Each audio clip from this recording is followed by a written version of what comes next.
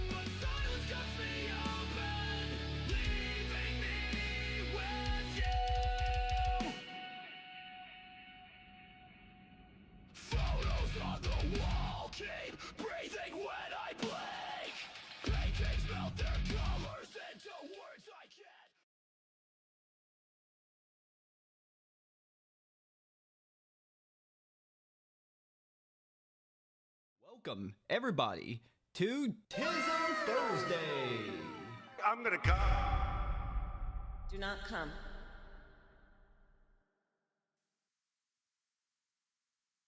Hello! Karis? Karis? Oh, what the fuck, bro? You said you were gonna be here on time. Man, who hired this guy? Guys, I'm sorry. Karis, I guess he's not showing up today. He just decided he was gonna nope out of TISM Thursday. I guess we're gonna have to cancel the show. Sorry. Oh, there Sorry, he sorry. is. Oh my god, everybody give a round of applause to Karis. I just got back from the Denny's. I'm sorry. Wait, whoa. You went to Denny's without me? You didn't answer your phone, motherfucker. You I'm done. I'm out of here. I'm done with this shit. I can't fucking believe I almost tripped over something. God, what did I do when I threw something on my desk? I opened up Steam somehow. How the fuck did I open up Steam? It's game time. That's what it means. It is not game time. We're gonna close that. It is not game time. I somehow fucked up my Opera window. Okay, let me get that back so I can check things. Man, this is the most deprofessional thing on the entire internet. Yes. There we go. All right. For the win. Anyways, welcome everybody to TISM Thursday. We're back, and this time Karis actually showed up. He was like, yes. We're back for TISM Thursday, and fortunately, you guys don't have to deal with just my goofy ass this week, because Karis decided he was actually going to show up for a stream. So I gave in. Yes, I decided. yes. Yeah, I should. I asked to be let out of my cage. Well, welcome back, Karis. How was the move? It's going well. It's still in progress. We're having so much less. Like the apartment is almost empty. As you can see, I am in a terrorist beheading corner. The only thing missing is sharp weapons. But That can be arranged. That can be arranged. I know a guy. I know a guy. In this part of Washington, I'm sure. But no, it's going well. Unfortunately, I have to work next week. But no, things are going pretty well. It could be just a touch warmer, just a touch, Bro. But it's fine. You say that until you actually have to experience it. You're gonna find out in February. You're gonna come down. Well, actually, yeah. Depending on when you're here in February, because February is usually the time in Southeast Texas where Texas is like, oh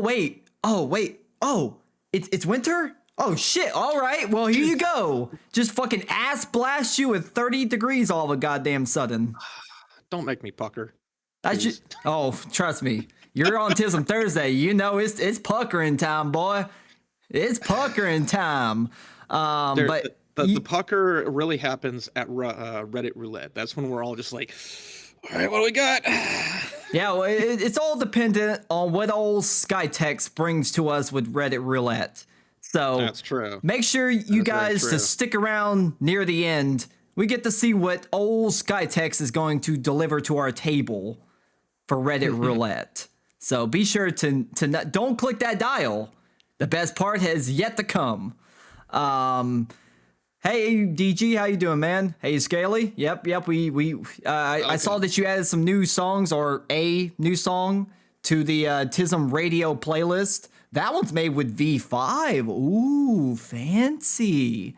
I don't know. V5's nice. I don't know what you entered for it to be inspired by, but round of applause, everybody, to Scaly, our Suno engineer here in chat. Hey Hitaru, how you doing? Thanks for letting old Karis out of the basement so he can come here for TISM Thursday to entertain all of us, all these nice folks. Thank you very much, Hitaru. Hitaru is the real MVP here. In fact, let's give a round of applause to Hitaru. Yay! Yep. She's also making banana bread back home, which I am missing out on. So banana bread. Wait, you said back home?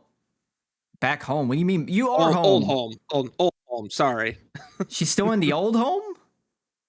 Yes, because that's where the bed is. The bed is the last thing to go.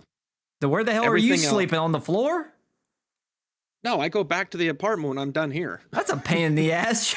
you It's like gave. 5-minute drive. Okay, whatever. It's not far. This man made a damn drive to the office just for TISM Thursday, and we thank Pretty him for much. it. Yep. Pretty much. Time to ban Stinkbug. Yep. Put a pin in that. We'll think about banning Stinkbug near the end of the stream because we need her viewership. So wait until the end, then we can ban Stinkbug. Okay. I've yet to look at Reddit. Yeah. It'll be spicy though. Oh, it better be, or you're fired. I don't want to have to fire you this stream. We're gonna have to see how long it's gonna be until the stream, until I fire Karis. We know it's coming eventually, but just the Hasn't question is, happened yet. Don't you jinx it? Don't you make me do it? I'll do it right now. I put skill points in to delay it. It's a spell casting. Ah, to new delay tech. inevitable. New tech. I like it. Went for grunge on the Bandwidth Messiah song, grunge. Well, yeah, I got like early 2000s rock music from that. You know, the kind of stuff that me and my mom used to listen to back in the good old days, back before I knew that my penis was going to stay the same size, back before the depression got to me, back before I got cheated on, back before many other things happened to me. See, the cats are here too. Well, that's good. You gotta stay with the kitty cats. Anyways, we're here for a titillating episode of TISM Thursday. I got an entire docket of shit. Last week was quite scarce for some goddamn reason on interesting things to talk to, unless I'm just really bad at my job, which is also very much likely. But this week, we've been treated to a whole lot of dumb bullshittery when it comes to gaming, when it comes to the internet in general. So I got all this done on Monday. I got shit done early for once instead of like the day of, because that's usually what happens. I prepare all the topics the day of, but this time I was right on the money. I was early bird gets the worm. Early bird gets the penis, apparently. So we'll see if you guys find this interesting. Unlike last night's topic, that one was kind of a miss, but that's okay. I was trying something. Okay, you can't you miss 100% of the shots that you don't take, and I miss a lot of shots, but at least I take them, so that's fine. So let's see here. I wonder, what should we start with? Man, there's so many good options. I wonder. Tell me, because like I've been so busy moving, I only hear little whispers of things like, "Oh, there's the CES keynote that was just nothing but AIs." Like, oh yeah, I saw that from old Steve at Gamers Nexus. It was just AI. I'm like, we need to start having like a drinking game for every time that AI is brought up during one of these like big like keynote or presentations. I think we might die of alcohol poisoning within 30 minutes. I will die because I'm a lightweight when it comes to alcohol. Me too. And it's like, I'll just die. Yeah. So I mean, if you really want to get fucked up, then the option's there, boys. Just watch one of these keynotes. Have your whiskey, tequila, whatever the fuck nasty ass gasoline that you got next to you, and just let her rip. You're gonna be feeling real good. You're gonna be feeling real good. But you know who is not feeling good right now? Apparently McDonald's. I don't know if you heard about this one. Apparently old McDonald's is getting slapped with a class action lawsuit. But why do you think? What? Oh, yeah, again. But what do you think it's for this time? Without, any spoilers. What would make McDonald's get a class action lawsuit? They didn't label something that they should have. That's close as I can think of. You're technically kind of close, actually. You're actually kind of close. You're actually kind of close. Because they're getting hit with a class action lawsuit over the old McRib. I like me a McRib. They're not amazing. They're like this thing that you eat and you're like, it's not good, but I want to eat more of it and I don't know why. You know, you ever eat something like that where you're just like, it's not very good, but it's something I want to eat more of. Kind of like pussy. There's been a few burgers in my time where I've eaten it and it's like, this wasn't good, but I was really starving, so I'm gonna say I enjoyed it. Well, that's more just lying, Karis. That's not really the same thing, but sure, we'll go with that. Hey, MA, how you doing, buddy? Thanks for coming into the stream. So they're getting hit with a class action lawsuit for the McRib, and essentially what it comes down to is that people are mad that the McRib is not actually rib. That's literally what it all comes down to. The McRib is not rib. It's just like Campbell's soup. Their meat was never actually real. Allegedly, like the chicken noodle wasn't real chicken. Yeah, it was just like this is food for poor people. God, that was some great audio. I remember watching that video and listening to the audio. Sheesh. And this is the people that are selling us that shit. Look, I don't care. Campbell's chicken noodle goes hard. It might be synthetic meat. It might be mystery meat. I don't know. It still hits hard, and I'll still eat it because I'm poor. That? There's this joke in one of the Red Letter movies. The joke was about hot dogs. It's like, do you know what's in those? And one of the characters says, "Yeah, processed horse penis and Chinese people." That's the McRib, possibly, or Campbell's soup. I was about to say it definitely can't be Chinese penis because those hot dogs are a little bit too big for that. But horse penis, yeah, I can see that. There's enough to go around. You can cut that into segments and make a couple dogs out of that. God damn. Just ask Valsh or Vosh, however you say his fucking name. You know, he's a connoisseur of the horse cock, if you know what I mean. But yes, essentially, the McRib doesn't actually contain rib meat.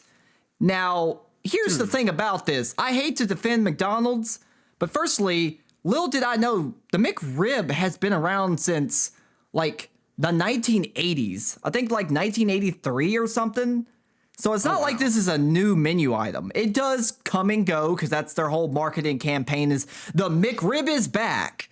And they build up hype. People go buy a bunch of McRibs. It goes away for like another 6 months, comes back. It's a seasonal thing, right? But regardless, it's been around for a long goddamn time. And I thought it was public knowledge that it wasn't real ribs. It's never been real ribs. I thought everybody knew that. It's like pork with barbecue sauce on it. And it's charred to look like ribs. Am I the only one that knew that? Did y'all not know that? I have not had McDonald's in 25 years, so I never really paid attention. But I guess that makes sense in the sense that when there was this guy that came out and said, professional wrestling is fake, and some people were just flipping out, and the rest of us were like, oh my god, wait, what? Whoa. Harris, are you serious? It's fake? Whoa. Apparently, yeah. No, say it ain't so. Are you telling me that The Rock doesn't actually deliver the rock bottom on Stone Cold Steve Austin and then do the people's elbow? We apparently know what he's cooking. Are you telling me that Vince McMahon didn't actually get into a limo and a bunch of fireworks went off and exploded? Or wait, no, the entire goddamn limo, I think, exploded. There was one scene where Vince McMahon got into like a limo and then the car exploded. I remember that. That's how that's headlines. They ended a episode of Raw with Vince McMahon supposedly dying. Are you telling me that wasn't real? I guess not. I guess it was fake. I guess it was special effects. Oh no, man, this is worse than when I found out Santa wasn't real, like last year. my whole worldview is shattered. God damn you, Karis, you're fired. Better late than never. Yeah, but I thought everybody knew that the McRib wasn't an actual rib sandwich. Did you really think that they were selling a fucking rib sandwich for like $3, $4? You know how much a rib sandwich actually costs? Go to your local barbecue place. If you live in Texas like Yeah, we do, so- those are dime a dozen. I can go down the road right now and get myself some barbecue, right? Some good ass barbecue too. Like, and they ain't no fucking $4. I'll tell you that. Oh no, no, like the rib sandwiches. I'm trying to remember. It was a barbecue place near Hobby. It was a good one. It was kind of a chain. I don't remember the name of it. You probably do, but it's good barbecue. They have rib sandwich, and you But look at the price. It's like Bud's barbecue. That might be a local. no That might be a local thing. I don't know. Toppers. Does that sound familiar? No. Okay. Mm, I don't remember then, but it was a barbecue place, and yeah, the rib sandwich was like up there in price. It's like, no, I'm gonna go with something else. I'm Yeah, gonna go with something a little cheaper than the rib sandwich. real ribs are quite pricey. You ain't getting it for $3 in a blowjob. I'm telling you that right now. You're at least 2 blowjobs is going to be required to get yourself a real rib sandwich. down I thought it was payment. called that because of the markings. Yeah, basically it's called the McRib because of the barbecue sauce and that they char the top of it to look like ribs. People have known that since the McRib came out. All the way back in the 20th century. Okay? I know that. Don't they also use food grade paint to market? I know, like some other restaurants, they want. I thought they give you- actually char it. Do they use paint? Or I thought they actually char it. I can't speak for McDonald's, but I know some places like I think Chick-fil-A. There's certain foods that they will actually use a food grade paint to market to make it look like the barbecue Huh. charring. That's a good question. And does McDonald's actually char it or is it just paint? I feel like for the efficiency's sake, it would take too long to paint them, right? It's way quicker to just hit it with a char. Well, it depends. Like if you're grilling it or you're just like hitting it with like the flat piece of metal that's heated, and then it's on assembly line, and then you've basically just got like a bunch of painting, distributing brushes that just ring over the top of it. And all that shit's mostly assembly line anyway. That's a lot of fucking effort just to make something look like something it's not. But okay, whatever. Don't ever underestimate what corporations will do to deceive the customer. As I guess these customers feel deceived. The tuna at Subway is not real. Wait, what's the tuna at Subway? It's not real tuna? Then what the fuck is it? Is it just regular old fish? How expensive can tuna be? Why you got a fake tuna?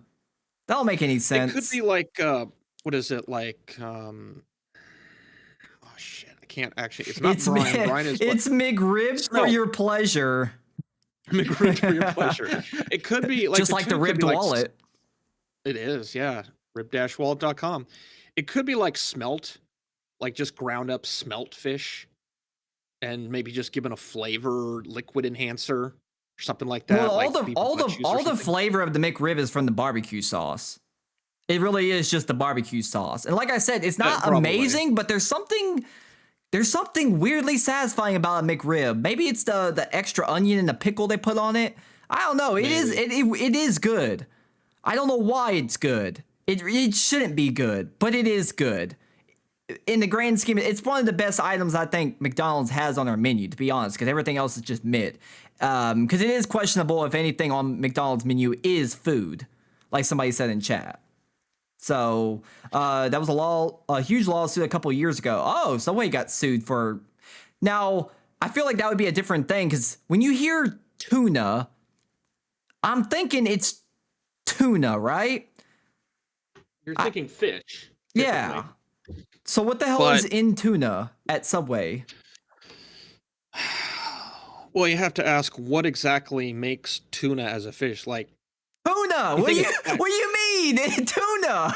Well, no, believe it or not, tuna is probably like a licensed term. Like ice cream is a legal term, but if you go to any grocery store and look up certain Breyers, I think it's the brand name is Dryers or Breyers.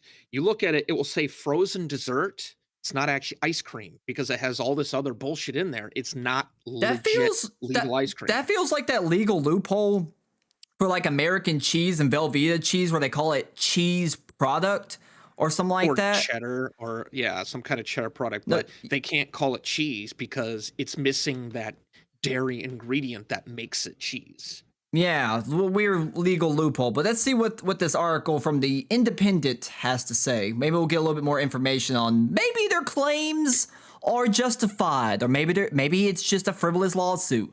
I'm kind of leaning towards the latter, but let's wait and see. McDonald's says a federal class action lawsuit claiming it misled millions by marketing the McRib as real pork rib distorts the facts. The 45-page complaint filed on December 23rd of 2025 in the U.S. District Court for the Northern District of Illinois by these people takes issue with the product's name and presentation, notably the term McRib in its rib-shaped patty, which they say would lead a reasonable consumer to believe the sandwich includes real rib meat when there is none. Although I think that's kind of stretching a little bit, because anybody that eats at McDonald's is not a reasonable consumer. Oof. So, and that includes me. Okay, this is friendly fire. This includes me. So I think they're assuming that people that eat at McDonald's are of the highest IQ. They watch Rick and Morty, apparently. They know all about that pickle Rick. Okay. That's why I call it a McRib. It's a naming loophole. Yeah, and it's been around since 1980 something, as I found out through my research. I didn't know that that's been around for that goddamn long. So that leads more credence to why I think this is frivolous, but let's read on. According to the complaint, the McRib is actually made from restructured pork, which combines cuts such as shoulder, heart, tripe, in scalded stomach. Okay, none of which qualify as rib meat. The lawsuit asserts 16 legal claims, including fraud, breach of contract. What contract? I don't think I signed a contract when I go through the drive-thru and say, hey, give me 3 McChickens and a blowjob. Last time I checked, there's no fucking contract, but okay. And violations of state consumer protection laws. It seeks to represent a nationwide class of consumers who purchased a McRib in the past 4 years. Hey, that's me! I purchased a McRib in the past 4 years. Give me my $5 in the mail right now. I'm gonna go get myself a McRib with it. How ironic would it be if we won the class action lawsuit? I collected the $5 from the class action, and then I turned around and took that $5 and bought a McRib. Hey, get your free McRib. Yeah, I might know where the contract comes from. I changed my opinion, Karis. I want them to win, so I can get a free McRib off of it. By the time I get paid, the McRib will probably return. Maybe. I might know where the contract bit comes from. It might be one of those things where there's like, you might have to go on the website. I know with like the self-check shit, there's like weird legal bullshit down at the bottom that it's like size 0.01 font, light gray color, Comic Sans. There's probably something on the website where it's one of these things that says, by walking in and purchasing, you agree to bullshit. It's probably one of those kinds of contracts that they just like write, and like the moment that you cross this threshold, you've agreed to that contract, even though it's not a binding contract. No one signed anything, but it's just something that they write up. Wait, the McRib is $8. I'm done. $8? Are you fucking kidding me? $8? I can't flip this table. I physically can't, but I'm gonna fucking shake it. I'm upset. $8, bitch. In this economy, $8. I'm gonna have to suck 2 dicks for that. That fucking sucks. Don't forget your local taxes. Maybe it's only $4 for just a sandwich. I'm thinking that's gotta be like the combo with the fries and the drink. Maybe. Surely. I don't eat McDonald's, so I don't know the pricing system. Well, I guess you're a reasonable consumer, Karis. Not really. I occasionally have Chick-fil-A, and I work on the road, so I eat garbage food. You eat that homophobic food. Probably, based, yeah. Based, absolutely based. Round of applause, absolutely based. That's what I like to hear. Eat that homophobic chicken sandwich. I can taste the LGBT tears as I bite into it. Homo Oh, food for the win. homo that. food. Wait, anti-homo food HFFTW. in New York or New York? What the hell are you talking about?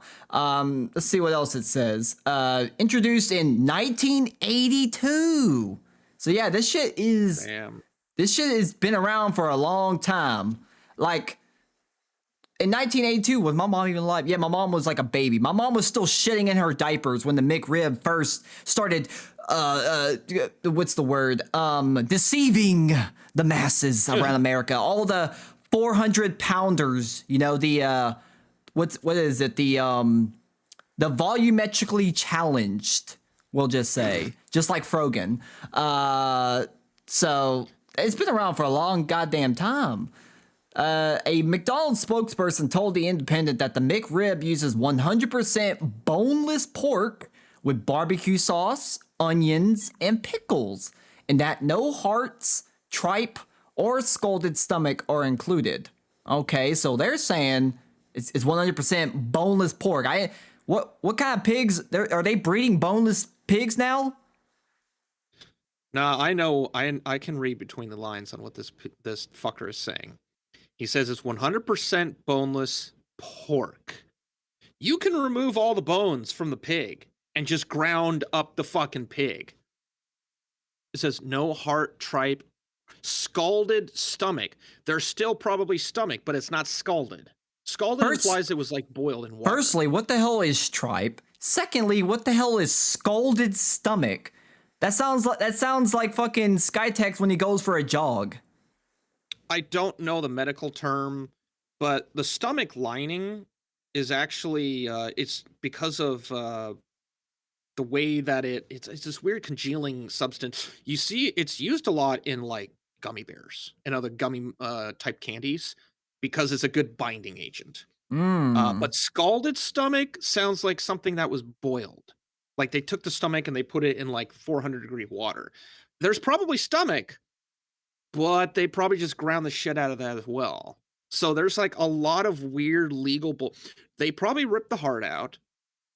Hearts. Oh, like fucking Sub-Zero type shit. Just They probably because the pig. Dolly Maw. Dolly Maw.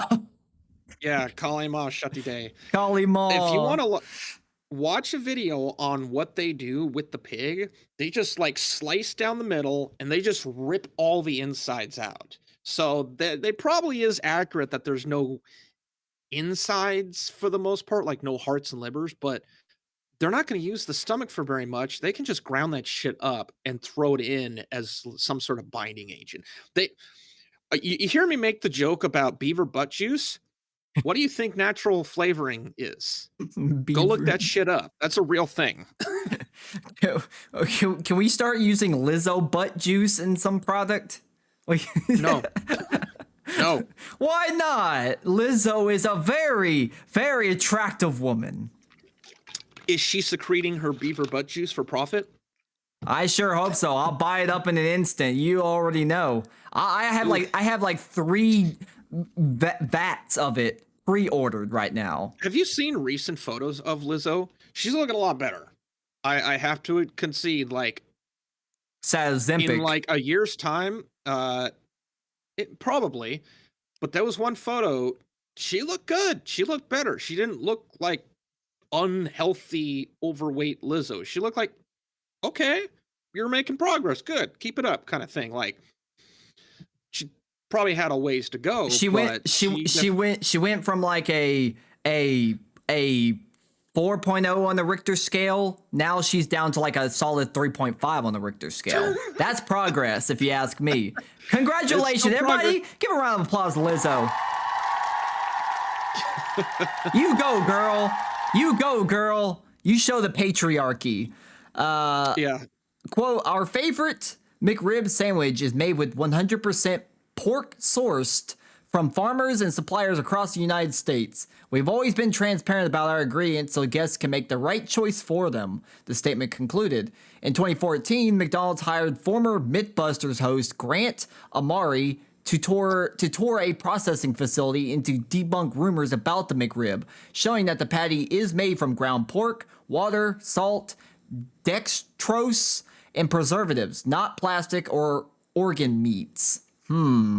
Still, the current lawsuit argues that this popularity makes clear and accurate product descriptions especially important, since customers may be less inclined to examine ingredient details during brief promotional runs. Plaintiffs argue that McDonald's intentionally omitted this fact from advertising menu materials, causing customers to pay a premium price under pretenses. Premium price, bitch! You're shopping and you're shopping. You're eating at McDonald's. What premium price? Yeah, it's a little bit more costly than like a McDouble, but it's about on par with a Big Mac. What do you mean a premium price? Premium, I hate that word. You know, that one of the few countries I think that doesn't actually use the word premium is, I think, Japan. They don't use enhancers like premium. That's very much like an American kind of European thing. Like, you add a modifier like premium and somehow implies better. It's like, no, stop fucking using it. It's just an item. I hate like AI. According to the McRib locator, why we need a fucking website to locate a Okay, I thought I could just go to any McDonald's, but okay. I found one. I found a McRib. It's right here. Whoa! Oh, where? Aw, you fucking fooled me. I thought I was actually getting a McRib, you bastard. You're fired again. What the hell? Yep. The McRib costs more than many core menu items, averaging $5.63 in December 2024 and reaching as high as $7.89 at some locations, above the average price of a Big Mac during the same period. Well, yeah, because a fucking Big Mac is a hamburger. You can't get any cheaper and simpler than a damn hamburger. America runs on hamburgers. Okay? No, America runs on Dunkin'. Get the fuck out of here. We're not sponsored by Dunkin'. You get your goddamn bitch ass out of here. Until they sponsor us, we do not run on Dunkin'. We run on Starbucks, Tears, and porn. And Essentia. Yes, Essentia. Sponsored by Essentia. Not really. For disclaimer, legal disclaimer, we are not sponsored by Essentia, so anything we say or do is not related to the company that owns Essentia. They're calling it McRib, probably covers them legally. Yeah, that's what I figured. I get fired 40% less than Karis, making me a premium employee. Oh, he's got a good point. He's a premium employee. There we go. That's a nice use of the word. See, Skytex is actually using his brain tonight. I love to see it. I'm proud of you, man. I'm proud of you. You're making progress. The suit alleges that McDonald's knew or should have known that the sandwich's branding and shape would mislead customers, and that the company failed to disclose the absence of rib meat despite having exclusive knowledge of the product's composition. Plaintiffs are seeking class certification for McRib buyers nationwide over the past 4 years and are asking for damages, restitution, and injunctive relief. If the court certifies the class, customers who bought the McRib during that period may be eligible to join the lawsuit.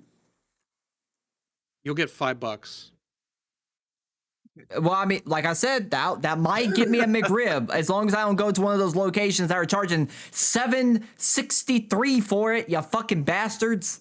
$7.63. That's highway robbery. That should be a lawsuit.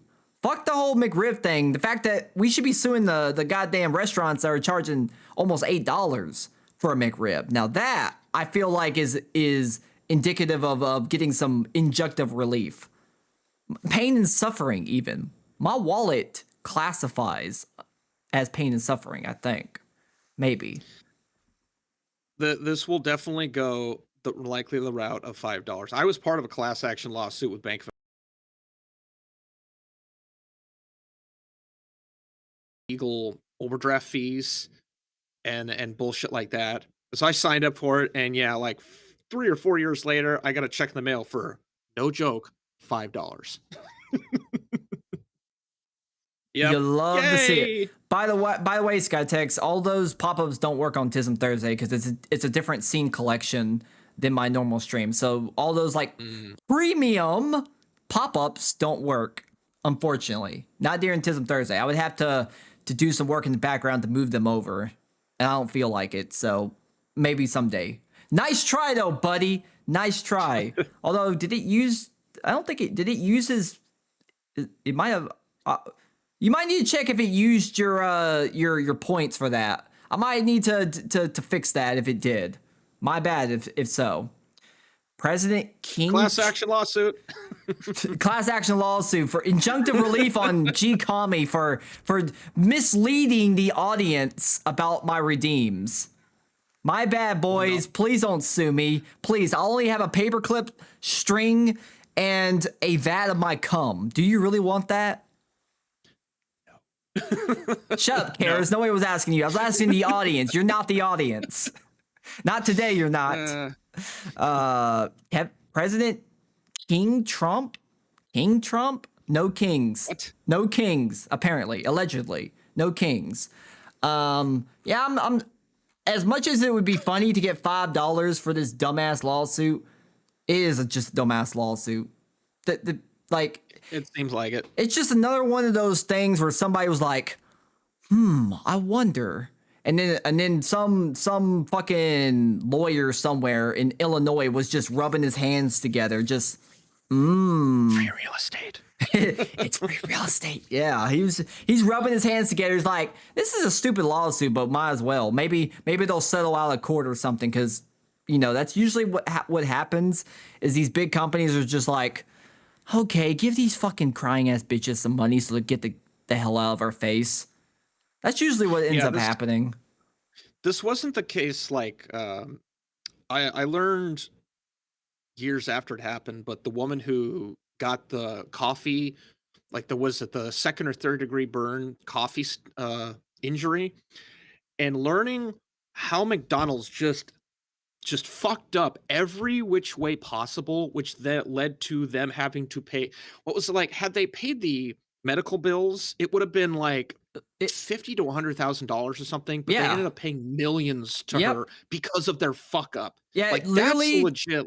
All she asked for was expenses that she had to spend in the hospital. That's all she was asking for. She went to McDonald's, was like, "Hey, you guys kind of fucked up. Can you at least pay for all the goddamn what's the word? Corrective surgery I had to have on my cooter?" Because because of your 200-degree fucking scalding hot coffee. But they're like, nah, get the fuck out of here, you old bitch, you old hag. Get your dusty ass burnt pussy out of here. And it's just like, okay, bet. Which then led to discovery and them realizing, I think it was like 160 or 170 degrees Fahrenheit, which is like right before technical boil, that they actually brewed the coffee at the time. But it was one of those things that, because it was contained within the cup, it almost would get to a boil, because it was just like feeding the coffee was feeding off. And so once you pour it out, it like almost was at boiling point. It was like starting to get boiled. So it was this weird chemistry that would happen. It was like they fucking made sure that shit was piping hot. And they tried to say, oh, it's because our customers like it extremely hot. It makes the brew come out better, blah, blah, blah. I've heard allegedly that the reason why they actually did it was so that it was so hot and took so long to cool down that nobody would stick around long enough to get a free refill. That's what I've heard. Allegedly. Please don't sue me, McDonald's. Please don't Mick sue me. I don't have any Mick money.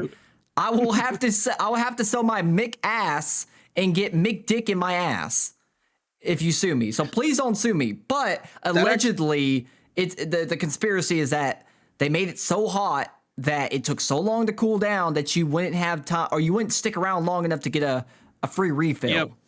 That actually makes sense in regards to, like, you want to curtail your customer to do a thing. We have to rig the scenario to force them to do the thing. And how, like, if you make coffee that's drinkable hot, well, they're going to stick around because they're going to drink it. But if it's so fucking hot, they can't touch it for, say, 15 to 20 minutes. They're off to doing your job.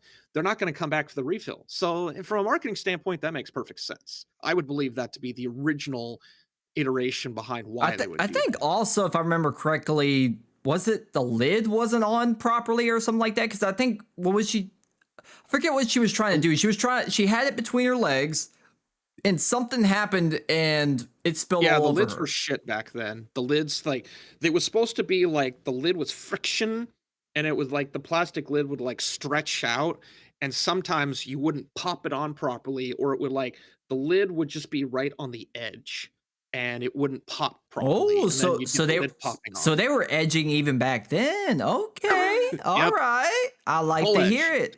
All edge. Big dumpster coming soon. Yeah, the McDumpster behind the McDenny's. Okay. I love fucking over customers. Yeah, it's free real estate. Fuck over the customer. Yeah, but that poor woman. And then some people said that apparently part of the settlement, because we don't actually know how much she got because it was settled privately. So it's anybody's guess on how much she actually got. But some people have said that part of the settlement is that essentially they were allowed to spin their story. Okay. Yeah, that probably was it. Hutaro brought up something else I forgot. She was wearing polyester.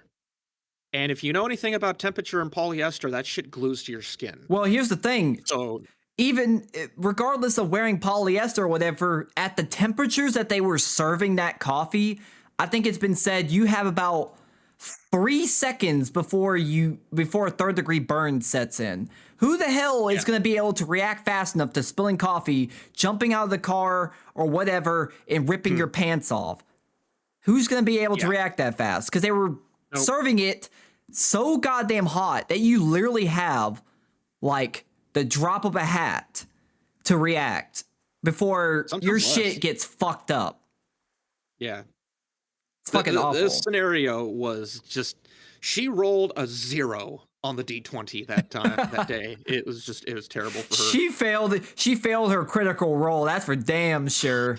That It was poor, not good. That poor woman. In that situation, McDonald's was 100% in the wrong. But here, the rational side of me says this is just frivolous bullshit. Somebody is trying to get some money. This happens like at least once a year where some person finds like some weird technicality kind of argument that they can make, so they bring it to like a class action lawsuit. Because of course it's gonna be a class action lawsuit because that's the easiest way to get something done.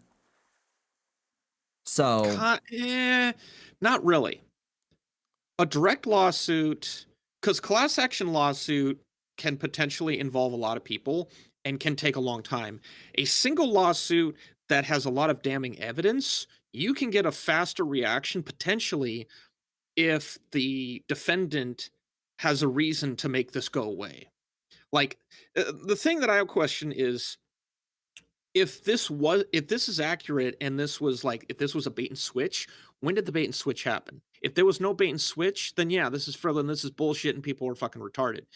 But if in discovery it turns out that yeah, McDonald did do a bait and switch and just didn't tell anyone, like if someone has copies from the last 20 years of what the ingredients were and they were different and they didn't say anything, or the ingredients are lying, and in fact they are not using what they are claiming in the ingredients, then yeah, but that would class action just takes too much time. I think if you had a big name that went directly after in a single uh what is it, civil suit? I don't know the actual term, but you get someone that goes direct and that has a lot of money that says, I'm going after you in regards to everyone else. It seems like you get a lot more movement. Class action, at least this is just my experience. The Bank of America class action took fucking years. Like, I forgot about it after I signed up. And then I got oh, that's right. That was a thing.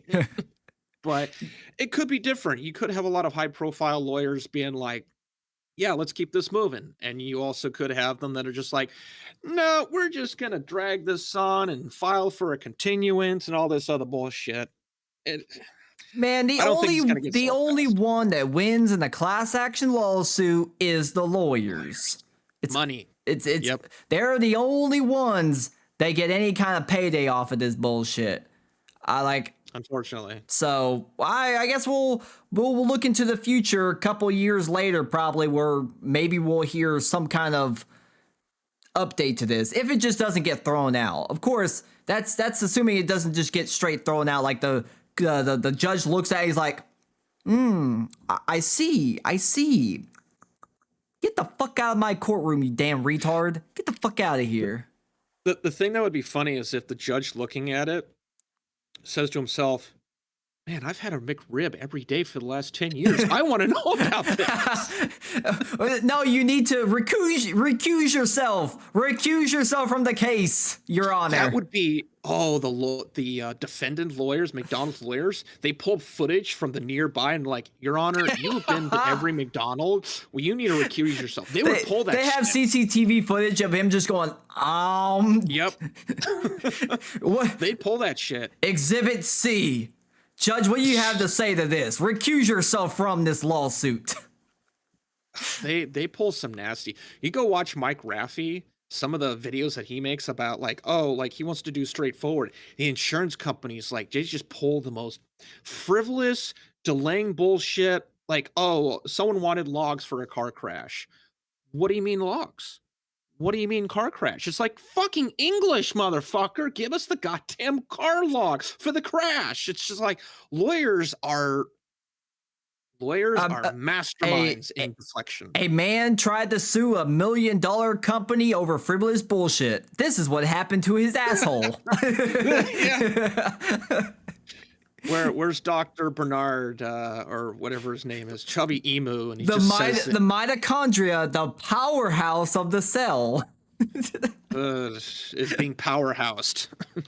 My asshole is getting powerhouse right now. Goddamn, power wash my ass. Get the dingleberries off. So we'll see what happens with this lawsuit. Fucking dumb as shit, but we live in America. America is the litigation country. Peoples will sue over anything. You walk on somebody's toes and crease their brand new Nike Airs, you're probably getting sued. You fucking slip on somebody's piss and you get a settlement. That's the plot of My Name is Earl, by the way. I was gonna say that sounds familiar. At least you've seen that. God damn, every other reference you don't fucking get. I swear to God. Finally, for God's sakes, you actually understand a reference I put out. Jesus Christ.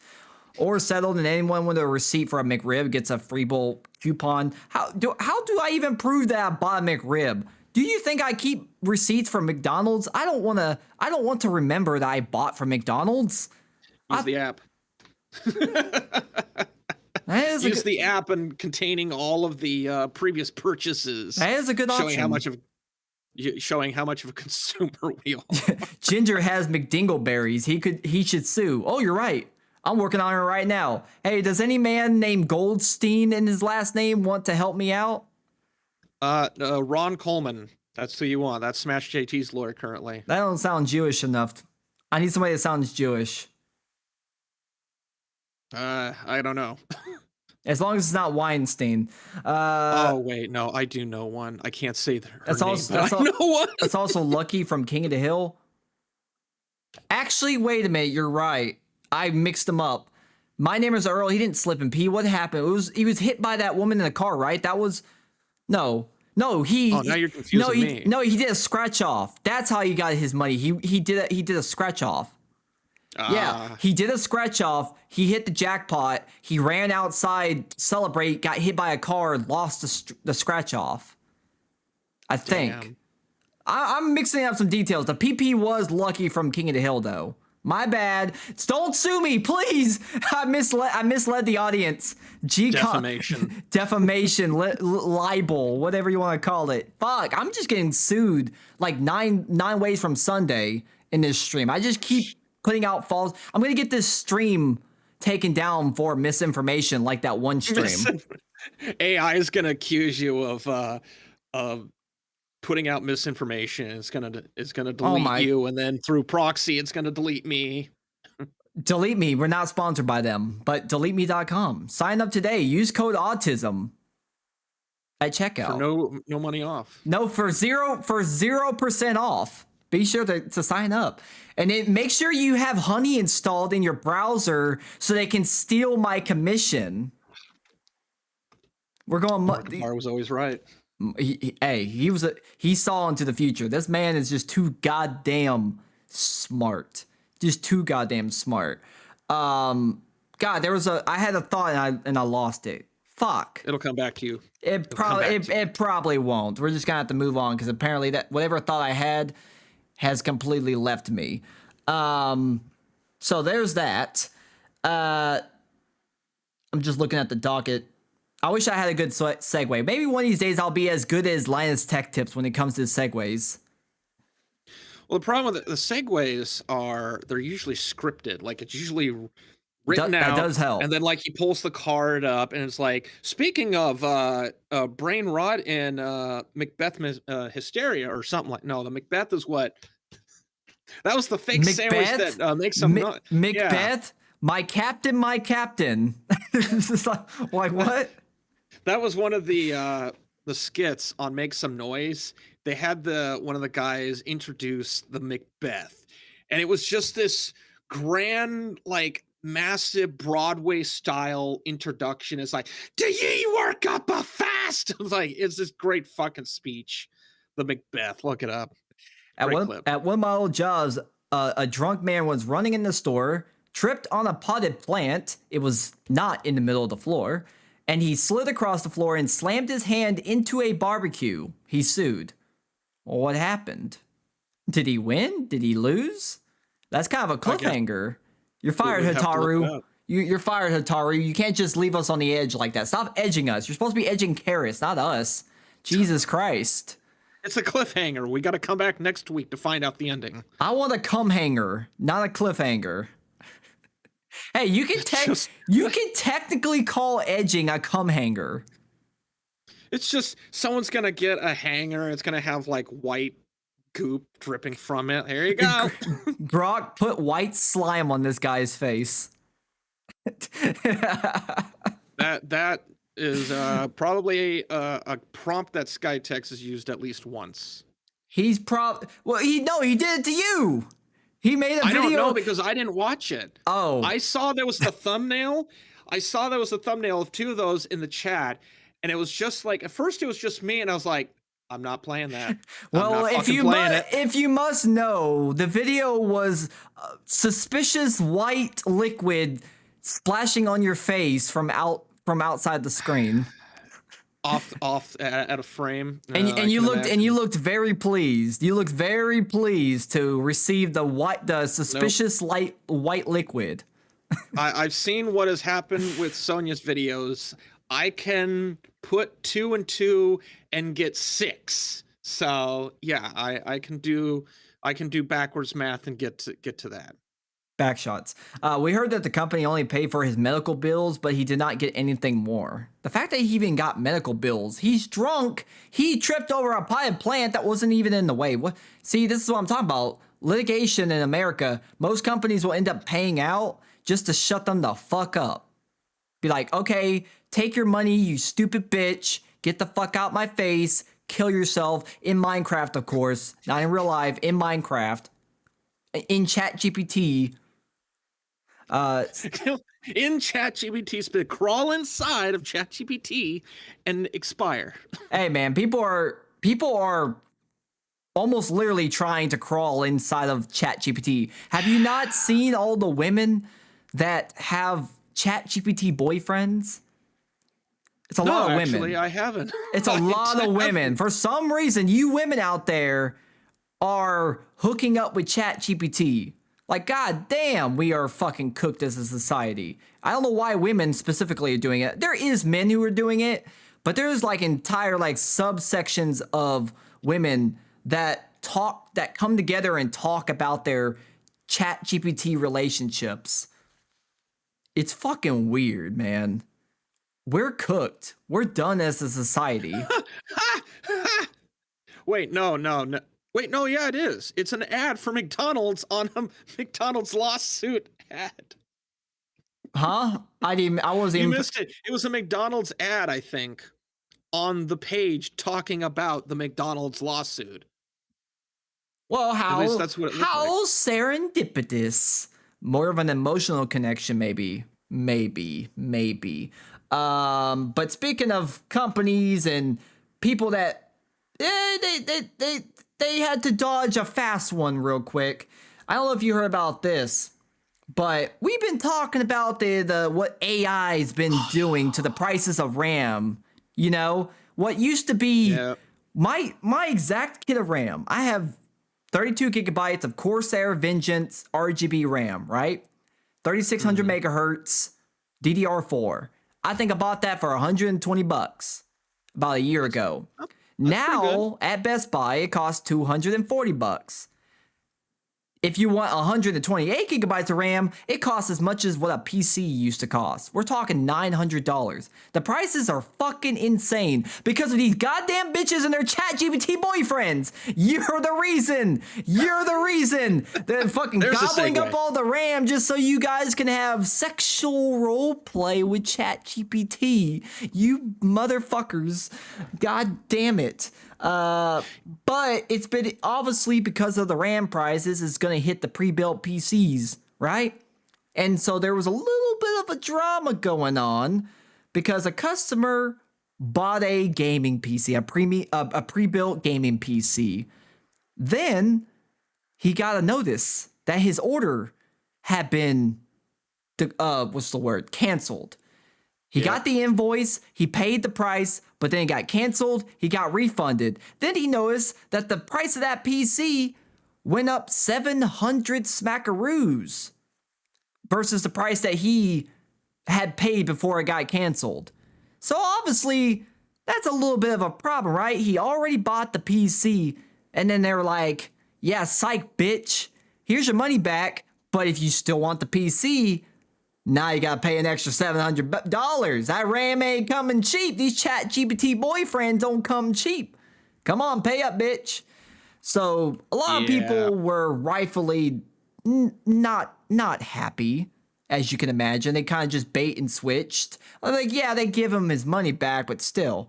But it says a Redditor posted on the r/Corsair subreddit complaining that the company canceled their $3,500 pre-built PC ordered on New Year's Day, only to discover that the unit had been raised to $4,300 the following day.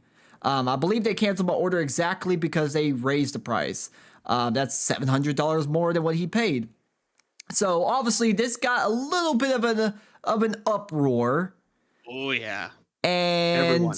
the long and short of it is that the company, after all the fucking pressure and the PR disaster that this was causing them, I guess they hit him up and they honored the original price. They let him buy the PC at the original price. Begrudgingly, trust me. All the big wigs were probably in the office like, oh man, what do we do? I guess we're gonna have to hit the red button. Hit the red button. So they hit the red button, and it just so happens that red button is being an actual good company and honoring the price and doing right by the customer.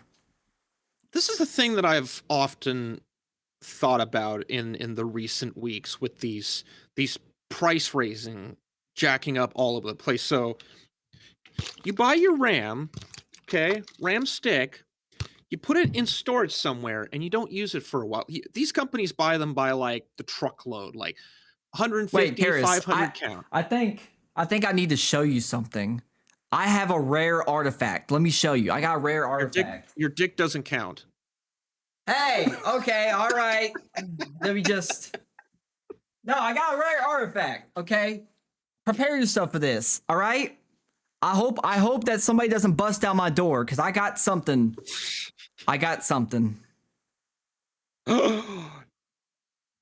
Oh my! Go find him. Find him. No! You get your hands off my RAM, heathens! Get your hands off my RAM! You know what? But yeah, so no, wait. so Wait? I'm gonna pull an old trick. You want it now? That's just the box. It doesn't- You want the it box. now? You still want it? Okay, fine. You know So- what? No, Karis. You know what? You keep talking shit. Are you gonna lick the contacts? You don't want to lick the contacts. That is gonna oxidize and it's gonna go get nasty. Okay, it's just the thermal bit. Okay, someone clip that, please. So to my point, you got that RAM, and that RAM has just existed in your possession. The integrity, nothing about This the is worth specs money changed. now. This got my DNA. Oh, I Yeah. just dropped it. I dropped it. It- No! No! I dropped the RAM! You know how much that costs! Probably. Well, I used to say 15 cents, but What not anymore. is this kit? This is 32 gigabytes of Vengeance LPX. 3200 megahertz. So the point that I was trying to make is these companies buy these RAM chips by like the truckloads. Wait, no, they get a lot of them. No, you still want it? You still want it now? No, Man, one day I might actually end up selling this RAM, and they're gonna have no idea what the hell that they're touching. They're gonna have COVID 6-7 because of me. So that's 6-7. So these companies buy these RAM chips, and they bought them at their discount, their contractor discount, and then they built these computers. The price was whatever it was when they bought those things. They can still sell those computers at whatever those prices that they, I don't know, like $700, $1,000. They could have sold those computers at whatever they got them at. But for whatever reason, they're just playing along with the game of, oh, this, even though we bought this RAM at maybe $50 a pop, we have to sell the RAM and the computer at $3,400. Because why? Everyone else is doing it. Why can't we do it? I can go buy a truck right now or a car it started for like $2,000. $2,000. It started at $3,500 and they increased it to $4,300. By the way, the RAM that I just shoved in my pants where it was touching my cock is apparently only $179 on Amazon. What a steal! That's a damn good deal. So if you want to buy the Ginger edition, 200. No low balls. There you go. No low balls. I know what I got. No low balls. I'll put this up for auction. High balls only. Oh, I see what you did there. I see what you did there. Clever. I might actually rehire you because of that one. But yeah, like I don't understand. They didn't need to raise the price because they were already going to make profit off of whatever they initially marked up. I imagine this $3,000 computer has like top-notch fucking shit. Yeah, I think it. So maybe do they list the specs? Let me see. Let me see. It's got a Ryzen 9 9900 X3D RTX 5080, 32 gigabytes of RAM, 2 terabyte M.2 SSD, and Windows 11. The Windows 11 is probably like at least $1,000 of that. So you can check that out. But so it's a pretty top of the line PC, I would say. But you did bring up a good point. This PC, they probably didn't. I'm pretty sure they had the parts already. They paid their price. There is no way that unless they had like a very high demand, which I guess is possible. But unless that's the case, they already had this RAM in a warehouse somewhere. They paid whatever they paid at the time. Unless they just built this PC where they just had to, pay the inflated prices. Unless that's the case. I doubt it. Corsair, they get their shit in warehouses before we even know about it. Like what was it? There was the Switch 2 release. I noticed something very strange. Like, no, it wasn't the Switch 2. There was something that came out, and it was the articles about the Steam Machine. Valve announced the Steam Machine, and within like a few hours, every fucking outlet already had their articles written, which told me everyone else already knew about the Steam Machine, but they were under NDA. I'm a little bit Corsair already bought this shit, and they just had it in the warehouse, but they were under NDA and they couldn't list it until, now we can release. And NVIDIA says 580 can get released now. Okay, now it's on and we do. These guys already had this fucking shit in the warehouse. They just didn't say they had this shit. They're robbing you just like everybody else because they can. They're no fucking different than the goddamn AI companies. they thought they were going to get away with this, but they seem. Mm-hmm. How is Corsair in the year of our Lord? I guess it's happened in 2025, but still, how in the year of our Lord do they really think that they're going to get away with this and somebody's not going to make a post on Reddit and it's going to go viral. Then their PR is going to be a disaster. Then they're going to have to do damage control. This happens so many times. I think that they really just think that, maybe we'll get lucky and those be the one customer that won't take it to Reddit. I don't think it was that. I think it was a matter of you have someone in charge of price changes. Usually one or a handful of people. There's usually someone at like a retail store that handles the price changes. They're not thinking about the online order that's already there because that's handled by somebody else. Somebody might have they probably didn't get to the price change in time.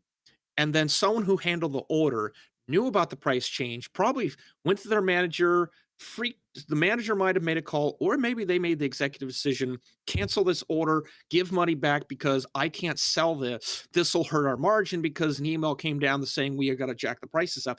Somebody probably just made a judgment call and said, no, I'm going to cancel this order. And it just happened to be this person who went to Reddit, and then Corsair figured out whose user ID canceled this order. They probably dragged them in the office and said, don't you do that anymore. It was probably just some lone poor fucking bastard who panicked and made just an executive decision, and it turned into here's the thing, nightmare. Karis. You want to know what their excuse was? This is what somebody from Corsair said in response on Reddit. They said, and I quote, "The order was flagged by our fraud detection system and was canceled as a result. On January 1st, our holiday deals promo pricing ended and the normal pricing was reinstated. But we'll be getting OP taken care of." So they're saying that it just so happens that this person places an order, it gets marked as fraud, so it gets canceled as a precaution, and it just so happens that right after this person's order gets canceled, it just so happens the price has gone up by $700 on the site, on the exact same site, same PC. Well, that's a coincidence. You know how I know that's bullshit? Because I have accidentally made purchases with a card that was canceled because I was dumb at the time. I didn't use a new card. If something is marked in the Visa or the American Express transaction system, the order it's just simply denied. The card is not allowed to process, so the order code never flips in the system to where it says order confirmed unless there is like an initial ping to be able to grab the funds. Even if the money is not pulled yet, there's a little ping to see, can we actually pull money from this card? And if it was listed as fraud, the order would never be complete. But this person said that they had an invoice, meaning the order processed, right? Went all the way through. So that means that somebody went in the system and hit denied. That is a fucking lie in my belief. They said fraud, but fraud detection is automated these days. Visa's really fucking good about fraud detection. If I occasionally would try and order something from, like, I think I tried to order some parts years ago on a credit card that I never made a big purchase before, and Amex called me and said, "Hey, this is an unusual purchase. Are you sure?" Yes, absolutely. But Amex was the one who called. Are you sure you want to put yourself in financial ruin? Yes. Yeah. I am sure. I am. But that's the thing. The credit processor is the one that would flag it. Companies like Corsair, they don't give a fuck. If they get the money, as long as they get the money, they don't give a shit. How would their fraud detection system kick in for one purchase? Like, I could understand if maybe one customer ordered, I don't know, 2, 3, 4 of the same PC at this high price. Then I would be like, well, that's a little bit weird. I wonder why that's the case. This is a lot of money to be spending. I can see maybe some red flags being set off, but just one guy buying a $3,500 PC, how did the fraud detection system go off? Don't try to gaslight us, Corsair. You're mad because you wanted to be able to get that person to buy it at the new inflated price. And it didn't work. Margin. Yeah, it didn't work. The fact that, or fraud, What fraud detection system? You pay companies like Visa to handle the fraud detection for you. That's why you get either like the faster pipeline of handling the transaction. You ever wonder why in recent months you go and you do like your tap and it's suddenly the transaction is a lot fucking faster and you don't have to sign for shit? That's because shit was updated on Visa or Amex's end.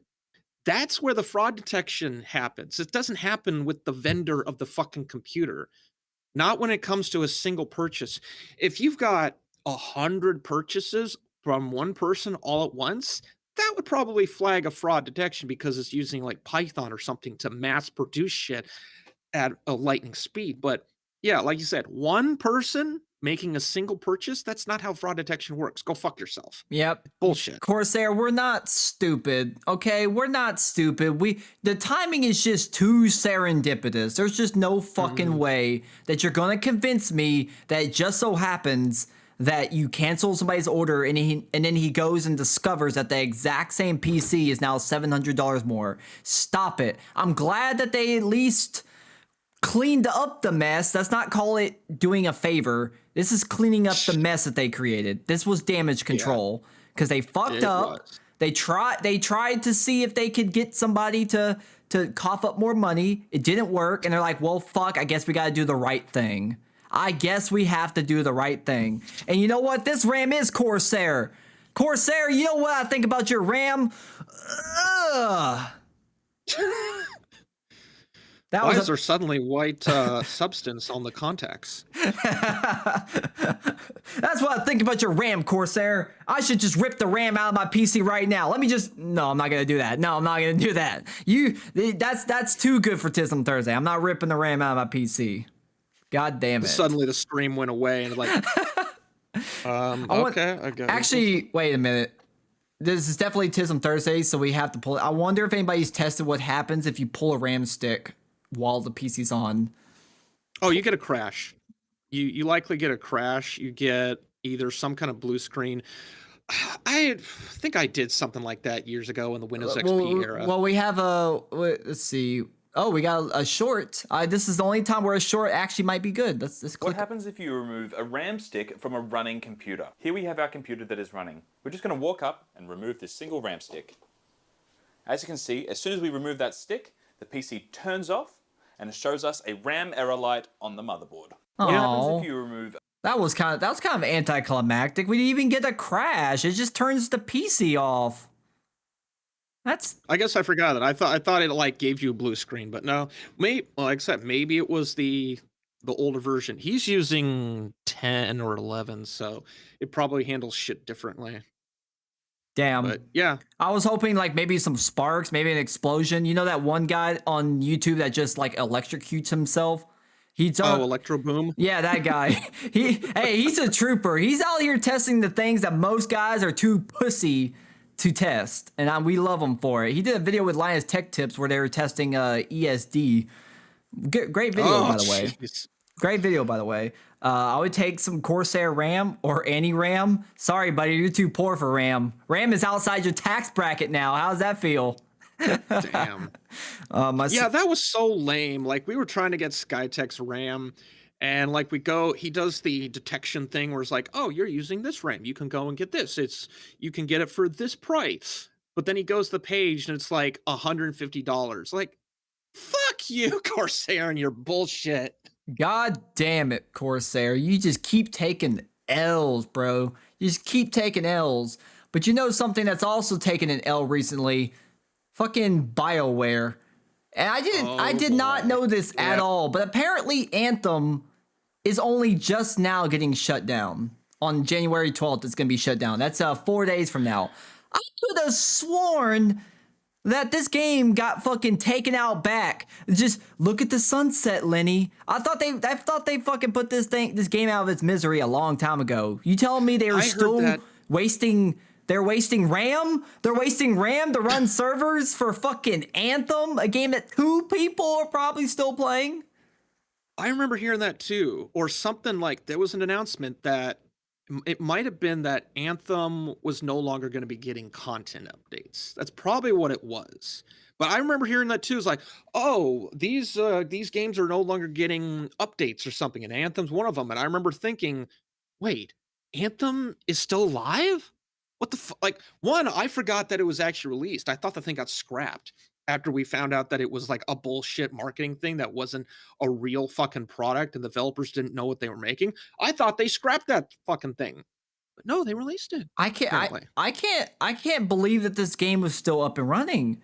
Like I almost kind of applaud them because stop killing games, right?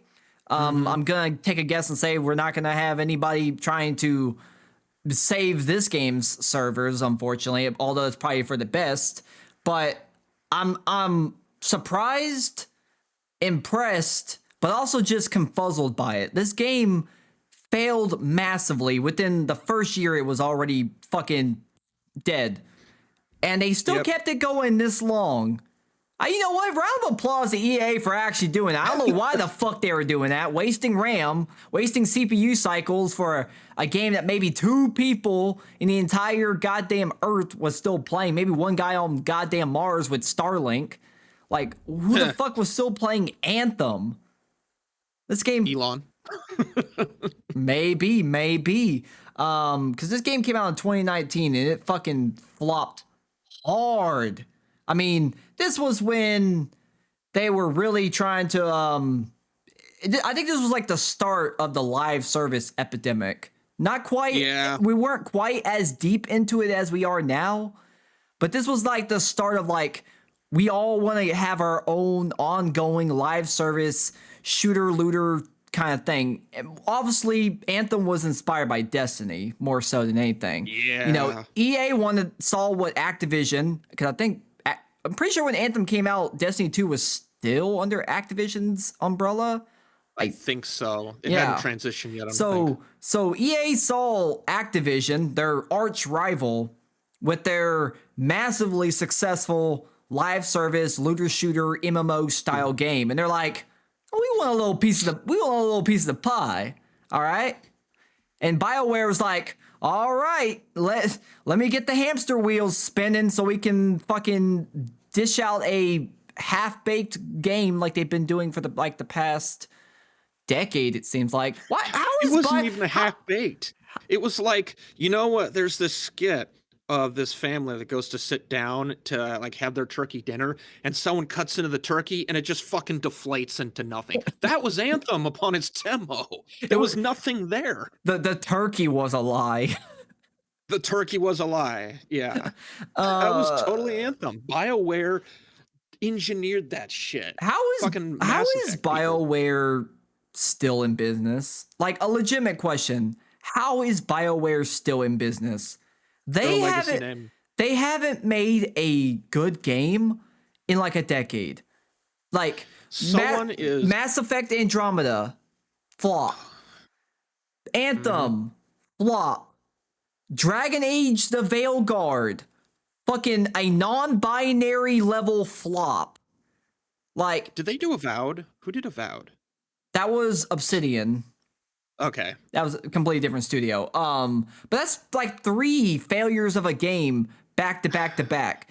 EA and all these other companies are so quick to kill off developers or absorb them into other studios, right? But somehow Anthem is allowed to keep the lights on. I just don't get it. I don't get it. If this was Google, they would have taken them out back within like the first year. Probably because they were still making some kind of money that the ratio of profits to cost was probably just enough to where they're, okay, we'll keep them on. And then it started dropping down. Newer games came out like Battlefield 6 and you had others. And there's like, oh, we're losing Anthem, past the threshold, pull it. You know, someone just decided, they went from 3 players to 2, and they're like, all right. Yep. that it's like, it's time to throw in the towel, boys. We lost one person. We can't recover. We're not coming back from this one, boys. All right. Disconnect the life support. Let's go. My favorite board game. Have you seen that meme where it's like, you never saw? I think so. There was like a trend where people kept photoshopping Connect 4 parodies, and one of them was disconnect life support. I gotta pull this one up. You gotta see it. This is one of my favorite images of all time. I might have seen it. Yeah, there it is. Yeah. Disconnect life support. That's No, Anthem. look at the tagline. I'm ready. I'm ready, son. Fucking hell. That's pretty good. Like the words are all janky and everything, but it works. We can do this with AI now. We don't need Photoshop skills. Whose watermark is on this? It's the same watermark on all of them too. You got speaking of games, you got fucking New Vegas 2 over here. Oh, Not New Yeah, Vegas, not New Vegas 2. I'm thinking of Rainbow Six. Fallout. Well, oh, Fallout. I'm mixing up things. There was no New Vegas 2. People wish there was a New Vegas 2, but there wasn't. Yeah, they want a New Vegas. Instead, they're getting a New Vegas remaster because that's Bethesda's big thing now. It's instead of coming out with new games, let's just remaster everything because it's quick, cheap, and dry. 16 we can put it times out. the detail. Maybe he'll finally deliver. I'm holding out hope, Todd Howard. Please, I've been waiting for 16 times the detail for like a decade now. Please. Instead, you're gonna get 16 times the dicking. 16 times disappointment, 16 times the anal prolapse. That's what I like to hear. Oof. But yeah, I don't know how the fuck Anthem was still alive, but sorry all of 2 people still playing this game. You have 4 days. Yep.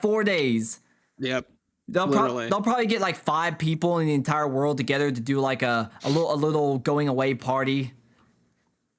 And you know the sad thing about the way that I think they do those servers now is when the server gets disconnected, your instance is just gone. You're kicked out.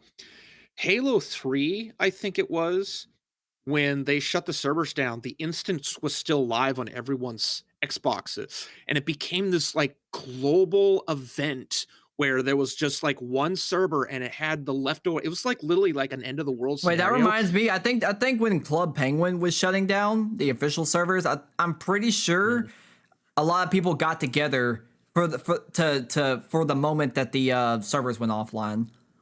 I don't know Probably. if I'm misremembering, but it sounds like it rings a bell. I don't know.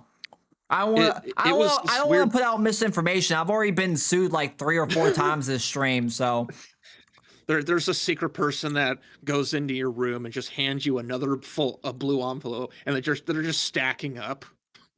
oh hey Helene, how you doing by the way? Thanks for dropping into the Helena. stream. All right. Staying in the same vein though, did you hear? Well, no. Speaking of flops, did you hear about old Splitgate? Oh no, what happened with them? Oh, No, things are not going so well. They were trying to portal into success, and it seems like they portaled into a prison cell with a bunch of burly black guys, and fucking devs are getting bent over. Don Quavius is going to town on that ass right now because fucking apparently the relaunch of Splitgate ain't going so hot. All right, it ain't going so hot. So here's the thing: I like Splitgate too. I played it. You saw I do some streams of it. I thoroughly enjoyed the game. I liked the Portal gameplay. I thought the gunplay was really good, right? But yeah, they had a lot of issues at launch. Mostly, well, I didn't have any problem with the marketing, but a lot of people were turned off by the marketing. The Trump hat, the Trump parody hat was one of the big ones that really ruffled some feathers. it didn't seem to help, but that didn't even bother me. Didn't bother me either. It's almost, I wonder if the marketing team just wasn't up to the task of coming up with the proper marketing, and so they just like, what can we say that will sell the game?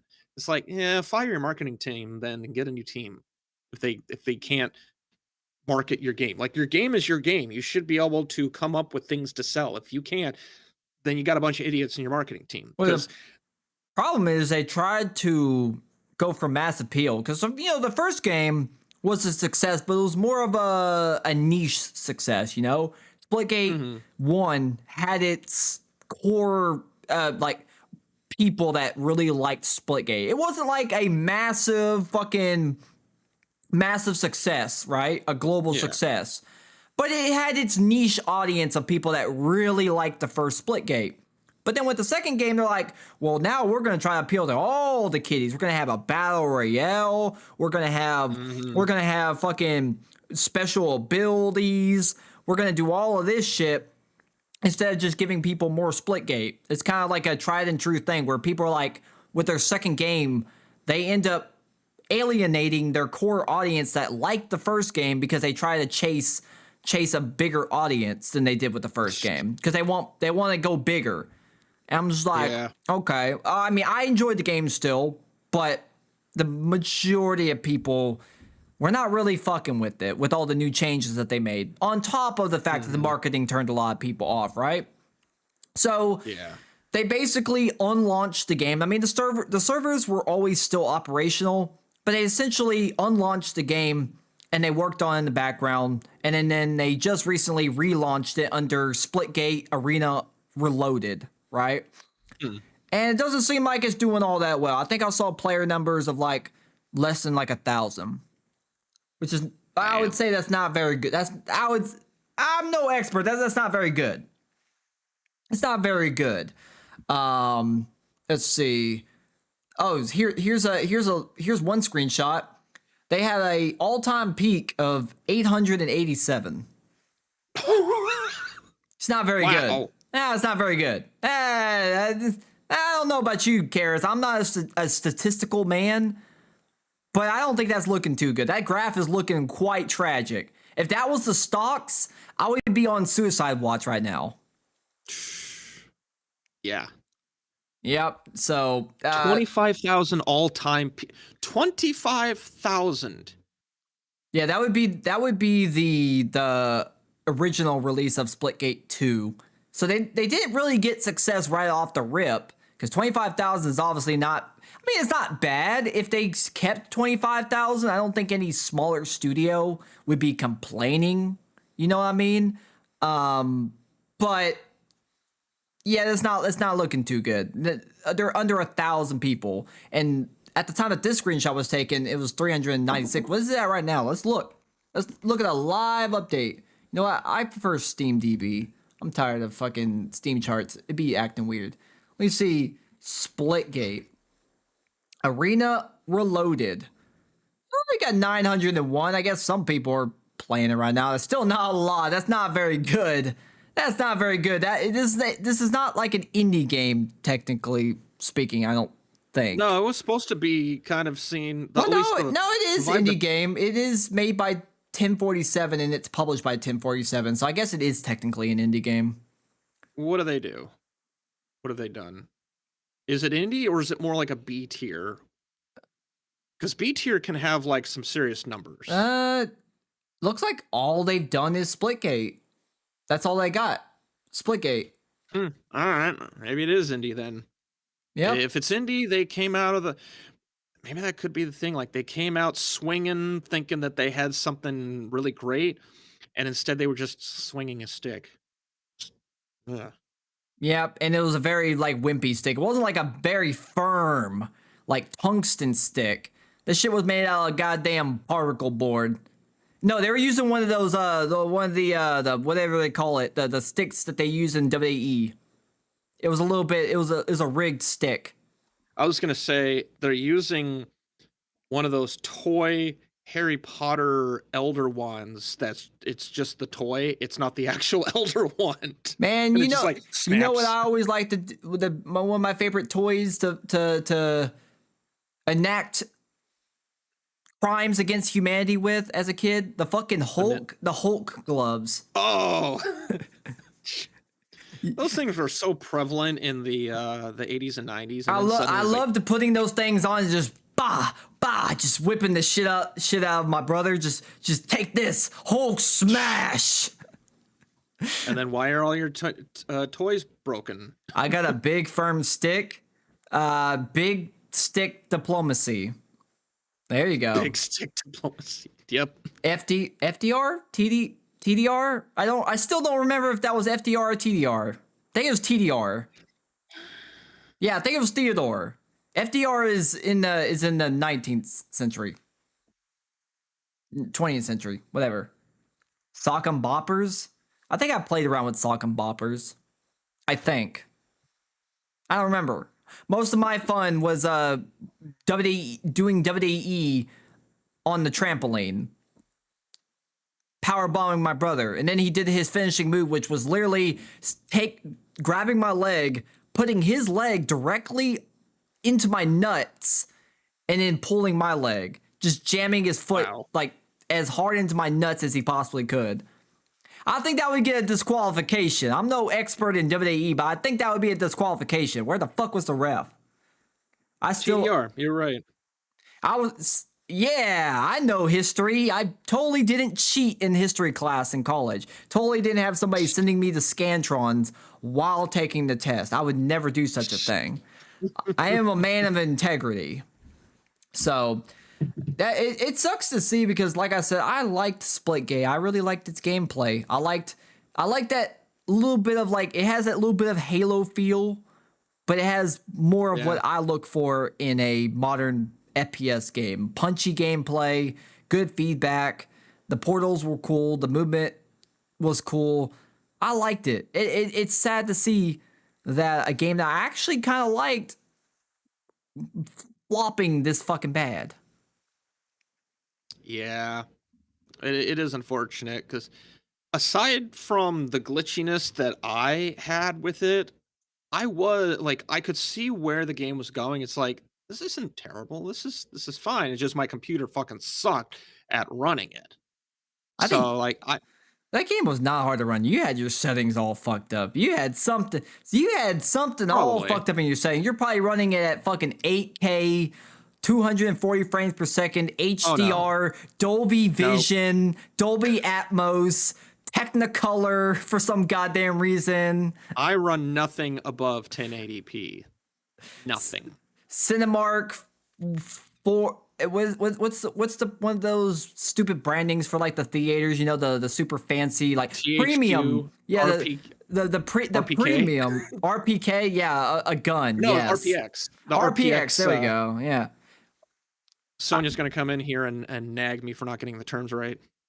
Man, I've only watched one movie in 4D, and that shit was a fucking scam. I think we watched one of the Boku no Hero anime movies for some reason in 4D. It would shake our chairs around and spray water at our face and blow wind on us. Like, if I wanted that, I could just go to Bissonnette Street in Houston. Okay? I don't need to go to a theater, watch anime, and get shaked around in my chair and spit on. The best movie in 3D I've ever seen was Tron Legacy. And that absolutely was worth it. I mean, the movie was great alone, but in 3D, it's like, wow. I haven't seen This is pretty cool. I haven't seen a 3D movie in like fucking forever. I didn't even know that they still very like prominently do 3D releases. Oh yeah. I thought the 3D craze ended like fucking 2 decades ago. The whole mass marketing of in 3D, like that's kind of died off because I think the numbers have come in and that it doesn't fucking matter. But just simply the option of, oh, we're going to do a 3D pass on something and that will require the glass. It's like there's still money put in for that, which also people don't take this into account. Like, oh, why was the budget inflated to $500 million? Because they had to have like, don't you have to have like 2 cameras, or you have to have like a special camera? There's also like a, what is it? A very specific type of camera, which is an IMAX camera. There's IMAX because that's a certain aspect ratio. There are 3D cameras, which they add like metadata and shit. So you can basically do like the Blade Runner stuff where you can move around in the scene.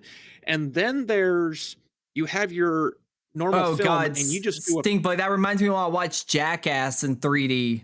Jackass 3D. You got to see Chris Pontius's dick in 3D in that one scene where he ties his dick to an RC helicopter and has the helicopter yanking his dick.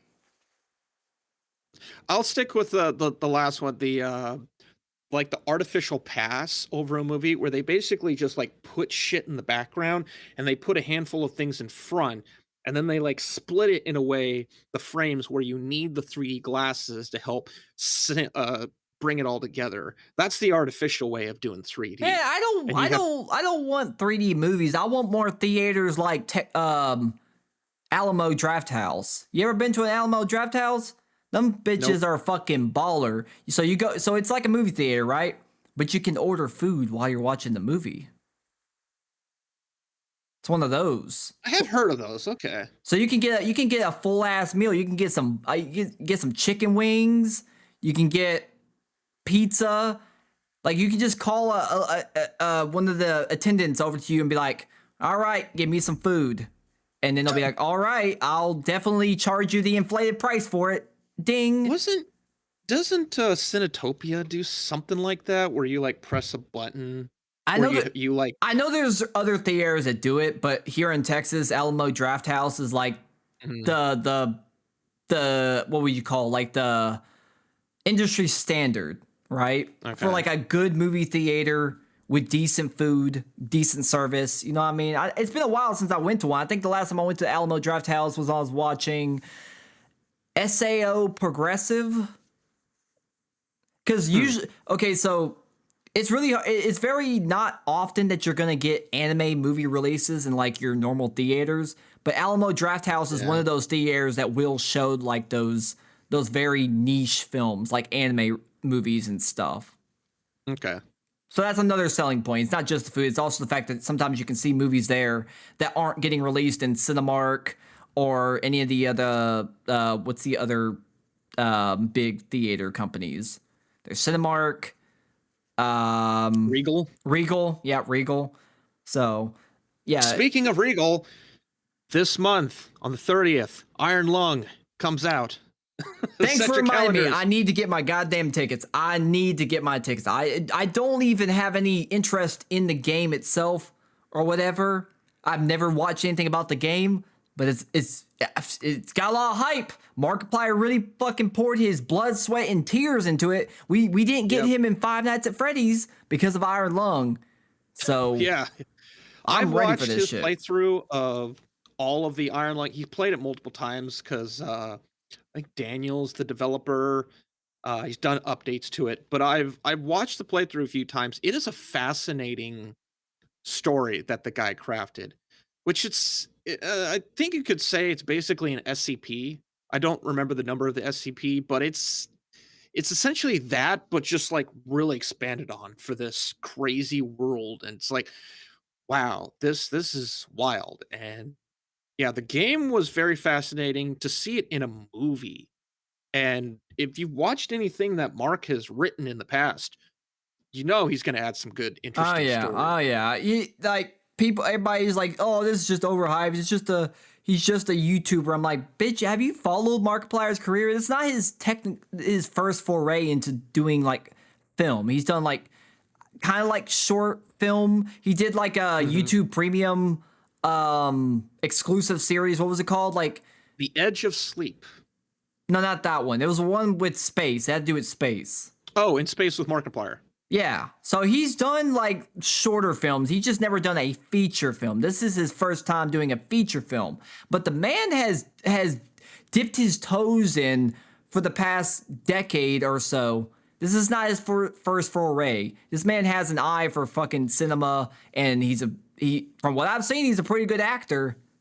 He's pretty good yeah. at it. So I've seen some clips from The Edge of Sleep, and aside, like, getting past the fact of that's fucking Markiplier, he's in the scene. Like, he's acting like he's I believable. like it. I He's a like it. I character. like how he puts his name Markiplier on there instead of Mark Fishbach. It's funny that He never uses his full name. He did goes as one time. Markiplier. I think it was In Space. It was like written and directed by Mark Fishbach. He did it for like one of his projects. I don't remember fully if it was In Space, but one of them he did, and I was like, "Oh, he's using his actual name now." And I thought he would for this, but then he said in a video, "It's like, no, this is Markiplier. This is mine. I was like, all right. Maybe he realized using his name. Hello, doesn't guys. have It's the- Markiplier here. Today we're gonna play Five Nights at Freddy's. Was that the bite of 87?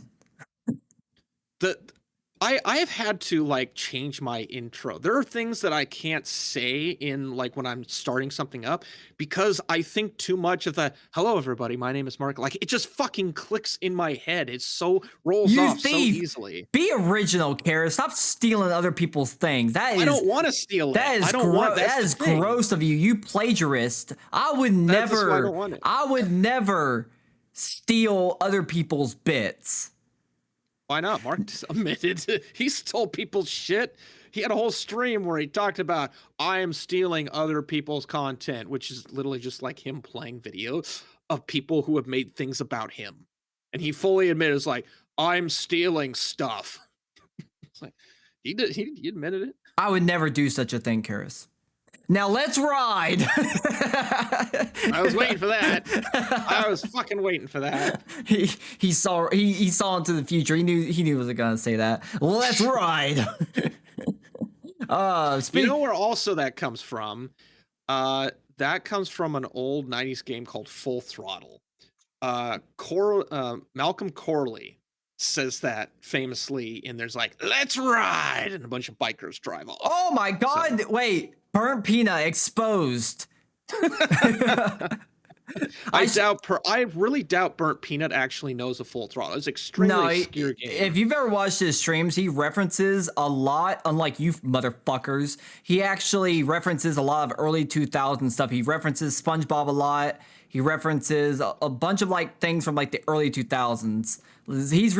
He definitely is showing his age. He's got to be maybe in his early 30s at most, because all of his references are very much 90s kids.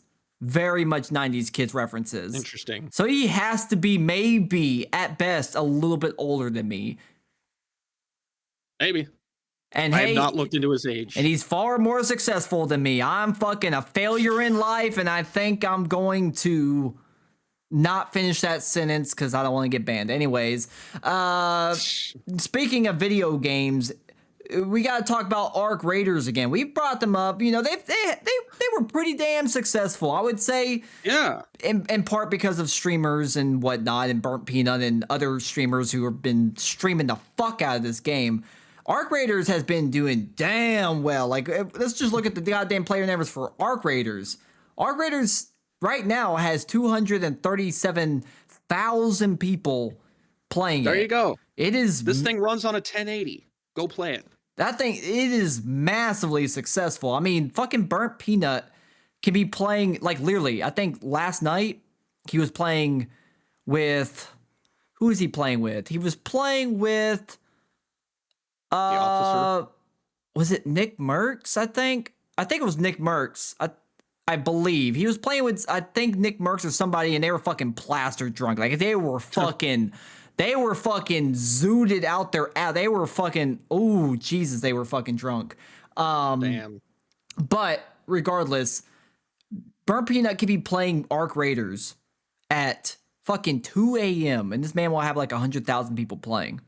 Now, it's partially because of him, but Jesus Christ, if that doesn't show you that people aren't at least somewhat interested in watching Arc Raiders, I don't know what it does. This game That's more than Dr. Disrespect. Is it? Well, I mean, I've watched his streams. He gets on average like 20,000. Well, I think it might have something to do with Doctor disrespecting the age of consent, but that's just the game theory. That's just a game theory. That's just a game theory. I think it might have. Wait, but really, 20,000 people are still watching this guy after what he was exposed for? This was right before that. This was when there was like something had gone on that Burnt Peanut makes a lot of of jokes about the Champions Club, by the way. He loves fucking making fun of Doctor Disrespect. I had gotten a recommendation because this is back when the algorithm was still like pushing him towards me, and he was streaming. He had just started a stream because he's in a stupid little room doing his whatever cheer, and I looked down. It's like 20-something thousand people. I was like, at the time that was kind of impressive, but now it's like seeing what you mentioned, like. Yeah, it's par for the course. 100,000 people. Like that's That's fucking nothing. that's a lot of fucking people. God damn. This man has the population of like a fucking sports event, sitting at home Yeah. laughing at a goofy peanut. Fucking shout out to fucking Burnt Peanut. But this is not about Burnt Peanut. I bring him up way too much. I think I'm obsessed, guys. I think I'm obsessed. I'm not obsessed with that other person. I'm obsessed with Burnt Peanut. Now that's true. That's not libel or slander. So I can't sue for that one. But Embark Studios, they're in a little bit of a controversy, if you want to call it that, because they basically confirmed that they have a special little matchmaking system that they call aggression-based matchmaking. We've talked a lot about the problems with skill-based matchmaking. I think that skill-based matchmaking is a fucking plague. I don't think it should have never been introduced. It objectively just makes games worse for like the average person. It might help the little Timmy or aka DSP who can't shoot in a straight line and save his fucking. No, I sent Skytex a clip of DSP playing Black Ops 7. He missed almost every fucking shot at point blank range with his pistol. This man can't fucking shoot. He is so bad at games that it is fucking shocking. Like, if you ever feel bad at a video game, if you ever doubt your gaming abilities, just pull up a clip of DSP and you'll instantly feel relief wash over your body. Because he instantly makes your self-esteem go through the roof. He is so fucking bad at video games. All right? So fucking bad at video games. But skill-based matchmaking is fucking a plague, and Embark Studios wants to take a different approach, and that's aggression-based matchmaking. Essentially, they want to match you based on how often you get into PvP. So because they're tallying and keeping track to the amount of times you engage with another actual player. Yeah. Ooh. So if you do a lot of PvP, then you're more likely to get into lobbies with other people who also engage in a lot of PvP. If you're more of a passive player who kind of doesn't shoot on sight and more so just talks to other players, maybe helps other players, or just lets them go on their merry way, then you're more likely to get into lobbies that also kind of embrace that style of gameplay. I like that, actually. I think that's pretty because you're fired. No, you're fired. The most common thing that I hear is people saying we need PvP only servers. All right, put these fuckers in their own area. You have PvPvE for a reason. If these people want to be dicks, put them in their own area, but don't like full on separate them.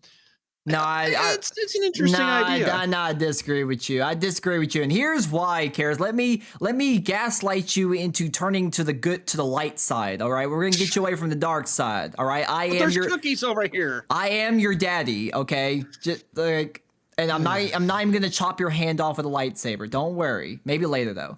I might chop your dick off though. What are you talking about? That's libel, sir. I'm gonna fucking sue you. I'm gonna get a class action lawsuit against you. I'm gonna get injunctive relief, you asshole. Injunctive relief. I'm coming after you. God damn, I lost my thought. You fucker! I lost my thought because of you. It was you were disagreeing with me. Oh yeah, there we go. You're rehired. Okay, you got me back on track. You're rehired. Here's why this is not a good system, Karis. Just like with skill-based matchmaking, the problem is it overall lowers the variability and the surprise factor of the raids, right? Because the fun of playing an extraction shooter is you don't really know what's going to happen, right? That's why people play extraction shooters. Like, the gameplay lends itself to like every match is just a little bit different. You load in, you don't know what you're gonna get. You might get some assholes who are gonna shoot you on sight and steal all your loot that you just worked for. You might get some fucking rat sitting next to the extraction, ready to fucking deck your ass as soon as you walk up. You might get some nice players who are going to help you take out the fucking arcs and take down aggressive players. You never know what you're really going to get. So the problem is this system gets rid of that spread. If you already know because you're an aggressive player that you're going to get into a bunch of PvP lobbies, then you're more likely never going to do anything but PvP. So it kind of like reaffirms that behavior. So instead of like just kind of assessing the situation and taking it based on you know the vibes and how you feel, or just being a dick. Now you're gonna be like, okay, I'm doing a lot of PvP, so it's more likely that everybody in this raid is a fucking op, and I need to take them down. So you're just gonna keep on doing more and more and more of PvP. So it's like a snake eating its own tail. You're always gonna be in PvP lobbies because if you're only matched with shoot on sight players, then you're never going to not get engaged. That's why you don't do it 100%.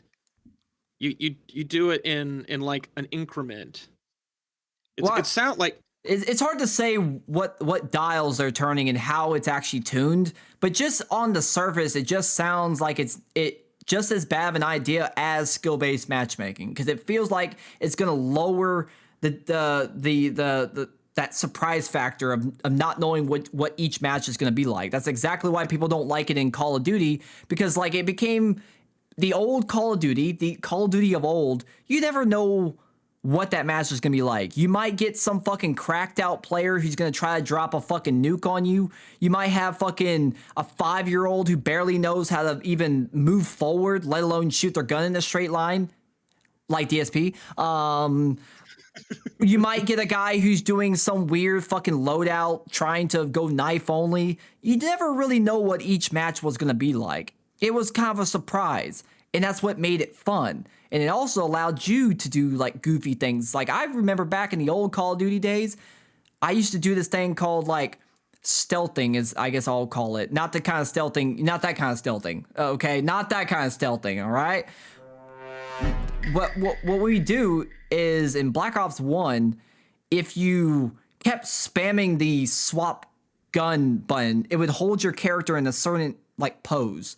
So we'd lay down on the ground, we run Ghost because it wouldn't show your nameplate above your head whenever players looked at you. So we run Ghost or whatever, and we would lay down on the ground and do that swapping thing so that players would be none the wiser, right? So we would do that. Just hide your arm. So we would just be laying there in the grass and watching players just walk past us because they don't, you know, they're looking for movement and they don't see it. So they would just walk past us, and that was so much fucking fun, right? It only really worked on like, you know, lesser skilled players or less observant players. But you wouldn't get that in the later Call of Duties, because if you were even somewhat good, then you would get players that kind of shit wouldn't work on. You couldn't run the goofy ass fucking melee only or weird ass terrible loadout because you were going up against fucking people that have a fucking bucket installed in their seat so they never have to get away from the goddamn game, right? So, Call of Duty also did something else. I think I know the era that you're talking about. That back in that era, the spawning system was very different. Spawning, you had very dedicated points because it was literally a fucking entity. At some point in Call of Duty, they changed it to where people would literally spawn 20 or 30 feet behind you around a corner, which added to the absolute fucking chaos to where you couldn't trust anything at all, ever, no matter what, because you could have cleared a room, gone around, and then 2 seconds later, someone's going to spawn in that room. Harris. So there's that. There's that aspect. They're still doing that. What do you mean? The Call of Duty respawn system is still just as bad. Nothing has changed. Okay. Oh, it's worse. It's worse, but years ago. But now it's Nicki Minaj that's going to be spawning 30 feet behind you and around the corner. Yes. But decades ago, you had like dedicated spawn points where it didn't matter if you were on one like X point, you would spawn. There would be like maybe 6 spawn points in the entire map. and it would randomize but those spawn points were always the same. Now you can spawn in a garage, you can spawn upstairs, like you can spawn fucking anywhere depending on the map design. And a person could have gone through there 1 second ago, where there was you had this idea that you could kind of memorize where you were and what you saw. Now it doesn't matter. Like you go through a room, someone's going to go through that room in 2 seconds. Even though you cleared it out, someone's going to spawn and go through that room because you can't fucking trust anything. Yep, and they're gonna be So- they're gonna be using their glowing anime gun with the Nicki Minaj skin. Yep. And the fucking weird ass kill effects, and then they're gonna go up to your body and fucking fuck it. And that's just Call of Duty. But that's my entire argument, is that I see this might not be exactly the same as skill-based matchmaking, but it's still in the same vein as skill-based matchmaking. It depending on how it's tuned, we don't really know. But depending on how it's tuned, it's just gonna ruin the surprise, the not The surprise knowing needs what to you're be gonna run there. into. But I know it sounds like they really want to nudge the assholes out of the way. And I think PvP only servers are a bad idea. I think completely separating them into like you have WoW PvE servers and PvP servers. Like Did you- doing that for Arc Raiders is a bad idea. Tarkov has that, actually. It's funny Yeah. enough. Like literally the like, I guess, pioneer of the entire Extraction franchise, at least the first one that actually got massive success, that is. Tarkov, as hardcore as that game is, for some reason even they have a PvE mode, and apparently it's pretty popular. There's a lot of people that only play Tarkov in PvE, and they don't play the regular mode. But see, that's something I know that Arc Raiders was trying to get away from. And maybe it's just the sort of thing they need to tweak it a little bit. I don't think this is one of those things. I don't think it's a terrible idea, but they need to be careful of how they do it. I'm not going to shun this and say like aggression is because they have the metrics. They're going to utilize that data no matter what. 100% going one direction or the other, I think, is a bad idea. Tweak it a little, play around with it. If you've got people that are absolutely like want to be assholes just to be assholes, maybe be assholes to them. Who knows? I don't know. There are trolls out there just to fucking be trolls. They want to ruin someone's day, and Well, and also another like underlying issue with any of these weird like matchmaking algorithms is it always comes down to it increases matchmaking times. It can potentially increase connection issues. That's one of the main things that was happening in the Call of Duty, because back in the days, especially because it was peer-to-peer back in fucking ye old days of Call of Duty. They didn't even have dedicated servers. Like, if you never lived through a host migration in old Call of Duty, then you haven't seen the fucking second circle, the 13th circle of hell. That shit was awful. You were in the middle of a match, fucking your whole screen gets taken up while it tries to assign host to a new person. Or God forbid the host is on McDonald's Wi-Fi and you're fucking lagging all over the place with like 200 ping. That shit was bad. So back in the days, they dared not use skill-based matchmaking because ping is king, right? And you also got into matches extremely quick because there was no algorithm in the background being like, okay, based on these numbers, we can match this player with this player, and this player with this player, but also based on connection. So we're going to factor this into that. And it's like, you didn't have all this fucking background shit getting involved. It was just, okay, which lobby has the best connection compared to you? All right, connect. You can do that in a server browser. There was a time when we had the server browser. Don't bring up server browsers. Us Battlefield 6 players are still not recovering from that one. You had server browsers, and then you had the option of just play now, and like you said, it would just ping, and whatever showed up first, you fucking went to it. You didn't fucking care.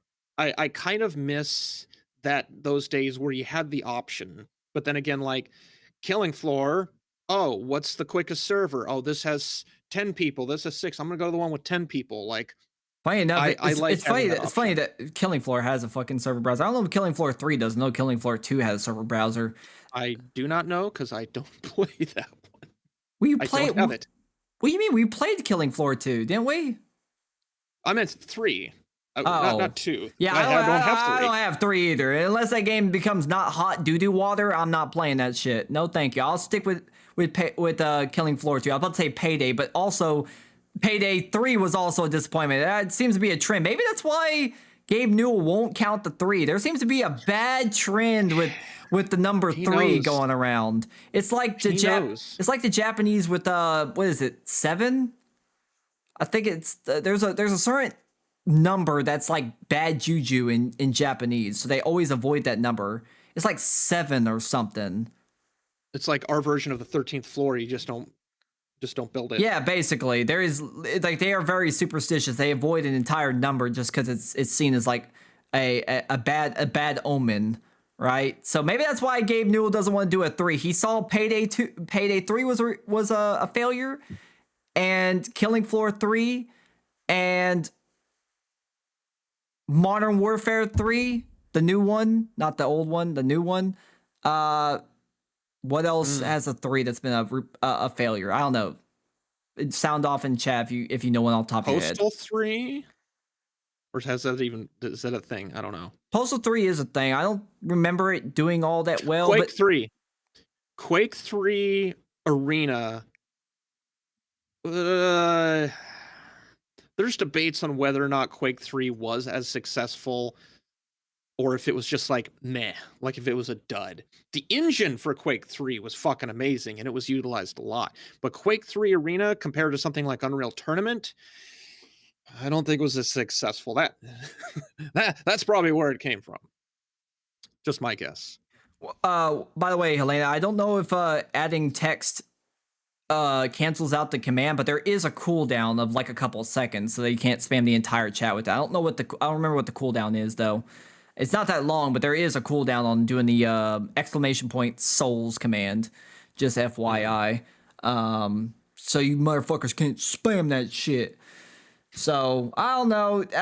I don't think we should have any kind of weird matchmaking algorithm, but I don't know. Fucking. You had mentioned it's Patrick Sutherland, so it is. You had mentioned DSP not being able to play. Check the chat. JT put a video out today that Sony has patented, and it's being called journal mode. Ooh. And I think it's fucking hilarious. Harris contributing to the topics. I like this. Maybe that move was good for you, buddy. I like to see it. We're making progress here. Making progress. You're rehired again. Let's see here, because I didn't need this one. Not a great story. This one completely missed my radar, so I was not privy to this. Let's see. This is from today, 2 days ago. Sony AI patent will see PlayStation games play themselves when players are stuck. Okay. As described in patent documents, Ghost Player would see players call down an AI-generated ghost version of the player character, which could either play out the solution to a particular part of a level or complete it entirely. The patent was originally filed in September 2024, but the World Intellectual Property Organization, sounds like a goddamn cabal, published an international status report on the patent this week. For example, if a player were stuck on a puzzle in an Uncharted game, the guide mode would seemingly present an AI-controlled Nathan Drake demonstrating the solution before the player did it themselves. Now, firstly, Uncharted actually already had something that would solve the puzzle for you if you took too long. That was just a thing. I remember. I'm pretty sure I had to use it once or twice back in the days. But yeah, Uncharted already did that. And also, don't remind me that fucking Uncharted is still dead because all Naughty Dog cares about is the Last of Us, The Last of Lesbians Part 3, and fucking bald lesbian in space. Like, don't remind me of what we've lost. We could be getting Jak and Daxter. We could be getting literally anything else, but we get The Last of Lesbians. I hate this shit, bro. Don't remind me. This is a weird patent because haven't we I like the all? stick figures. Yeah, these are some nice illustrations. God damn, they probably pulled out like The intern. what's that old paint program from like fucking DOS? Was it like Corval Draw Oh, jeez. or something like maybe. that? It started with a C. I don't know. I'm not fucking old enough. You are, so you probably used it on fucking a DOS terminal. You probably pulled it up on a Unix terminal. Who am I kidding? You didn't have no fucking GUI. No GUI for you. I'm banning Ginger. Oh, he just realized what I did to the 8-ball command. The 8-ball says asking for that is like asking if Skytex is fat. Come on.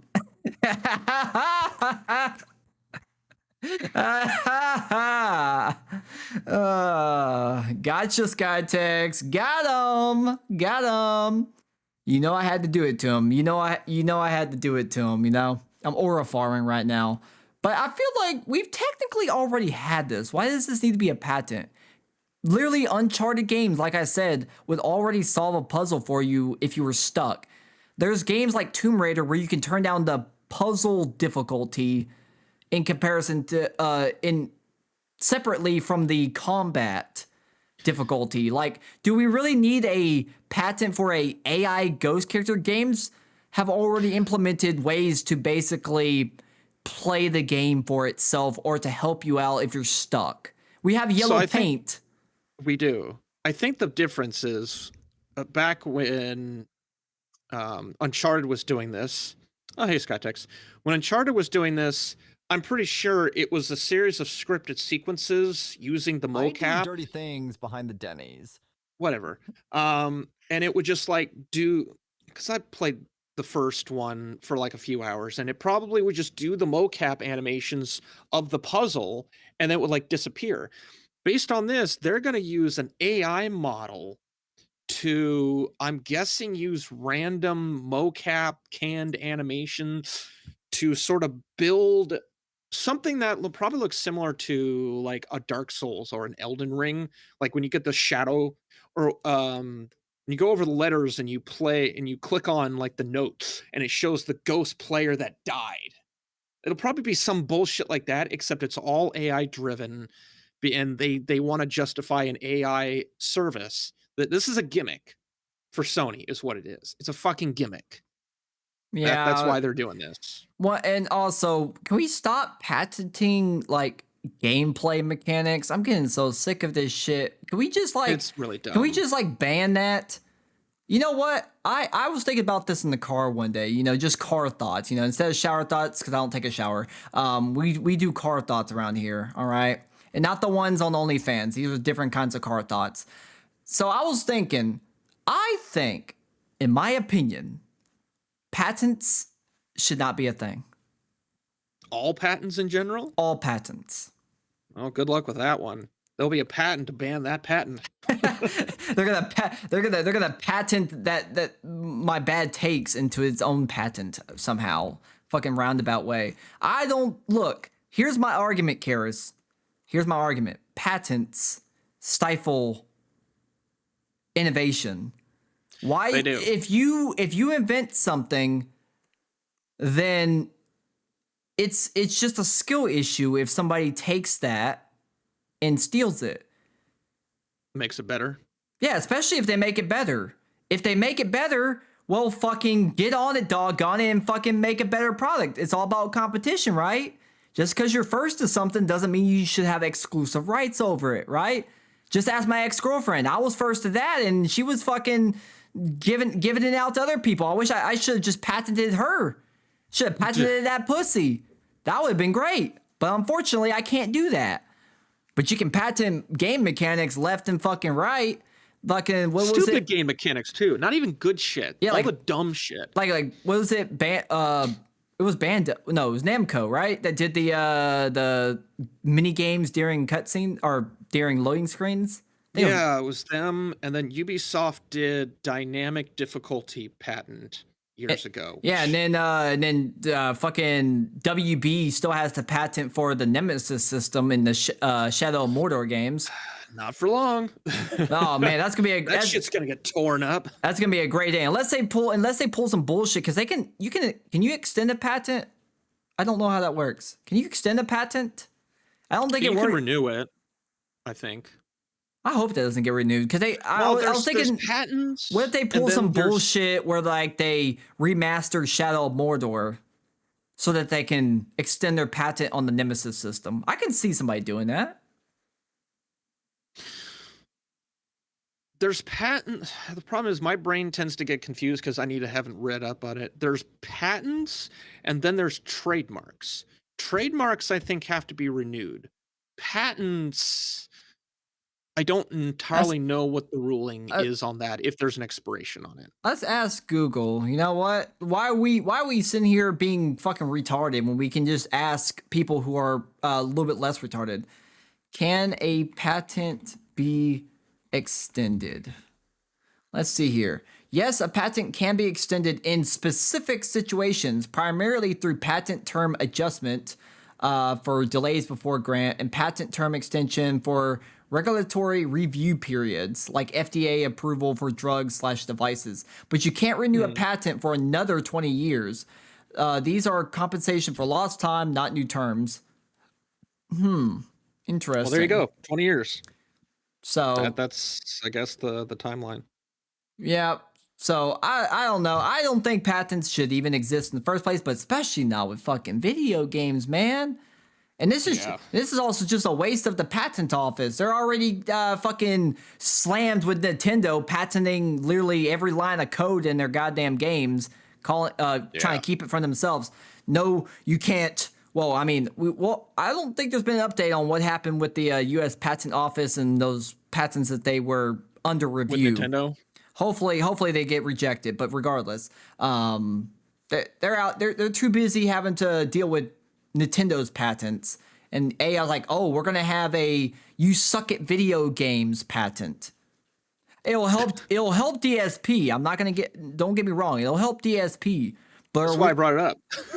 are we really going to create new technology just to help out the bottom of the bottom of the bottom of the bell curve?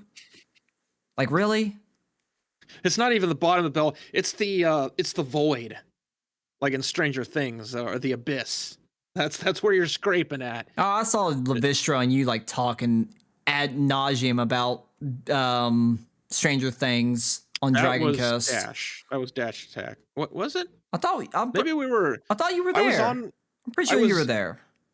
We probably talked about it a little on Dragoncast, but also Dash Attack had me for a stream where all we did is just nerd over Stranger Things as well. So it was probably both. I haven't watched probably past season 1, so I'm not the guy for that one. I'll tell you that. I am not tuned in to Millie Bobby Brown and her alleged stuff that she did with Drake. That's neither here nor there. I forgot about that. Yeah. How do you forget about that? How do you forget that fucking Drake was simping for Millie Bobby Brown? Because I don't focus on celebrity bullshit like that. Like that just, I have other shit to keep in mind. I have indie games and shit to worry about. Oh, my bad. You gotta do your 3 scary games because you're ripping off Markiplier, you bitch. Actually, you know who originally did that? Was Markiplier. It was IGP. Oh yeah, he got pissed. Oh yeah, I remember you brought that up one time. See, I'm not doing 3. I'm doing 5. We'll see. 4 or 5. Well, see, here's, that brings up a good point that leads even more credence to my whole patent argument. Imagine if people were patenting like video ideas, although not patents, but there's been YouTubers that tried to trademark like terms on YouTube. There was the Fine Brothers when they tried to trademark. Oh, the React. Yeah, React. I think there was one other channel that tried to do a trademark for like their content or whatever. That's not a patent, but it's in the same ballpark. But imagine if people were patenting video ideas, there would be literally no innovation There'd be nothing. There'd be nothing Yeah. because you wouldn't be able to create nothing. Like somebody would have a patent for Let's Play. Somebody would have a patent for reaction content. Somebody would have a patent for the fucking top tens. That would be Watch Mojo. They would have patented that real quick. Yeah. You have patents for fucking ARGs. You have patent for literally everything. We don't, yeah, we for the most part don't have that. There is a kind of like dibs first honor system of either someone covers something and then you wait a little while, or if they cover something, you try and do a little bit different. I'm trying to do it a little bit different. I don't want to do a full on, like, I'm obviously not going to call it like 3 indie games. I'm going to call it something very different, but it is going to be like a first impression Oh, series. I I'm not gonna know, play I through the whole know, I fucking know. 4 indie games. game. Yes, because it's different. It's It's just like- different enough. It's just different enough. It's like after Star Wars came out, back when it was actually called Star Wars, a year later there was something called Star Crash that came out, and the director swears up and down that he wrote his story before Star Wars, and it does stupid shit like instead of the title crawl going away from the camera, it goes towards the camera. And like, you know, warp speed is red instead of blue. Like, just total fucking wow. bullshit. Wow! Oh my Yeah. god, that's almost as much of a cope as the Hunger Games author saying that she never even knew of the existence of Battle Royale before she wrote the Hunger Oh. Games. That fucking Yeah. quote. So you can patent game mechanics, but image AI, I'm guessing you mean AI, image character models would fall under copyright, or image character models. I don't know what you mean exactly, but well, that's because patents are for inventions, right? Now it's Yeah. extended to software, but patents were created as a way for somebody to protect their inventions. You know, like somebody makes a fucking revolutionary new farm equipment, right? They put the slaves out of business with the cotton gin, right? Yeah, that's what patents were made for, right? They're for inventions. Usually, they used to be physical inventions. Now they've extended to software inventions, like They're invisible. right? Now, images and characters, that is intellectual property. That's why it's slightly different. It's not because you can't patent a character, because that would be fucking diabolical. There would be no characters. Everything would have been patented already. Yeah. Right? Yeah. It's like there's only 7 stories roughly in existence. And basically every story is just some blend or twist or amalgamation on the original set Man, of stories, imagine- but you can't patent that. Imagine if people were patenting like movies. Like, bro, we wouldn't even have stuff like The Sopranos. Because what if the creator of The Godfather patented like cinematic storytelling about the mafia, about the Italian mafia? We wouldn't got stuff like fucking geez, Scarface or The Sopranos or whatever. So that's why patents are bad. Copeland wouldn't have been able to make the fantastic movie, The Godfather. Kenneth Copeland? I love Kenneth No, Copeland. is it? Too not full of Copeland. demons. I gotta look at his name up now. I'm patenting all fat jokes. Sorry, your mom was already doing that.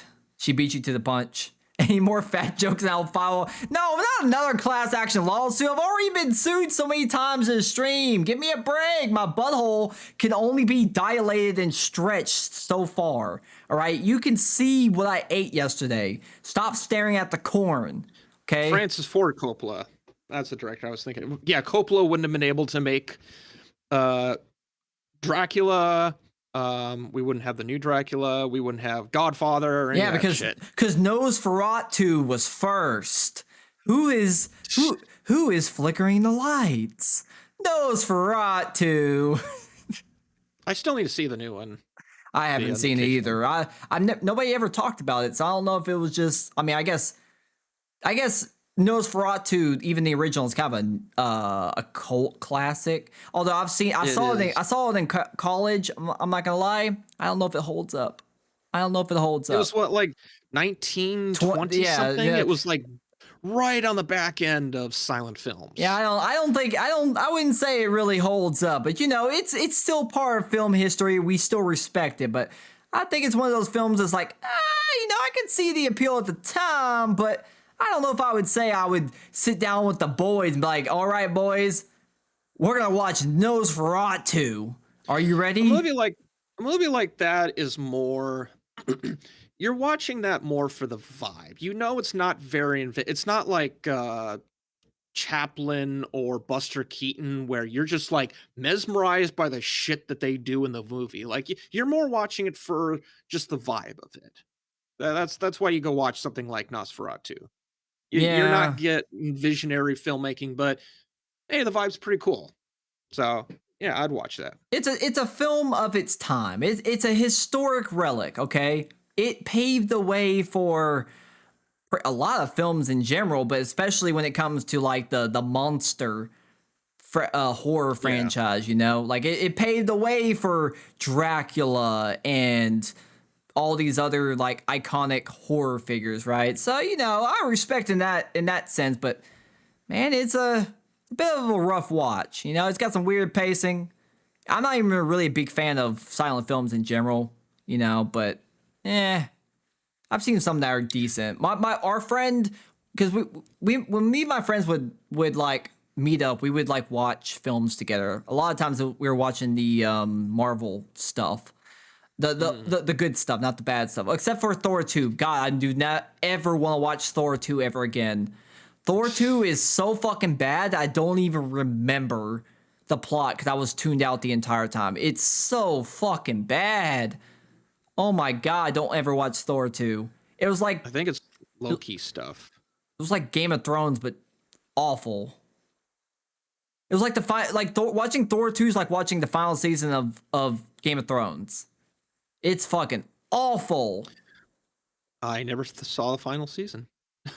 I've never even seen one episode, but I know how bad people say that the final season was. So yeah, don't ever watch Thor 2. If you're ever wanting to do like a binge of like the MCU, just skip Thor 2. Don't worry, you're not missing much. Look at it's worse than Captain Marvel. And that's saying a lot. Yeah, I saw that in theaters. Oh, you poor soul. Did you ask for a refund? I hope you asked for a refund. I was in shock still at the time. Did you at least get your dick sucked in the back? I wasn't in the back. I was in the front. That feeling when you're watching like an old movie that was still played on like well, no, they're still playing on projectors, but one of those like old projectors, and you just see two silhouettes come onto the screen, and they're in a very interesting pose. I don't know if that's ever happened, but I know that it's been a plot in like movies before and TV shows. But I don't know if that's ever happened. You think anybody ever accidentally had their silhouettes of them fucking showing up on a movie screen? That's like I had to look this up. SCP-1553 is literally just a bunch of fucking demon silhouettes doing nasty shit on a wall. Oh, I know that one. That's the one that if you let them out, they just like pop up out of nowhere on the walls. Yeah, I remember that one. I know some SCP lore. I don't quite TISM over SCP like you do, but I know a little bit. I had to look it up. I was like, wait, there's an SCP that's a silhouette. And I just looked it up real quick. No, I don't memorize it. I know 173, the rebar and weird flesh, that lightning fast motherfucker. That's about the only one I can remember. You talking about Billy? That's what they call him. Yeah, Billy. Yeah, the weird fucking thing that just teleports all over the damn place. Like, you're having a good day walking around the goddamn SCP Foundation building or whatever, and all of a sudden here he comes. Somebody should make a mod for SCP Containment Breach where they change the model of 173 to our Billy. Why did I know you were gonna say that? He pops up around the corner. Hey guys, want to see my stream deck? Can I just say that? Okay, some of you haven't played SCP-5. Scaly and I played SCP-5K. That fucker is creepy because not only like he's like 6'5" We're or still something. Maybe talking not that tall. we're still talking about the SCP, Billy, right? Yeah, 173. Okay, just In gotta SCP clarify. Yeah, the in SCP-5K, that's the name of the game. You open up a door and you hear that's the fucker moving around. You hear that some bitch down the hall and it like gets I- closer and you're like you're freaking out. I thought he's not supposed to make noise. In this one he does. In 5K you hear him. You don't see him, but you hear because the concrete is grinding along the floor, and that's what you're hearing is him Oh yeah, grinding. I always zipping forget that the original model from SCP Containment Breach was actually not really accurate to the real design of 173 because they a little bit of creative liberty and also probably a little bit of technical limitations. I think it was the Unity remake or whatever that did it properly. I think it did a little more properly. I like 5K because the fact that they gave you a sound for something you to focus on. It added to the horror of you can't see it, you know it's there, and it's like zipping around, and you know it's trying to get to you, and so there's that uncomfortableness. I didn't know that 173 was concrete and rebar. I only know that because I listened to Mark's playthrough enough of it, and it was one where he would read through the paper. And that's where I learned. SCP got infested by leftists, Reddit, Tumblr, furries, and trash. Yeah, that sounds about right. That's what happens to any fandom. It happened to the Backrooms too. The Backrooms was actually like, I guess, like the next like SCP. Like it was cool. It had like this cool concept. It had some good lore behind it. And then it got fucking milked for everything it was worth. Just like Slender. Slender was such a cool fucking creepypasta. It was so fucking good. And then it got fucking ran into the goddamn ground, and then the nail was put in the damn coffin when Sony decided to make their shitty ass fucking film. Also didn't help that there was those girls that tried to kill their friend as a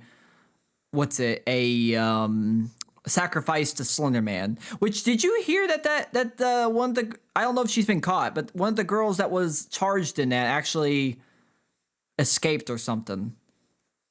I did not, but I know that there was some weird connection because the killings happened in Milwaukee, Wisconsin, and weird side story with Slenderman. Years prior, the guys at Red Letter Media put out a little video where they had this character. I don't know if it was Mike. It wasn't Jay because Jay's really short. They had this guy dressed in a 3-piece suit with a white mask on, and he just like would stand ominously in the distance, basically like fucking Slenderman. And so then there was this question raised, did Red Letter Media inadvertently create Slenderman? RLM claims no, they didn't. They're nope, we're not taking any shit for that. That came from something awful forums. It did, but just the coincidental timing and just the look-alike of like they just wanted a guy that was just creepy in the distance, and just the connection of like this really looks like Slenderman. RLM's done like so many inadvertent things that have been tied to weird phenomenons, like the weird the fucking shake. What was it? That shake weight? No, not the shake weight. The damn it. What was the McDonald's character? What the fuck was that? It was like 2 years ago. Oh, it was the meme. McRib. Not the McRib. It was the purple shake. The purple shake that people would do like the Grimace shake. The Grimace shake. So the people doing the weird shit of like they're just dead. Mike of RLM was at like some show, and he's doing his intro, and then it like cuts to him on the floor in this really just demented way, as though he had the Grimace shake. Like he did that shit before the Grimace shake. I almost completely forgot about the Grimace shake fucking meme where people would just be like trying out the Grimace shake and then he just fucking dead. Yeah. But see, RLM has done so many wacky, just asinine things that they just naturally tap into cultural phenomenon shit without even really trying. That's how much shit that they've done over the years. It's funny just to see the connections. Like they were talking about, it's like, yeah, you did the fucking Grimace shake before it was popular, Mike. You know what? But You know we, what? we got way You know off what topic. you should play on your stream? Slenderman. Under the 8 pages. I Come probably on, could. come I on. could do. I have played it. Privately. That game but is I still could stream that it. game is still hard. So I would like to see if Yes. you can actually get all 8 pages. It is still not an easy game. And the funny thing is they made it. Well, they did some tweaking. I remember this was way back. I remember watching like Markiplier and them like covering like the updates because like they were doing like updates to it. The funny thing is I don't think, and depending on where you get your version from, I don't know if you can even still get it without like looking on random websites. I don't know how that works. It's such an old game. But Yeah. in a very old version of Slender the 8 pages, if you beat, I think you had to beat the game, and then I think you had to beat it on daytime mode, which daytime mode fucking sucked, by the way. Took all the fucking scary factor away from it, and it showed how bad the graphics were. God damn. They did not hold up under the sunlight, I'll tell you that. Maybe they need Literally. maybe they need RTX on or something. That shit was rough. Oof. But I think if you beat daytime mode, you would get a special mode called $20 mode. And so it would replace instead of hearing like static when Slender Man was on your ass, you would just hear slowly fading in this fucking rap song that's like, give me $20, give me $20. fuck? My wife is in the club, give me $20. I never knew about this. Bro, you never see. Okay, I'm fucking pulling up $20 mode. The original 20 mode. Yeah, see, in the original 20 mode. You're right. You're goddamn right. I bet we're gonna get a fucking we're gonna get AI summary. or please. I'm just gonna type it on YouTube. I need to change Brave to not use Brave search engine. Let's see, $20 20 mode Slender. Oh, jeez. Please tell me we're gonna get a Markiplier clip. Where's Markiplier? I was hoping we were gonna get. I don't think he did it because I. No, I'm pretty sure he did it. I'm pretty sure he Okay. did. Okay, well, whatever. We're gonna click on one of these other ones. Let's see. Check for Yummy Mash. Okay, so I just beat the game in my last video. In Might be daytime mode. This might have been the same guy that I Slender. watched back in the days, actually. And I looked Sounds in the familiar. options. Scroll down. When was it posted? There's something called $20 13 years I ago. have no idea what that We're getting does, old. so we're gonna find out. Math is hard. 15. Yep. Maybe it gets rid of him. So if I gave him $20, God, this game looks He can't be horrible here, in right? daytime mode. Oh, God. That was I Unity do wonder Engine, what this people. means. Look at that. God damn, there's I no should say shadows, there's no ambient occlusion, there's no ray tracing. I was 28. God, that is rough. that's very interesting actually though. Because This sounds actually. I think this is the actual guy that I watched the video from. This guy sounds familiar. Like his voice, the way he's talking, actually sounds familiar. This might have been the actual video that I first found out about $20 mode from. God damn. It's possible. It's like full is this bright just mode like for the free- source free engine. roam? That'd be awesome. Free roam mode. No Free- worrying about Mr. Slenderman. Free roam It's mode. like Yes, 13 I totally pages. want to I'm free roam this assuming shitty there's ass still 8 map. pages here. Funny thing is, in Slender the Arrival, which is the much higher budget follow up game to this, actually has like basically an 8 pages mode where you get to play in like a remastered version of this original map. Yeah, it's like chapter 2 or something like that. Oh god, fuck! I remember being for some reason hyped about Slender the Arrival. We all were. I was just We like, all were like, yeah! I was like, yay! A higher budget Slender game. Finally, something not made in fucking Unity 1.0. Finally, something with decent graphics. Also, there was another game called Slender. Oh, there were so many. Slender. What was it? Ah, fuck. What was it called? It was really like for the time graphically impressive Slender. It was like raining the entire time. It was super dark and moody. Hang on, I gotcha, because I remember this one very well. I liked watching this one. Slender Knight, I think. Markiplier. Slender Knight? I don't think it was called Slender Knight. It was like Slender something. I don't remember. I was about to say Slender Downpour, but that's Silent Hill. I'm thinking of Silent Hill on that one. Wait, oh, Slender Haunt. Yep. Yeah. We came to the revelation at the same time. Slender Haunt. That one was, I remember being like, damn, this one looks good. This one looks good. It was the best graphically designed one out there at the time. And still, actually, go watch. The stream is videos called Slenderman Returns Haunted Memories 1. It's from 12 years ago. That is a great looking game. It really is. Especially for the time. Everyone was like blowing away. They're like, God damn, one guy probably did this? Sheesh. Come on, give us $20. Come on. So either this $20 off thing, or $20 on now, but either maybe it makes the game easier, maybe it makes it harder. Maybe he really wants that $20. Maybe it changes the $20 is This is $20. such like 13 years ago type of commentary that you get from Let's Plays. It's so of the time. It is it's like Or maybe just the get rid of all whole pages. talking, trying to Or I'm remove the just dead really air. unfortunate. It just wasn't really a thing back. Not as prevalent, anyways. Oh no, he got a page. A rumble. Boom. There's the Boom. that $20 thumb. do. $20 Slenderman, I gave you signs your your death $20. warrant. What does it do? I see the whites in the distant, and I wonder, like, is that like a creature? But then I remember, oh, That's just- Slender doesn't really have eyes. No, that's just the bad graphics. that's the bad Yeah. LODs. But where is it? If this game even had I haven't ran into LODs. him yet. Oh, I kind of wish $20 off just gave you infinite sprint, because No infinite sprint in these games. Your character was fat as hell. Instead, it just makes you. Yeah, we really thought tired Phasmophobia was anyways. bad. You're playing as Billy. Got no Maybe don't stamina. worry, little girl. Maybe since I we haven't paid been in him the off, gym he's in let- like he's 2 let the months. building. My stamina Is that the Of course. bathroom? No, that's the pipe. Wow, that's this the is pipe. really unfortunate. I remember the pipe. I know all the landmarks off the top of my head because this game is just that a sound from ingrained that in my browser? fucking head.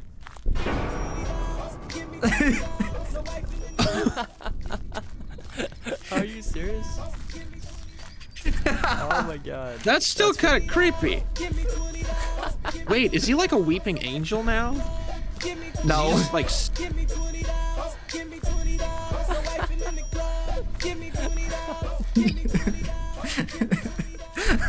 stream's gonna get copyright. It's so. I think Wow. that's why you probably Sorry, can't. man.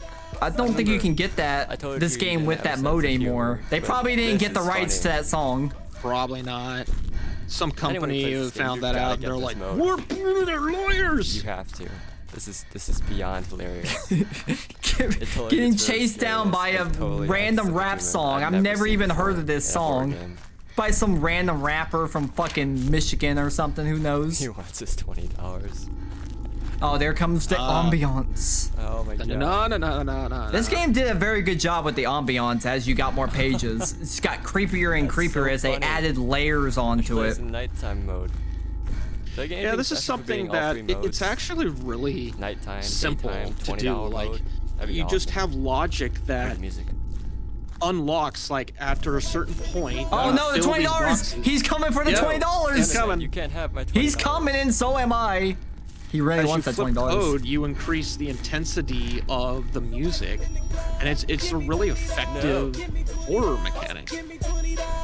Or in this case, pimp mechanic. No, I'm not giving you $20. Who's the rapper behind that song? I need to know the lore here. you go? Why did they choose that song and that meme? If I can get the song, I don't hear the if music. I can like hear the song, maybe I can like figure out. Oh, I don't know if Shazam's gonna help you with this one. Wow, but seriously, this mode is so funny. Agent Parsec, Oh, someone's hats already- off to you. Like, seriously. No! I'm not giving you my $20.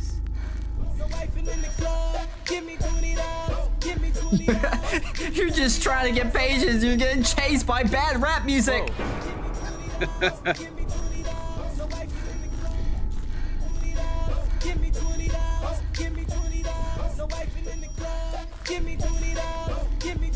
Just the same loop over and over too. Unless that's the entire song. That might be the entire song, honestly. Oh shit. I didn't. I gotta go there Ooh, now. it's getting spooky. Oh, I forgot. That's Totally interesting. forgot. The guy pitched it up, or he sped it up for the game. I found the Look at this, song. it's It's like much transition. slower. Scary mode. Oh. Hey, so that should be fair use, right? In And goes to theory, $20 mode. Yeah. who fucking made this thing? Did I go here? I don't remember. No, I didn't. It's probably some rapper that was like distributing their.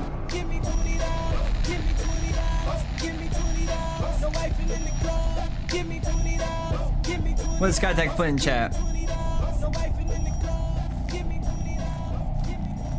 Getting fucking chased around by goddamn Slender Man. I want to see when he gets caught. Oh. This is the part where Slender Man starts cheating and like teleporting around and shit. Yeah. Starts blinking on you. Ugh. Oh, he's letting them. Yeah. You just hear the song just clipping in and out.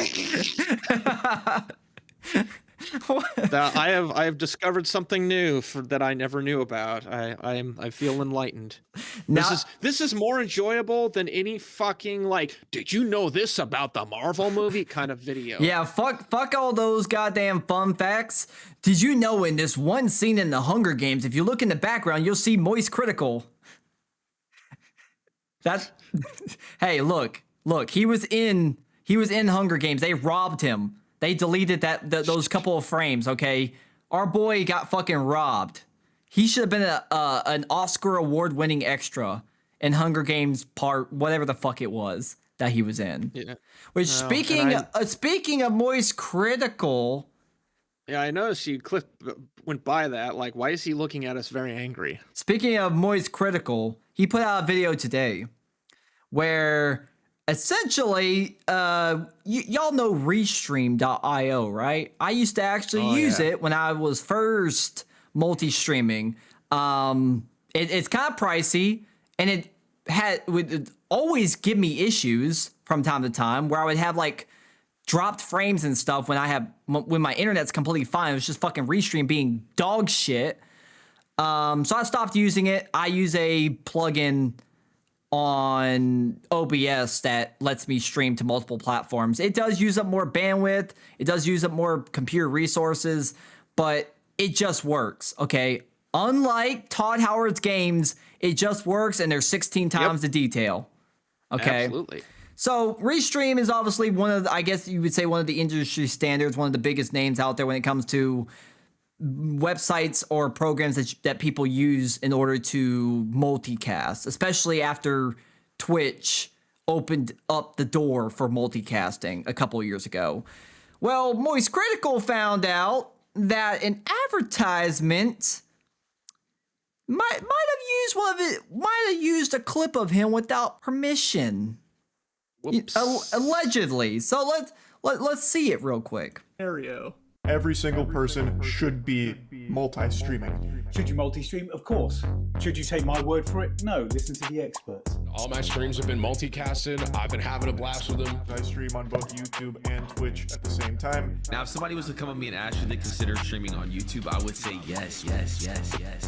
Whether you want to do it as a daily stream or you want to multi-stream it across platforms. This reminds me of when that. So yeah, they used clips of him in order to market Restream, and the thing that he goes on to explain is that those clips are not anything to even do with restreaming or restream the platform. He's just talking about the general concept of multicasting to multiple platforms, and it seems like that's probably the case with all those other clips too. So they're somehow taking that without permission, out of context, and using it as a way to market their platform. Yeah. I would say that's at least kind of a little bit of an ethics problem there. You can't just take somebody's clip and use it in a advertisement without permission. Usually you have to clear that with people. Someone somewhere either argued otherwise or no one argued anything. They just like built the clip and someone said, "Cool, roll with it." And they're going to beg for forgiveness later. Yeah. That's probably. I guess they're just hoping that they're just figuring the streamers gonna be like, that's fine, you can do that.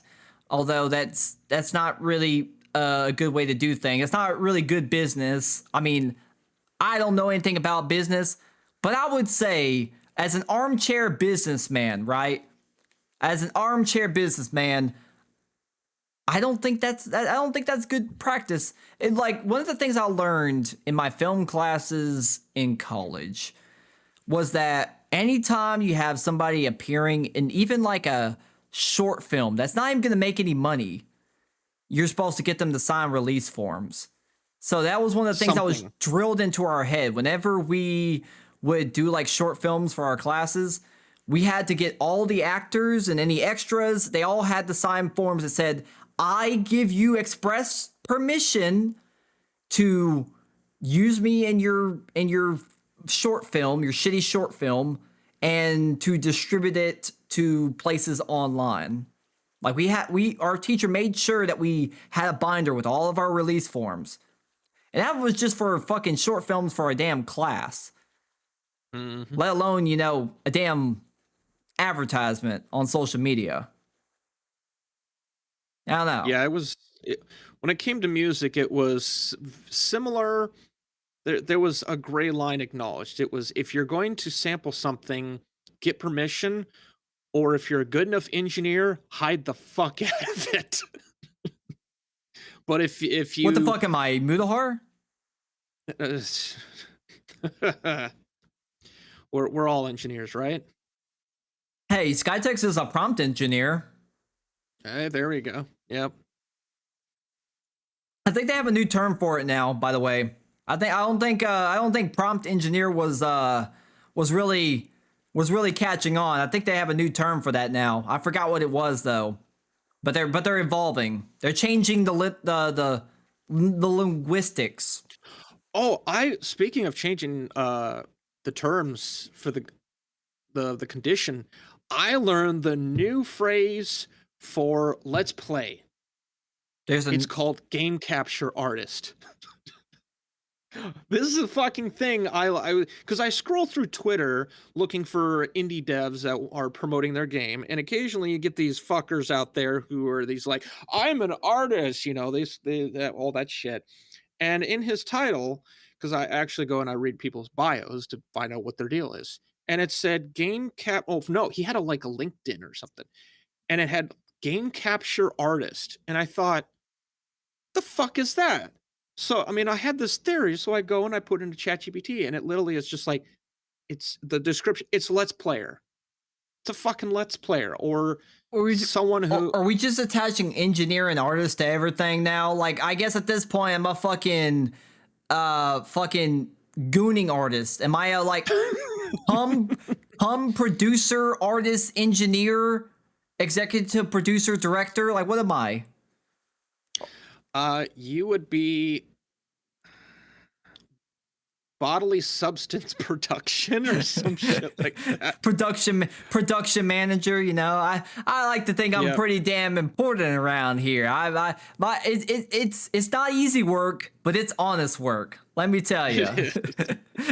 I put my blood, sweat, and cum into this goddamn business. All right. Literally, like you don't see the wall over there, but it's got proof. Hey, don't take a look at the wall behind the curtain. Don't do it. Don't inspect it. Don't look at the details. The 16 times of them.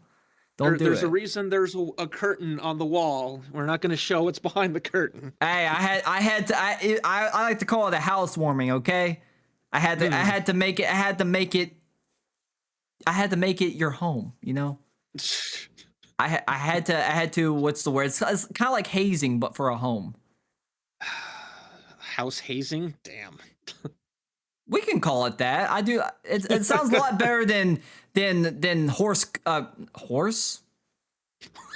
Where are you getting the white substance? I know. Don't worry about it. Freudian slip. Freudian slip. Okay, don't sue me. Come on. Wait, I would hope not. It happens to the best of us. It happens to the Freudian best of us. slip? I only interacted with the horse cum once. Okay, one time. Okay, one. There's a famous interview with the guy who played John Marston, and they asked him and Roger Clark, who played Arthur Morgan, what was some of their favorite lines, and I think Roger said something like he went on some speech about his favorite line, and then they asked John Marston, and he wanted to say, "You eat babies," but what he said instead was, "You eat breasts." And then Roger's like, "That's one of them Freudian slips right there." Hey, that's a good Freudian slip. That's a damn good Freudian slip right there. I approve. Does Ginger enjoy horse cum? Look deep into your heart and you will see the answer. Well, that's vague as hell. Thank you, 8-Ball. Thanks for the very vague answer. Thank you for that. I guess we're leaving it up to interpretation. You can be an interpretation artist. That's about as accurate as open up a fortune cookie and asking if the food was chicken, kind of thing. Hey, fortune cookie, did I just eat cat? Is fortune cookie, is the McRib actually rib? Let me know. I don't even know where were we? I think we completely tismed something about something. Anyways, it was Charlie not liking the fact that Restream was using his shit without permission, and Restream's basically being a bunch of douchebags, and they're gonna beg for forgiveness. Oh, we're sorry. We had to. Oh, we got the permission around here somewhere. Fuck, where do we put it? We sent the intern. I'm missing it. I seem to have misplaced the documents. I misplaced the contract. My bad. So I don't know. It's just kind of a scummy thing to do. It's not the biggest deal in the world, right? It could be something egregious because people have done some egregious things with out of context clips in the past, and they're going to continue to do it. So it's not the worst thing in the world. But yeah, if you're a company out there, just letting you know this is a big no-no. Get those release forms and then give some money over. You can't just advertise your shit and then not pay the people in your advertisement. Like, what the fuck? Without getting permission, nonetheless. That's not a good thing to do. That's not a good thing to do. Another good thing to do is producing CSAM. And apparently X's Grok decided to do that. Allegedly. I don't even know if anybody's necessarily confirmed, except for Grok confirming it itself. Herself, itself, himself, theyself. I don't know. Themself? Who the fuck knows what their gender are? I'm sorry, Grok. X-self? Yeah, X-self. X-gender. So essentially what happened was it's at the request of some demented fucker on X, because there's a lot of those, unfortunately. And well, fortunately and unfortunately. It's great to watch the train wreck, but you don't want to be... You want to see the train wreck, but you don't want to see the train wreck. You know what I mean? Yeah. You want to see it from no collateral damage level of distance. I want to see it from over there, not right here, over there. You know, just a little bit of morbid curiosity. But essentially, somebody prompted the old Grok, because we talked last week about how there's been a trend in the past couple of weeks of people going buck wild with fucking Grok. Turning every girl's getting put in a swimsuit. Everybody's getting white slime, suspicious white liquid put on their face, right? Guys are turning themselves into women. Grok AI has been used for some fucking devious shit over the past couple of weeks. It is fucking insane what people are doing with that shit. And there's been a lot of discussion about, consent and blah, blah, blah. And I already talked about that last week. So people have been doing some pretty heinous shit with with Grok AI, but it seems like somebody really just wanted to you know how you say we have a boundary and you're not supposed to cross it? Well, somebody decided not only were they going to cross the boundary, they're going to take a sledgehammer, right? They're going to take a sledgehammer, and then they were going to arm a nuke and just fucking nuke the goddamn wall that represents the boundary. Like, they absolutely nuked the fucking shit. Like, oh, you know, putting girls in bikinis, that's a little bit dubious, right? Putting white slime on people's face, that's a little bit dubious, right? How about some CSAM material? How about that? You know, we've already been undressing people. Why don't we just make some fucking illegal ass disgusting CP? Why not? Cheese pizza. Let's just go. Let's just do it. Might as well. Fucking sky's the limit. Let's take instead of a C4 charge to breach a wall, just put an ICBM on the fucking wall and light that thing up.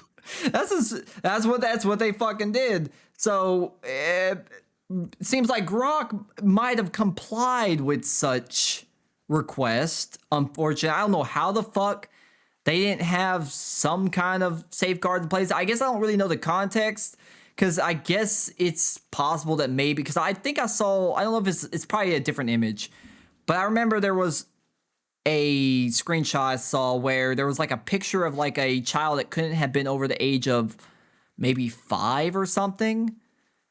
And somebody did the old Grok, put him in a bikini.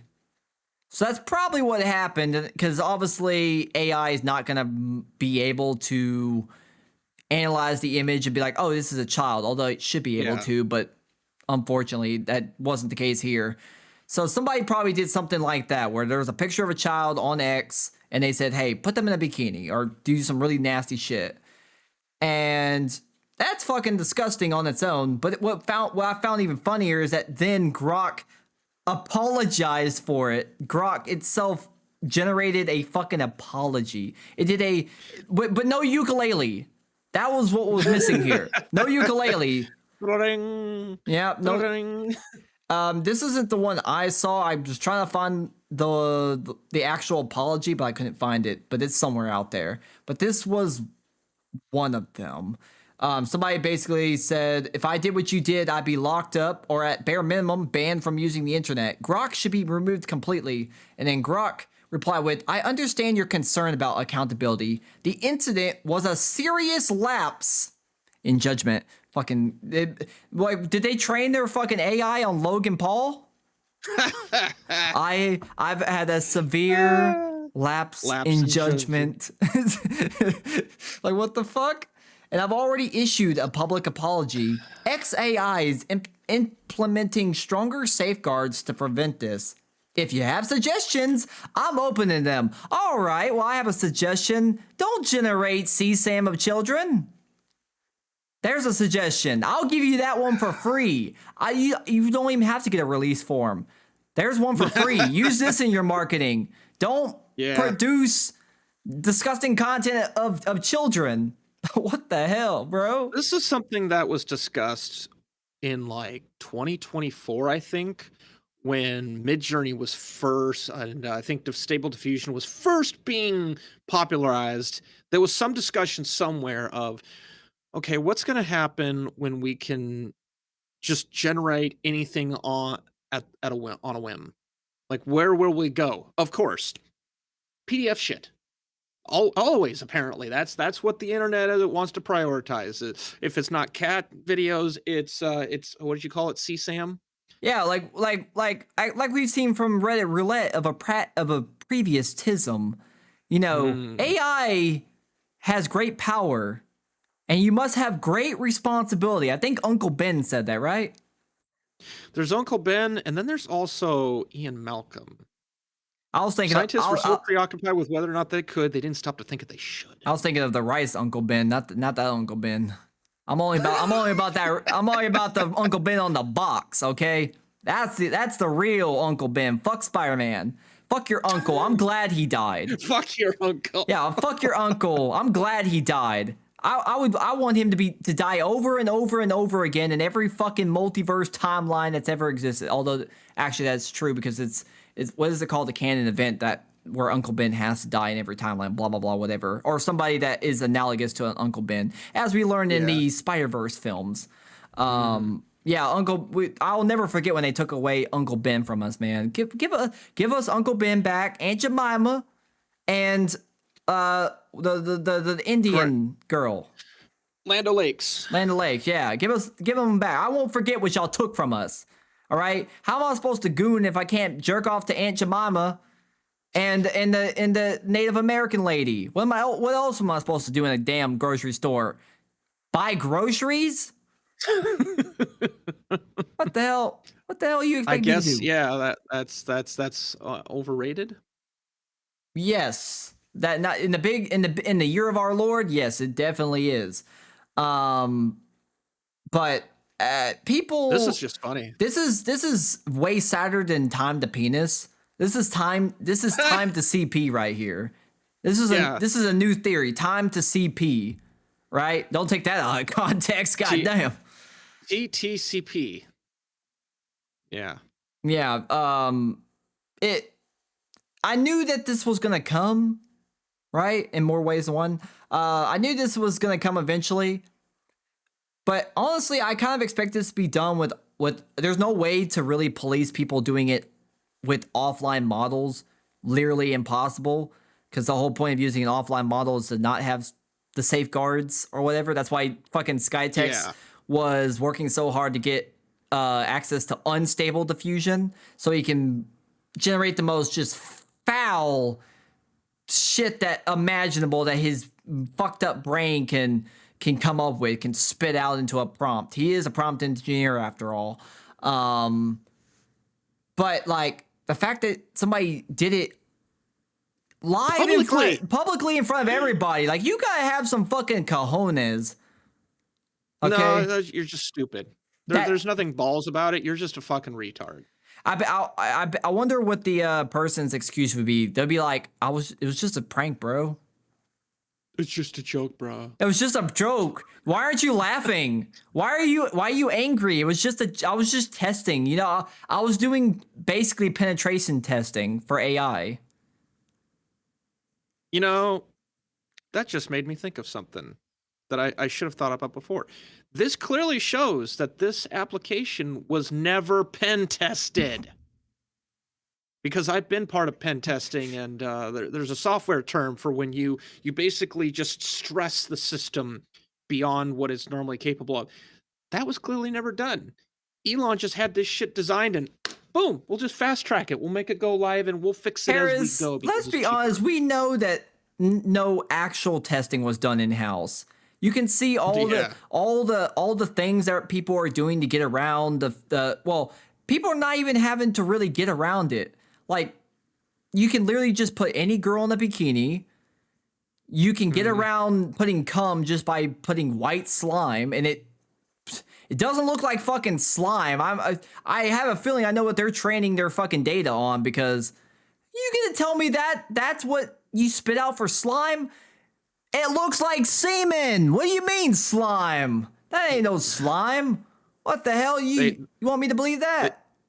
They fed it all on the entire collection, the back end collection of back end porn access. I see what you did there. Yes. I did not stutter. They trained it all on the back end collection of porn that one of the developers probably has a premium subscription for, and they just gave the thing access to all of the videos, and the AI is like, okay, this thing, this is, you call this slime. Okay. Like when I think of slime, I'm thinking of 90s Green. Nickelodeon slime. Gack. I'm thinking of Something like that. I'm thinking of being in the slime zone at the Nickelodeon studios. Yeah. That's what I'm thinking when I'm thinking slime. Not what it's spitting out. Well, I mean, I hope it's not spitting out, because spitters are quitters. All right? If you're a girl out there and you're spitting, your dad didn't raise you right. Swallow that shit, bitch. Don't spit. Oof. We don't. Mama didn't raise no bitch. All right. I thought you were gonna say Mama didn't raise no spitter. That too. Mama didn't raise no spitter. If your mama would have swallowed, then you wouldn't even be born. Think about that for a second. Oof. Actually, wait, no. Nah, whatever. Nah, we're going with it. We're going with it. That's why I said oof. We're rolling with it. We're rolling with it. Yep, roll with it. It's I fine. I don't It's take fine. back anything I said, okay? But this brings Fine, we this, don't need another this take. brings up like a question of like who is to be held accountable for this? Who do we hold accountable? Do we hold X accountable? Do we hold just the person who did the prompt accountable? Like, who's the one who's culpable for the crimes here?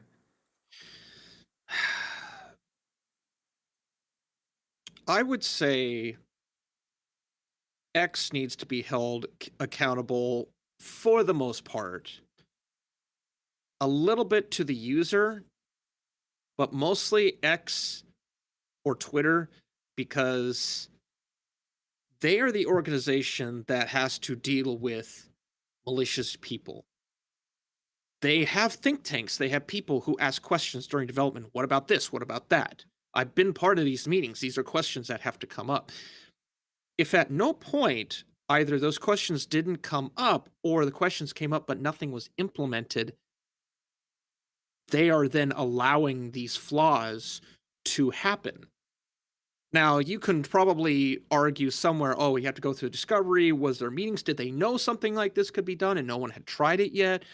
That's for a court case to figure out. But in the realm of the internet, with probably one of the biggest meme lords, one of the richest meme lords on the planet,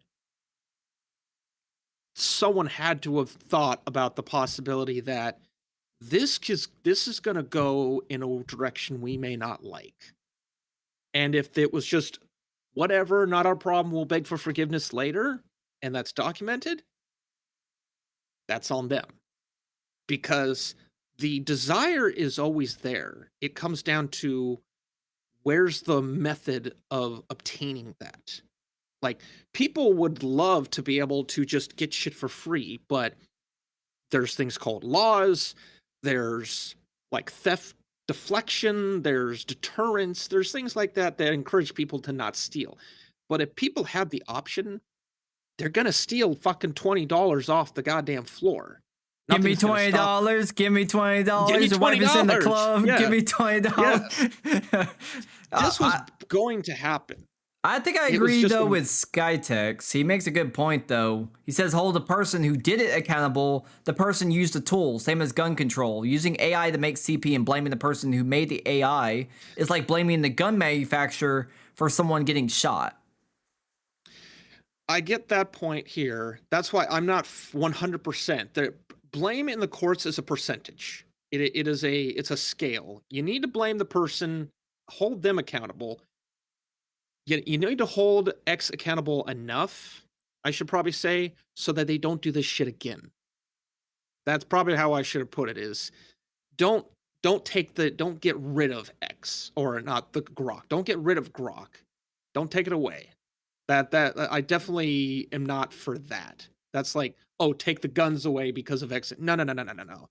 But X needs to be held accountable enough that they put safeguards in place so that this doesn't happen again. That would be the thing that I argued for, because it will happen again if it's not dealt with. It's similar to like putting a safety on a gun, having safety mechanisms for guns, training your people to handle shit properly. And yeah, hold the person accountable. How much should they hold accountable? I don't know. That's not for me to decide. Did they legally generate some form of well, yeah, I guess they did. So if they're producing a piece of a CSAM, then yeah, whatever federal laws or global laws, hold them accountable as that. Absolutely. Well, the problem with this dumb shit is this is what leads to AI not being able to do anything fun. You stupid, nasty motherfuckers out there are ruining it for all of us. I want to be able to do meme stuff. I want to be able to make up for the fact I have no creative ability at all for my thumbnails and shit. Which today's thumbnail was made in ChatGPT. Be mad about it. I don't care. I don't have creative ability, and I'm okay admitting to that. Okay, all right. Like I want to be able to use the tool, but you nasty motherfuckers out there that are doing nasty things with it, you're gonna ruin it for everybody. Cause then they're gonna start clamping down, and then I'm gonna get way more of that shit in ChatGPT where it's like, this image violates our community guidelines or whatever the fuck it says. I'm like sitting here like, I don't even know what the hell did it try to spit out. That was my prompt was normal. So I have the workaround for that. Here, hang on. I have to go get something. Oh? Here it is. I have to put my headphones back on. This is the perfect. Since you mentioned this is the tool. Okay, This is mine. I'm so glad it wasn't a gun. I thought I was about to say, Karis, don't do that. That's against the terms of service. No, this is mine. This is mine. I can do whatever the fuck I want with this. I can throw this against the wall. I can bash it, or I can use it in a way that it's designed for, and continue to use it. But it's still a tool. I can throw this around. I can paint this. I can do whatever I want. You know, AI is going to watch this and they're going to think it's a gun because of. Now you're going to get my channel nuked. But yeah, the thing, if you want to use an AI for illegal purposes, have it hosted locally. If I rented a tool, like if I went to, let's see, this is Milwaukee, so I'd have to go to Home Depot. And if I rented a drill, I have to use the drill in accordance to their rules. And if I destroy it or use it in a way that they don't like, I'm going to be held like, they're going to charge me whatever, but not with an AI.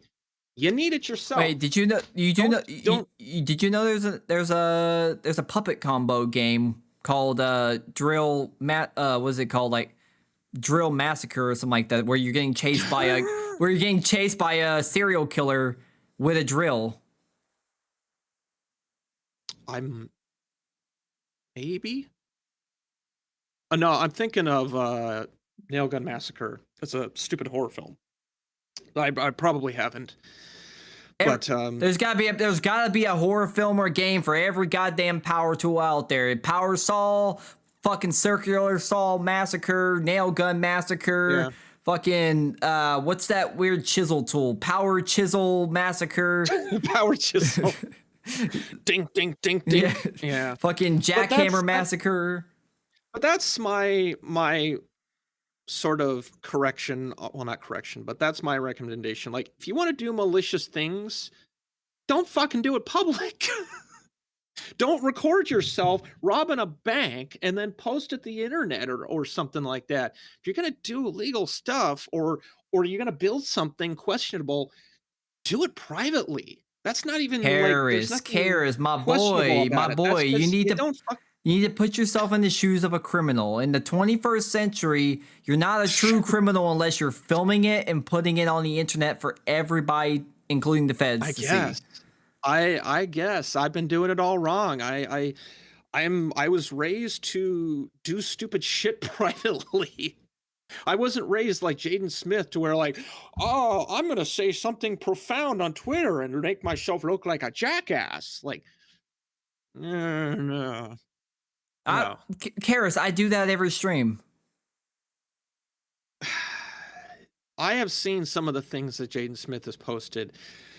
You're not that bad. Fuck, man. I'm fucking slacking. I need to work harder, apparently. I guess. Get on that. Okay, what the hell is this Skytex? He wants us to watch this. Wait, how the hell did I pull this up in my damn browser, though? Am I gonna have to do this the hard way? I probably am gonna have to do this the hard way. All right, drag this video into Brave, into a browser. 16 times the TISM. Okay. There's your intro. 16 times the TISM. It's so TISM. It's so that's not TISM, sir. That's Down syndrome. TISM. Yeah, TISM is how they pronounce it. TISM. It's like there's so many ways that apparently like AI can't always pronounce Titanic, and apparently it pronounces it like Titanic.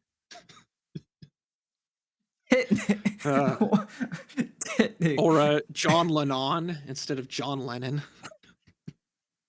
I love AI. English, it's See, difficult. if you nasty motherfuckers out there keep trying to produce anime horse cock porn and fucking putting children in bikinis, then we're not gonna be able to get 16 times the TISM anymore because they're gonna have to lock that shit down because of y'all don't forget. I won't forget what y'all took from us, and it's this. Y'all took this from us, all right? You know, most laws and like rules in society is usually because of one stupid motherfucker. It takes one stupid motherfucker, and that's the reason why things end up being the way they are. That's probably the reason why we have wet floor signs, because probably one person slipped, sued, and now we have to have wet floor signs or you're legally accountable for it. That's probably the reason why. I'm trying to think. What are some of the stupid rules that were probably the result of one bad actor or just a couple bad actors? I'm just Tide thinking... Tide Pods for a limited time getting locked up in some places because some of you dumb motherfuckers were doing the Tide Pod challenge on TikTok. You know, the Tide Pod challenge that I did is where I take the Tide Pod and I put it in the dishwasher. That's a damn good challenge. That's a damn good challenge. I survived. I lived. Ha! New tech in 2026. Putting the Tide Pod in the washing machine. Holy shit. My mind is fucking blown. That's probably the reason why most things are locked up in a Walmart. The whole makeup section, locked up. Fucking, blades for your fucking razors, locked up. Although those bitches are fucking overpriced, so I can kind of see why people are stealing them. But regardless, it's stuff like that is because of one or two dumb motherfuckers that gotta come out here and ruin it for everybody. So that's exactly what's gonna end up happening to AI, because some people didn't listen to Uncle Ben when he said, "Peter, with great power comes great responsibility." They must have skipped that part and got straight to the part where he got shot. They missed that part. They skipped that part. They did chapter select. But because of how unfortunately stupid the DVD skipped. Government reps are so unintelligent that it's gonna take one of them being really heavily sexualized, and it's gonna be like what is it? Justine Waters or whatever the fuck her name is. Oh, you're 100% right. I think other people have been saying the same thing. They said, watch what happens when this is used against like somebody that has an axe to grind in government. You know, there's some politicians who are just embracing it like Vance and whatnot. But if you piss off the wrong politician, then they're gonna fucking bring the axe down.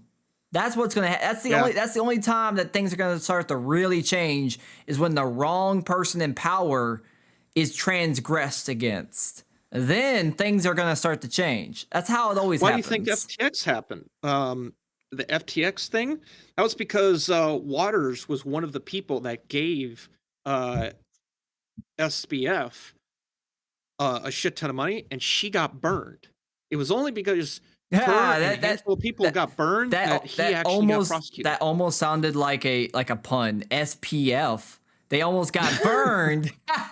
That's good. There you go. That's a good one right there. That's a good zinger right there. It's close enough. Close enough. Comedy geniuses here on TISM Thursday. We are comedy engineers. Yes. Oh wait, no, we're comedy artists. Artists, yes. Comedy artist here on TISM Thursday. But yeah, the only reason I even brought this up is because I was just like, well, firstly, it's fucking disgusting that Grok even did it. But I found it really hilarious that Grok generated an apology. Like, holy shit, we are living in one of the best timelines imaginable. Imagine sitting your grandpa down from World War II and telling him that fucking artificial intelligence is going to apologize for putting CSAM on the internet. He would have a fucking stroke. How many, like, legit, I don't know how many World War II veterans are okay, Vietnam, whatever. No, I'm legit that, like, there's been, I think there was one a few months ago. No, it wasn't World War II, it was Vietnam. But, like, the numbers are dropping. unfortunately, because the number of Vietnam vets, they're getting older as well. So Well, like, I legit wonder how many are left. Well, just do the math. A lot of people were drafted into World War II at like age 18 to like maybe early 20s, and that was in 1942 that World War II started, or somewhere around there. I'm not good with history. Once again, I totally didn't cheat in history class. Don't worry about it.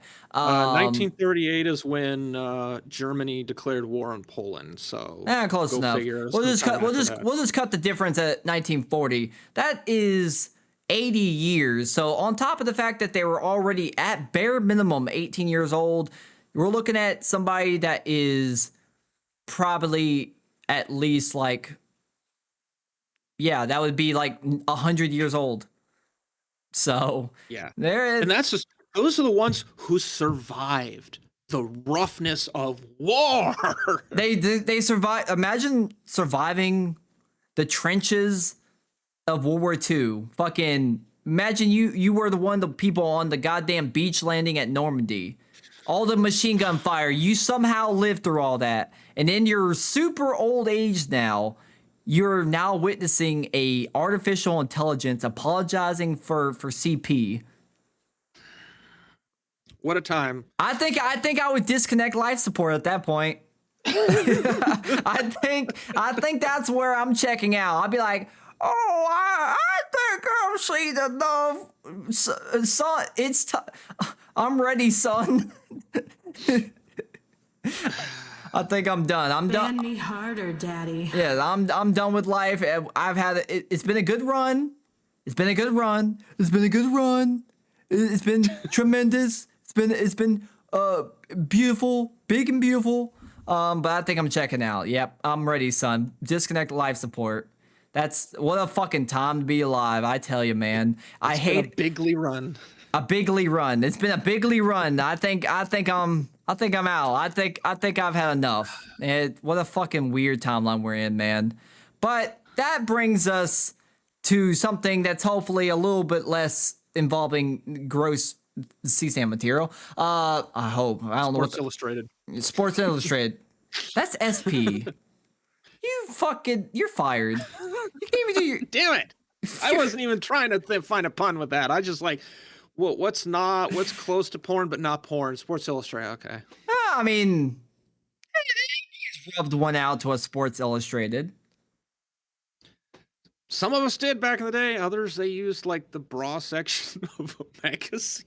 Look, before you could be like me and go on Google Images and type in boobs on your tiny little screen about this big in 140p and just be like, oh yeah, I can. I think those pixels are. I think those are nipples. Oh, they're still loading on dial-up. It's like right. By the time you even get to the goddamn titties, you're already on the edge. You're already getting a cum hanger. The cum hanger's already coming. More ways than one. God damn, that was a time to be alive. Let me tell you, man, that was a time to be alive. If you didn't have to live through either dial-up porn or viewing porn on a tiny little ass screen in low resolution, man, these kids have it so easy. They get all the 4K, HDR, Dolby Vision, 3D, Cinemax, RPX, THQ sound. Like fucking y'all have it so good. Me and especially Karis, we had to live through the fucking dark ages. All right. We have porn we can pull up on this thing that used to be called a tricorder. I have a phone that can do this. Yep. And it's all one screen. What a time. You kids have it so goddamn easy, man. I can watch porn on this tiny. This is almost echoes watching porn on those old phones. It's a little bit higher resolution than those phones, but hey, I can jerk it on this little ass screen if I want to. I'm not going to, but I could. I'm not going to, but not right now. I'll report back to you on a later TISM Thursday for science. Research to be concluded. But I'm gonna write that down. I'm gonna write that down right now. Anyways, let's see what old Skytex has in store for our favorite segment. Oh, TISM hang on, before we're doing that, Not TISM Thursday. Reddit Roulette! I'm going on a bathroom break real quick. Bathroom break? You're fired. Piss in It's your... been 4 hours. Piss in the corner. No. You have... The blanket things are probably very absorbent. Oh, I'm sure they are, but no. God damn it. Guys, I tried. I tried to get us a piss stream. I really did try. I really did try to get you guys a piss stream. Don't ever tell me I didn't try.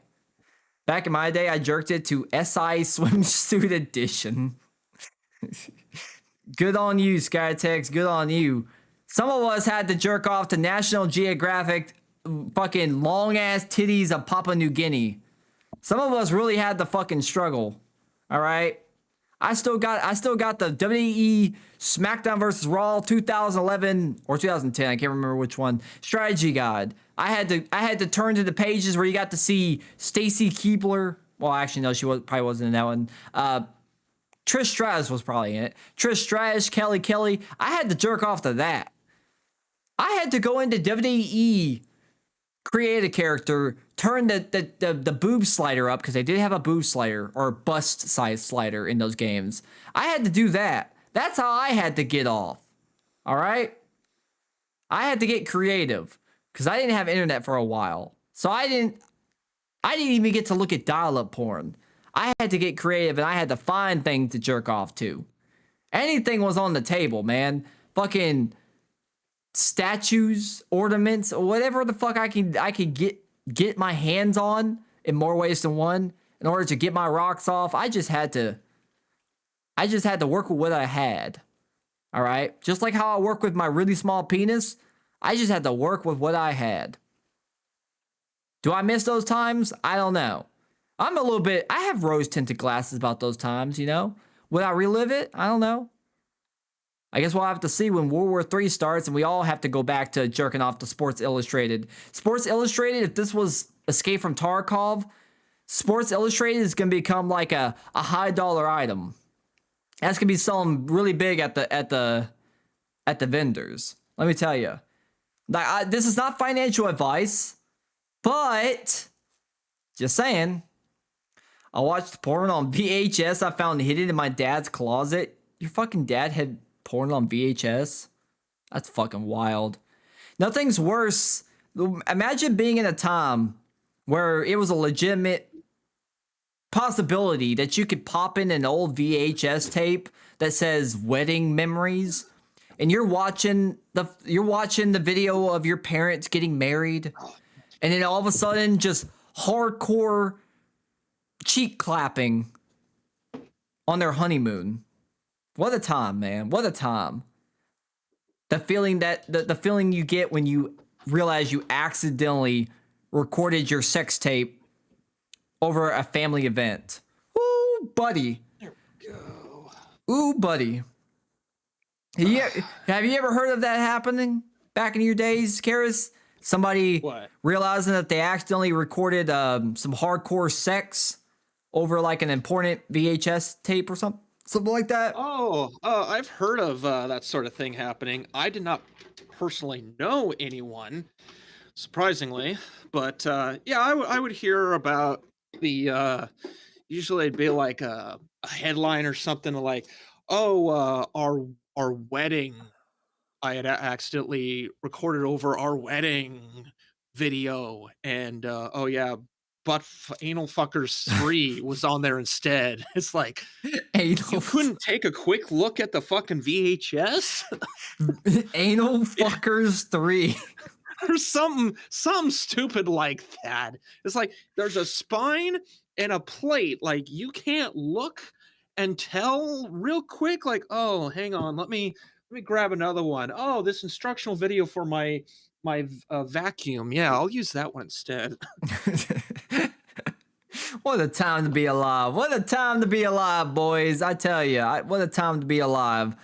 It's nostalgic in a way. It's nostalgic to actually run upon your parents' sex tape. Somehow. Don't think too hard on it. Don't think hard. Do not think hard. No cum hangers around here. But all right, let's see what the hell Skytex has for Reddit roulette. Let's see what this first one is.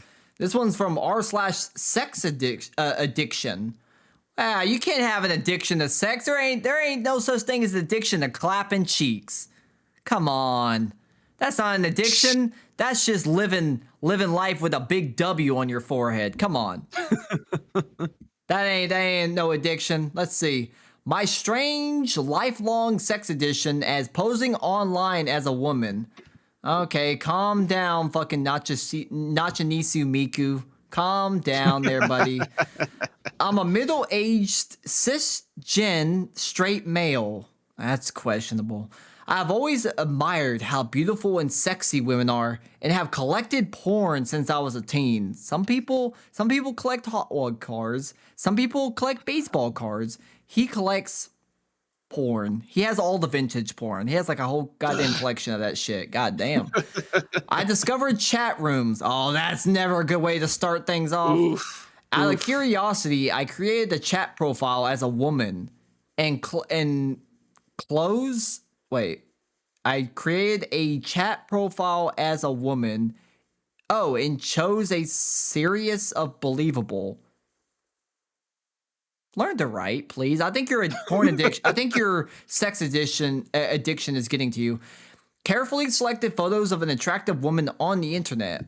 I love the attention I got from men, and when they asked me for a photo, I would send them. Each photo sexier and more erotic than the last, until they were pornographic. I found this to be the biggest turn on and most arousing thing I've ever done. Eventually, I took it one step further by using a software voice changer to make my voice sound female to the guy on the other end. So basically, I had phone sex and was completely aroused by this because I was saying the things I want to hear from a woman. I think part of it is my understanding of how a man's mind works and my ability for my female character to play into those fantasies. I Google searched to see if others had this issue, but didn't find anyone. Does anyone else have this issue? It's really hard to stop. Are you sure? Are you sure you're straight? What? I feel like we read another story where the guy starts off with, I'm extremely straight, but I throated a cock. I throated Dichivius's cock last weekend. It was a few months ago. I don't even think you read it. Skytex, I think, shared that one in the Discord, and I read it. I was like, oh, okay, cool, I guess. Anytime you start a post with, guys, I just want to let you know, I like women. I really like women. It's like I like women. What? It's like, no, buddy, I don't like where this is going. Pump the brakes. Pump the brakes. That's the whole question of why did Will Smith make a whole song called "I Like Pretty Girls"? Like, keep your wife's name out your fucking mouth. Okay? I will your own wife's name. Yes. I will ragdoll you like Chris Rock. I will ragdoll the fuck out of you. All you'll hear is a flat line. All right? We got the Havoc physics engine on the back end. We do. We're fucking cooking. Let's see what some of these comments say, because I'm curious. I think that timetable to tell the wife will be up to you. I can only speak for myself. It wasn't until I got honest with myself and her that recovery began. Addiction thrived in secrecy. Expect more comments on this stuff from others. Okay. I've had many a time with pornography that if you can think it, it's made. I'm sure with your addiction, there are many out there. Hopefully you can find the help you need. And this man definitely needs help.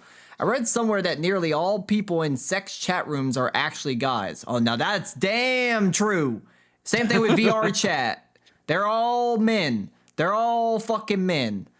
And really, it's no different than all of the straight men who visit porn theaters and arcades to act out with other straight men. Whoa. Arcades?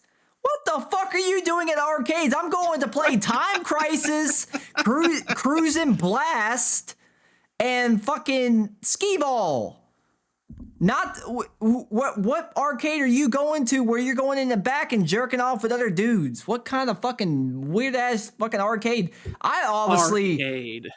maybe it's one of those arcades on Bissonnette Street. Yeah. It must be. I'm missing out apparently. We as sex addicts often get off on risk, danger, and crossing taboo lines, whether in fantasy or reality. Besides, men are often more eager to have sex and are able to Compartmentalize.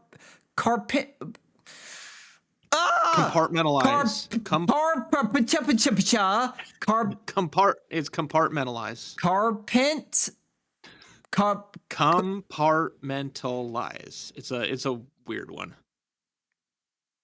I give up. Better than women, so engaging in behavior to get our fix that our non-addict self would shun and even be horrified, but it's some oftentimes why these people can't write. It's really it's making my ability to read even worse, and that's already that's how I know this is real. That's how I know the story is real, because the fucking grammar's just off the charts. This could have fucking been helped by some AI. Like, this is the one time I'm gonna be like, hey, maybe you should have ran this through AI. Let AI fix your fucking. Yeah, I think you should have let AI cook on this one, buddy. Y'all can't fucking write. Anyways, you're not straight, by the way, buddy. I hate to break it to you, you're not straight. Oh no, this one. This one's already gonna be bad. It's from r/TikTok cringe.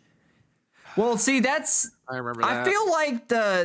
I feel like the cringe part at the end is actually. What's the word? It's not rewarding, that's for damn sure. Well, what's the word? It's fuck. You know when you get when you get fired from your job and they tell you it's basically because your job fuck, I don't know. I'll probably figure it out later. Layoff or then don't worry about it. Don't worry about it. It's not worth it. But I feel like you didn't need to add cringe there at the end because TikTok is already cringe. Its entire existence is cringe. Say it was unnecessary to add. Like, TikTok is already a translation of cringe, so adding cringe is just redundantly useless. TikTok, fun fact, don't fact check this and do not sue me. TikTok is actually Chinese for cringe. Jing Wong Bing Bong, okay? I don't know what not endorsed by Karis Gaming. I don't know what Yes, it is. You're part of this, buddy. This is fully endorsed by Karis Gaming, Ribbed Wallet, and the Fraggleberry. Yes, damn it. Make sure to. What the hell was that? I censored myself. I have a censor button on the Go XLR. Ooh. I just never use it. You just think you're so goddamn fancy. Stay in your fucking lane. I'm the only one allowed to have fancy effects and shit around here, buddy. The only effect there is. There's nothing else on this fucking thing. Well, you keep it that way, okay? Let me be the streaming engineer, the streaming artist, okay? The TISM artist, whatever you want to call me. No, not that. You're banned.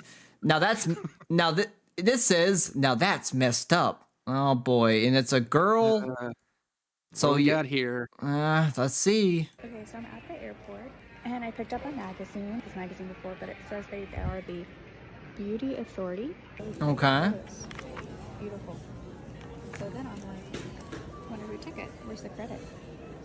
Photo credit is an AI prompt. High fashion editorial photo, same thing. She's not real. She's an AI prompt emphasizing elegant proportion. The art of correction. It's not real. AI prompt, editorial beauty shot of a dermatologist wearing a white coat assessing a woman's face. 40s, glowing skin, subtle filter enhancements in cheeks and lips. This filler isn't real. This article is about beauty procedures. So why are we using fake women to talk about real women's bodies? Why are we... Okay. Because you fucking bought it. It's a product. It was never about. It was always just about selling shit. That's interesting. Firstly, the fact that they actually add a little blurb, a little small text that actually shows the exact prompt that they fed it to get the that image. was done for legal reasons.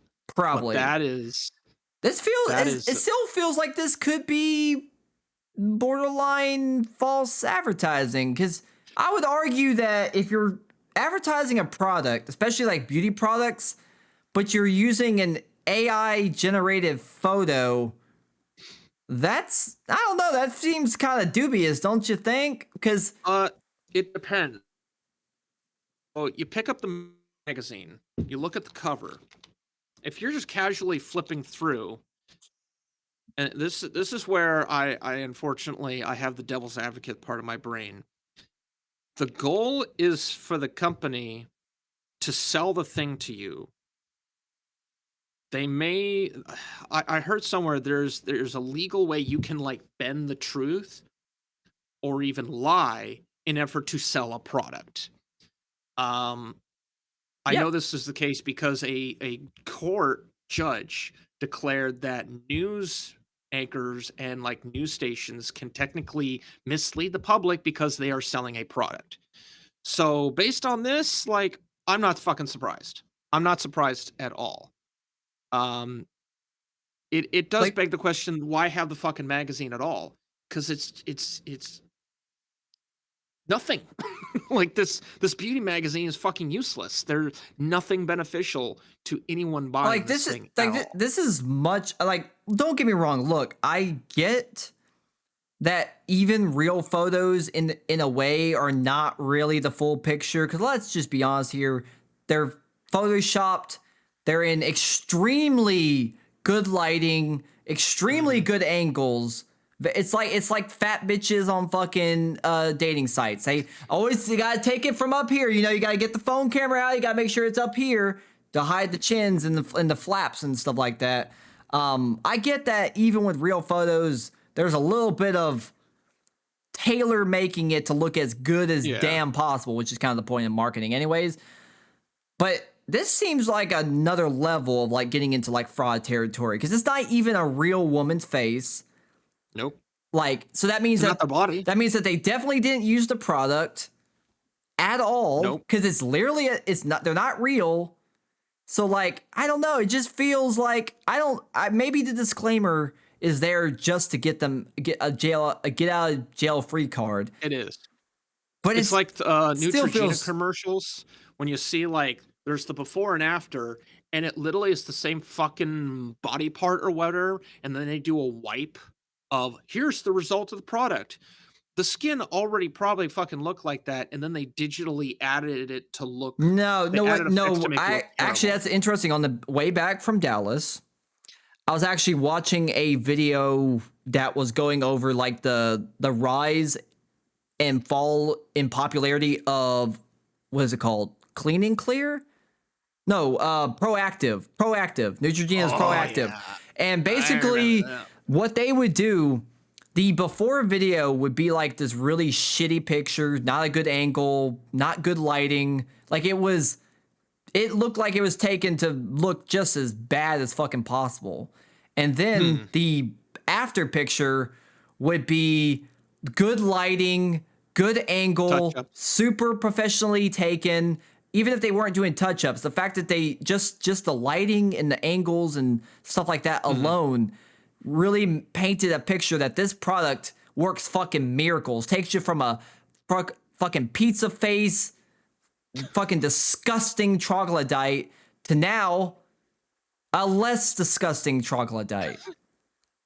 That's a pretty effective one because they are technically taking two separate photos, whereas a lot of what I see is literally the same photo, just like copy pasted, and then some stupid effects put on one of them just so they can show a fake before and after. But it, like, you look at the contouring of the smile, like it literally is the same fucking photo.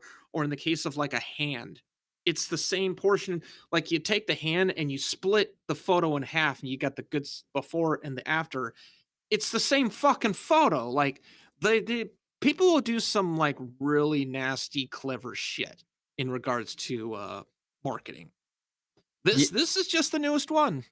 It's just the newest one. Yeah, I feel like this is starting to get into territory where we need a little bit of regulation on this. I think using photos that aren't even a real people who never I mean, I'm not saying that the people that they take these photos ever used the product, let's be honest, especially when it's celebrities, they probably didn't use the product, let's be honest here. Or they already looked good enough. They'll be I remember when they would have, I think it was Katy Perry was the main one for Proactive. And the before photo would be like one zit over here. I'm like, wow, you had one breakout one day. The end of the world. Oh my god, I'm fucking almost 30 and I still fucking break out, unfortunately. Yep. Cause I ain't hit the goddamn lottery. Like, I'm fucking cursed over here. But they'll have like these celebrities that have like one zit or whatever. I'm like, oh my god, I can't believe you had one zit. Holy shit. I don't think the product is what solved that. It's called your skin does weird things. You have a zit one day, oh my god, it's gone. Oh, it's funny how that happens. I know. Like, you tell me almost that like you had just a reaction to something. Are you telling me that acne kind of comes and goes in waves? Some people worse than others? Oh, fucking Jesus, what a revelation. So I don't know. I just feel like it's getting into this territory where it's like, I don't know. I don't think you should be able to use AI generated photos for beauty products. That's just, that's one of those areas where literally the entire marketing is supposed to be this person used this product and it made them look more beautiful. That's completely thrown out the window when the bitch ain't even real. I was Hataru was telling me about, it was years ago, there was this product, you can actually find it in either Target or Walmart. It's called Bloom. It's supposedly like a superfood mixed drink. I've had it. I've had it. I've had Bloom. I had the crisp apple flavor. I actually really liked it. Oh, okay. Years ago, apparently a lot of not sponsored, by the way. Yeah. Apparently a lot of influencers promoted the hell out of it years ago. And then it turned out that they were all paid by Bloom to push this drink, because at some point they decided to stop paying all these people, and then suddenly all the recommendations just dried up and vanished for Bloom. And then I might have been around the time when you started seeing it in stores. But yeah, like, influencers lying and saying, this is like the best drink ever, even though like I would never drink this shit on a Sunday. It's better than what happened to Bang with their super creatine. They literally got sued by Monster now Monster owns Bang. Like that was a fucking flop right there. That was one hell of a damn L. Fucking lied and deceived with their little taglines and made up products or whatever the fuck that they, whatever super creatine was supposed to be. It never existed in the first place. That's why Monster literally put them in the fucking ground. Have you ever had Bang? That shit fucking is gross. Bang is fucking awful. I've had, obviously, Monster. Red Bull was the first one that I remember in the I think it was the late 90s, early 2000s. They got sued over the it gives you wings thing. That's funny. But I remember hearing about Bang. There was Four Loko. There was a bunch of others. Oh my god, Four Loko! You keep just these memories. I forget that Four Loko, when it first came out, the big thing is that it had both caffeine and alcohol, which you can't do that. You're not allowed legally to mix caffeine and alcohol together, at least in the United States. I don't know how it is in other countries, but for some reason we have this weird thing where you can't mix caffeine and alcohol. I don't know if there's a medical reason for that, but you're not supposed to do it. The only thing that comes to mind is that there was enough stories of ravers not only combining the two, but they would also combine them with drugs. Like there was kind of infamously, there was a DJ named Paul Oakenfold who a girl died at his concert, and for like Paul Oakenfold is a composer. He composed the film for Swordfish. Oh, He composed the music for the film Swordfish. But a girl died at his concert, but she took like a shit ton of E and then took like caffeine and alcohol or something like that, and she died. It's like the one Paul's like useless to being the cause of that. It's like she combined the wrong fucking Harris, shit. that is what the youngins called getting crossfaded. I've actually never heard of that before. Really? This is That's new. actually what they call it. When you usually it's in reference to people who will smoke weed and drink alcohol, so they get crossfaded. They get high off the weed and they get drunk off the alcohol. Crossfaded. Interesting. Hey, look. I thought it was just called super high. You can call it that too. It says combining caffeine and alcohol is possible, but not medically recommended due to significant risks. While caffeine can mask the sedative effects of alcohol, making a person feel more alert and less impaired, it does not reduce the actual level of intoxication or the impairment of judgment, coordination, and decision making. This misperception can lead to increased alcohol. Yeah, so basically, you're not supposed to mix them because the caffeine, because it's a stimulant, will make you feel like you're not drunk or that you're not getting drunk. But you're actually just getting more and more drunk because you're gonna keep drinking because you're like, I haven't had enough. I'm good. And then you're like, before you know it, you're fucking wrapped around a tree and there's a goddamn Toyota Sienna in a ditch, flipped over upside down on fire with a family of 4. You know what I mean? So that's why you're not supposed to mix them. And Four Loko got in trouble for that. So no more caffeine. I don't know why anybody drink Four Loko in the first place. Have you ever had Four Loko? That shit is awful. Fucking tastes like garbage. It's like 14%. I heard it was like not a great combo. It's like 14% alcohol and it tastes like shit. It tastes so fucking bad. It's awful. I fucking hate it. I mean, I guess if you just want to get fucking plastered, then have at it. It will do that. God damn, it's fucking just tastes like ugh. It's like gasoline with a suggestion of flavoring. So it's the La Croix. Yes, of alcohol. Yes, it's the spicy bitch water of getting really fucked up. It's not good. Don't do it. It's fucking Four Locos are trash. Same thing with Beatbox. Beatboxes are fucking disgusting too. I have forgotten about those. Are those a drink or is those like a candy? The name sounds familiar. It's an alcoholic drink. It comes in it comes in the fucking literally like a juice box, but with not with you don't have a straw, but it's a juice box because it's actually like a box, and it's pretty high in alcohol content. They call themselves like the most. I forget what their tagline. Like they basically tout themselves as like the most tastiest of high alcohol content party drinks kind of thing. I don't know. I've had one. Fucking tastes like shit. Shocker, I know. Once again, I guess if you just want to get fucked up, then whatever, have at it. But I like my shit to taste good. Okay. I don't know. Maybe just call me a bitch, call me a pussy. But I like my alcoholic drinks to have not a suggestion of flavor, but actual fucking flavor. Ugh. Disgusting. Yeah, that's one of the reasons I don't drink beer because it doesn't taste good.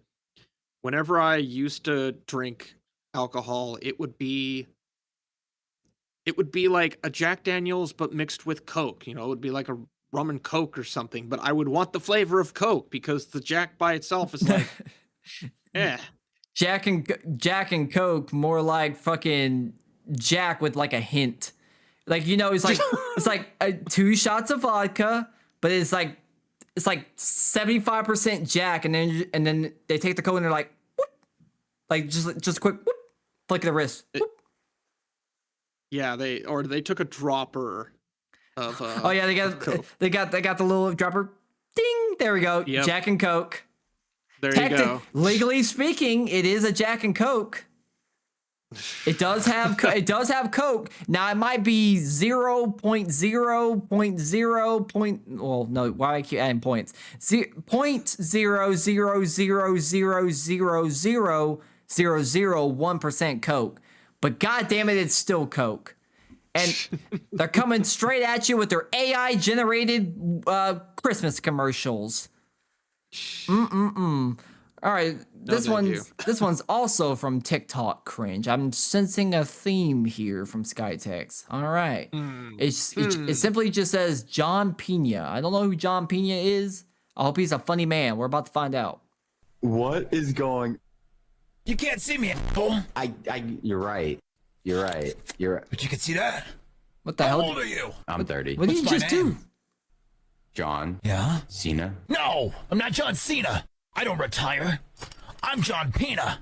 Oh my god. I was wondering what the joke was going to be on this. Tell me when to stop. I thought it was going to be magician. Stop. Remember this? I'm kind of right. Got it. You got it. What's my name? John Cena. John Pena. John Pena. I have just one question for you. Are you ready? Are you ready for this Wednesday. night when WWE champ John Pena defends his title in What the hell is he doing? Super Slam? Did you call upon the champ? The man you can't see? Ladies There's so much production value just to troll people on Omegle.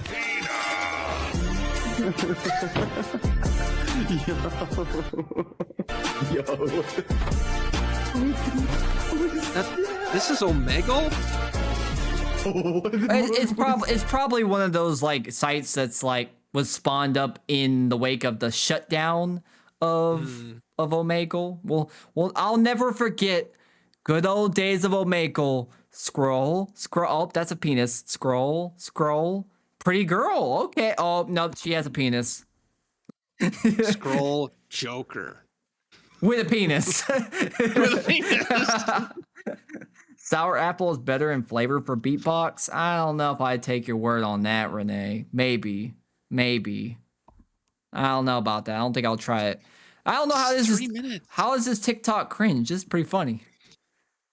I like the production value. So much production value for trolling random people. Yeah. On an Omegle. He got fucking green. He's green screening his ass in there and fucking. He's doing magic tricks. The whole the cigarette thing. I've seen that done a few times. Like this guy's got a little bit of talent. And I don't know a lot about that, so it's nice to see somebody with some talent. It really does inspire you, you know? It really does bring a tear to my eye and my penis at the same time. I fucks with it. I wish I could go on Omegle and be that funny. I'm pretty sure only times I would go on Omegle, I would just run into penises. I think my ex-best friend, I guess you could call him, they used to go on Omegle when we were teenagers, and they were kind of like that emo, like alt type look or whatever. They looked, and this was long before they were actually trans. They just looked kind of girly. Whatever, they had long hair. They would wear like fucking fuzzy boots and shit, you know. So they you know, the worst part is they look more convincing back when they were a teenager than they do now. Even with all the HRT, goddamn, that's fucking tragic. Anyways, so they would go to Omegle, and people would legitimately think that they're a girl. And they weren't even doing like that. What was it? There was that one guy, probably like 10 years ago, that was very popular on YouTube for doing a convincing girl voice. I don't remember what his name was, but that was his whole shtick. He goes on Omegle, he does a girl voice and convinces the other guy on the other end that they're actually a girl. And then he would hit him with the, you know, where it's like, hi, my name is Stephanie. That kind of shit. I might know who you're talking about. Maybe. But there was a few people that did that kind of thing. Look, it never gets old. It never gets old. They're like in mid about to pull their dick out, and it's like, hey big boy, what you doing? They're like, oh god damn. And then they're like, you see like the gears turning in their head, and they're like, I can work with this. I'm here. I might as well. It's like, I could work with this. Go on. Go on. he's Yeah, the knee-jerk reaction first, but then they're like, well, no. Let's be rational. more like about dick jerk. Dick jerk. Heart. Oh man, you guys tune in for the best jokes here on TISM Thursday. See, we just needed to watch John Pena to get inspired. Oh yeah, I'm actually really inspired right now. I don't know if I'm inspired to whip my dick out or to learn how to be funny. Maybe both. Maybe I can. Ooh, a new comedy act. I go on Omegle and I put a bow around my cock and spin it around like a helicopter. New tech? Sure, new tech. Let's get started right now. Pew and bing.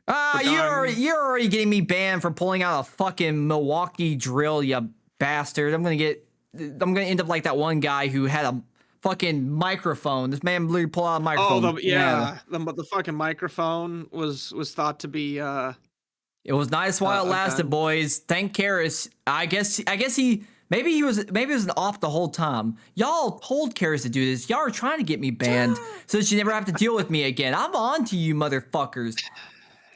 It was really the crew's fault. Yeah, they put me up. My pile of $5 bills is right here. All seven. Just like the herpes that you got from that one random girl from Bissonnette Street, I'm gonna keep cropping up when you least expect it. Everything's gonna be going right in your life. You're gonna somehow create a nice family, white picket fence, nice sports car in the driveway. Everything's gonna be looking up. You just got a raise at work. Boom, herpes. Damn. Props right back up. You're getting a little flare up. So I don't know how that was cringe. That this guy is funny. That's not cringe. Come on, guys. Yeah. When I see r/TikTok cringe, I want cringe. The last two haven't even really been cringe. Where's the cringe? Maybe there's more. There's more. I want cringe. This one better be cringe. Guys be using the word cringe and it's not even cringe. You can have your pizza. I don't want that pizza. Then you need to leave. She don't need no more pizza. I'm not giving you anything. You need to leave or you'll be under arrest for trespass. Ain't nobody trespassing. I know. You are now being told. God damn! Look! What is that build? Sheesh. I have no idea. On a scale from 1 to fat, she's damn. Like, golly. Skytex, is that your kind of woman? How much? How much to tap that? Skytex, how much? For you? No, not for me. Not for me. I had to ask. I had to fucking ask. If I did it, she might accidentally roll over and kill my ass. Break every bone in my body. I'm not taking one for the team on that one. Sheesh. Like, if it's between getting pussy and resorting to having to have an AI girlfriend, I'm just choosing the AI girlfriend. I'm gonna be honest with you. I'm just gonna choose that. I'm gonna get the Razor Goon Tube, as they're calling it. That's what I'm gonna get. I'm fucking nah. You're gonna be at what is it? AI Girlfriends Anonymous. $20. That $20 is gonna be used just to buy the pizza. That's one That's one Domino's pizza, okay, in this economy. Yeah.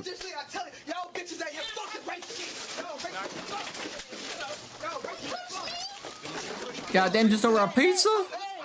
From a gas station pizza, nonetheless. This is not a Domino's, by the way. This is a gas station, so they're getting like whatever that brand is, or that company that's always like a part of a gas station. They're doing all this over gas station pizza.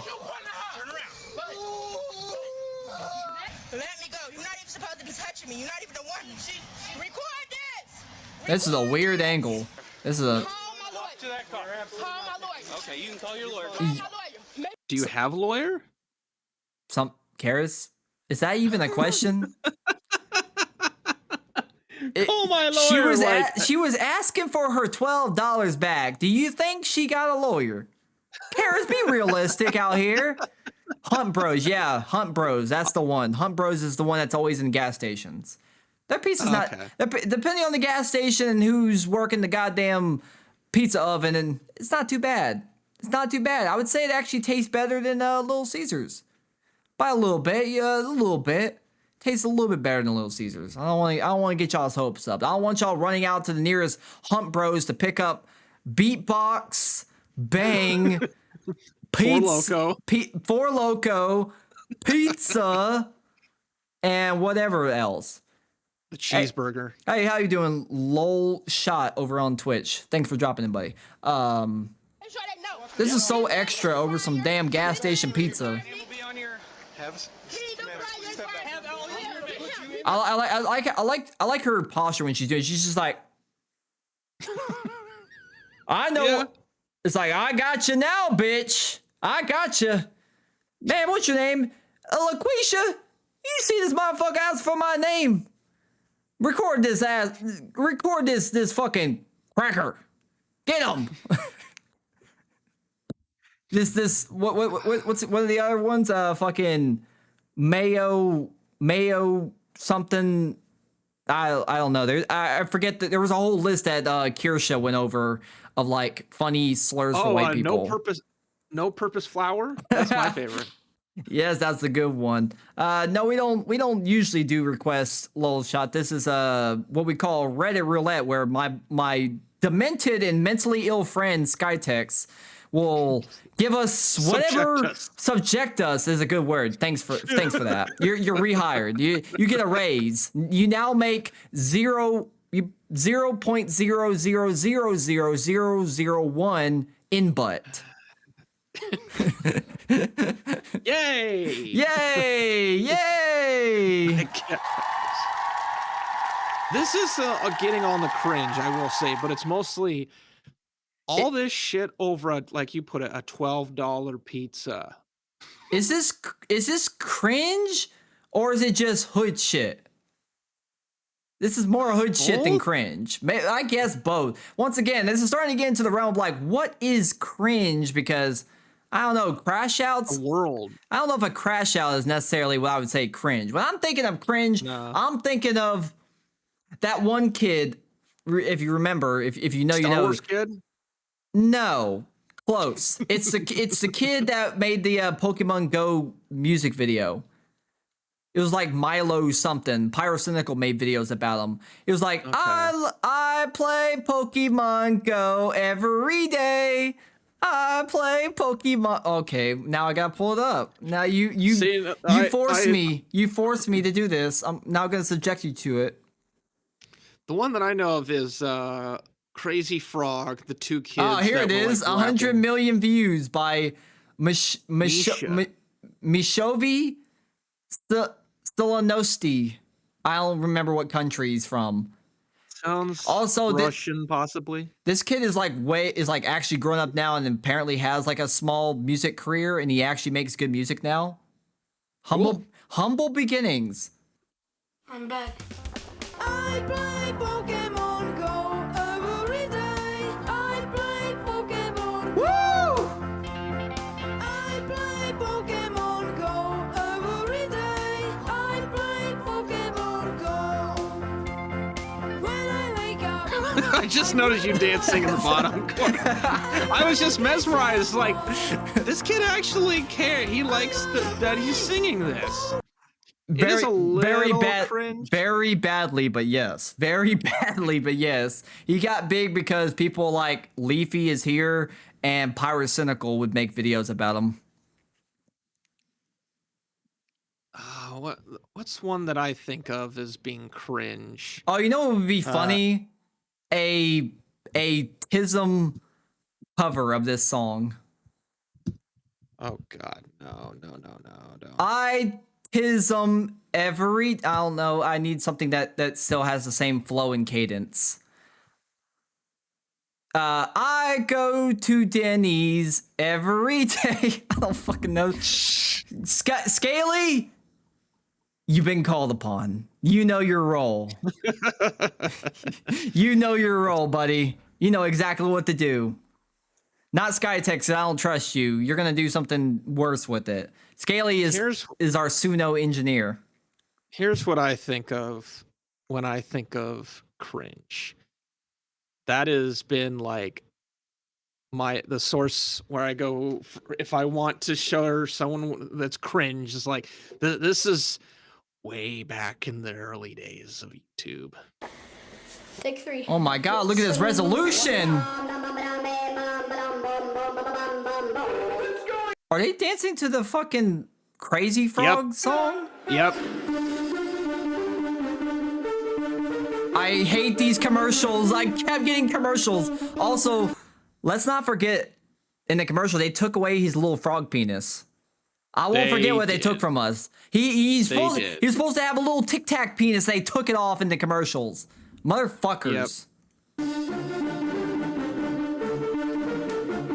Hey, look, this is not cringe. They're really into it.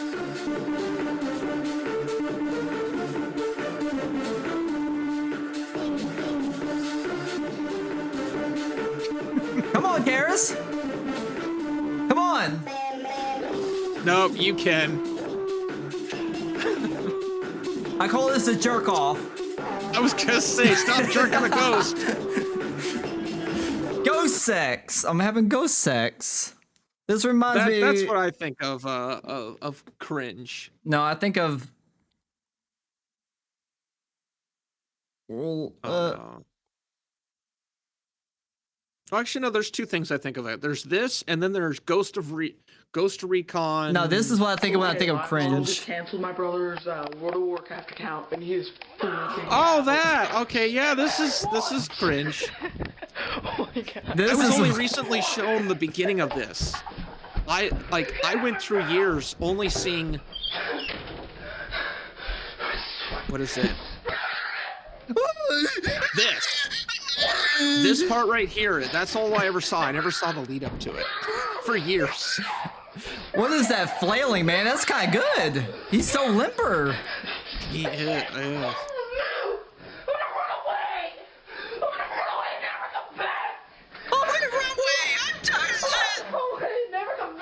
His ability to somehow get his clothes off so quickly is actually kind of impressive. Like how under the blanket? He went from fully clothed. He comes out from under the blanket, and all of a sudden he's got no shirt, no pants. How the fuck did he do that? Wait, this must be John Pena. This must be John This Pena. is a fucking magic trick. Holy shit! I could have sworn that originally he went into the closet and came out without clothes. No, this is actually more impressive. Oh, he's in the closet. Oh, no, he's back out the closet. He's got my build, though. This video was fake. Yes, I know. Tosh.0 covered it.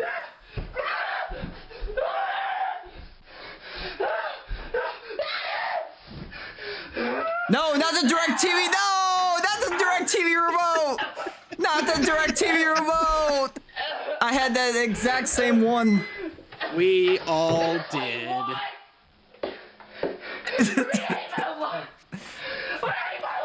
He might have TISM. I think he might have the TISM. I thought I had the TISM. He really just went up there. It's like,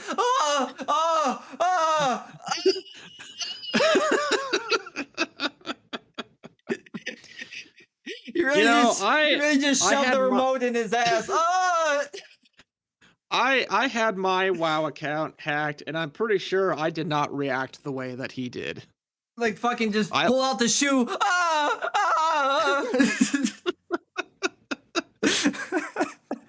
Now that's cringe. That's the original OG of cringe right there.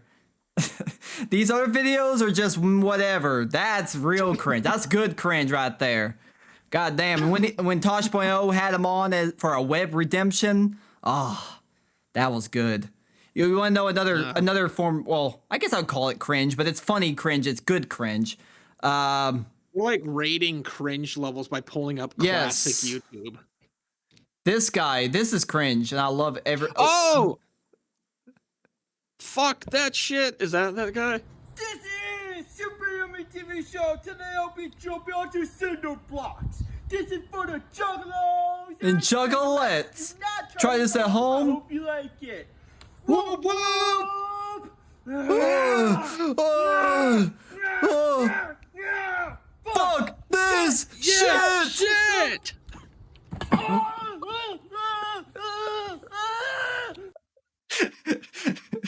Oh, I can feel that. I have bumped my elbow enough in the wrong place. I have felt that pain. Oh, I haven't done that shit. I haven't done what he's done, but oh, I've had that like, kill me. What the heck is? Damn. This is the good kind of cringe right here. This is Superhuman TV Show. Today I'll be jumping onto the extreme pool. This is for the juggalos. What is this? What's in there? It's just Legos and like building blocks and no, shit. those are cheese graters. You got cheese graters and Legos. Oh, okay. I saw the Legos. Okay, cheese graters. Wow. Chocolates. Do not try this at home. I hope you like it. Woo! This shit. Whoop whoop.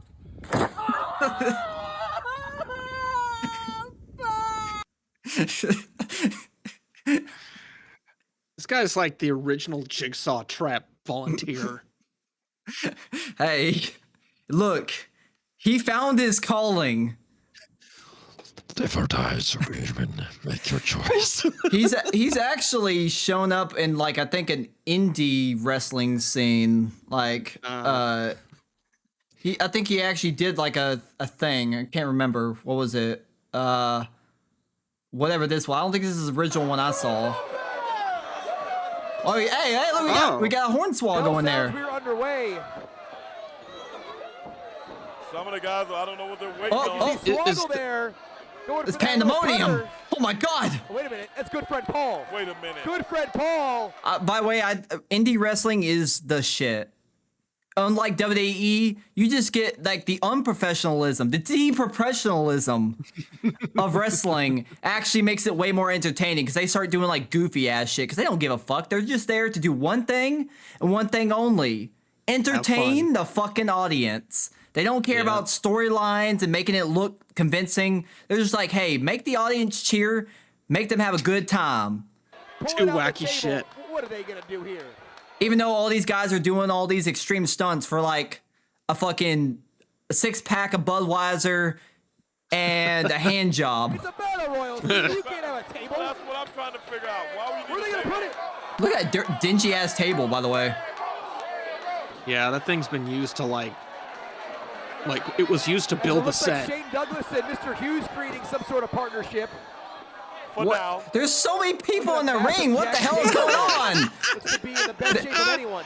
Yeah. That's fucking amazing. There's so many people in this one ring. Oh, look, there he is. There he is. Come on. Hey, Oh, yeah. come on. It's Superhuman. This is a family show, so we'll let him say it.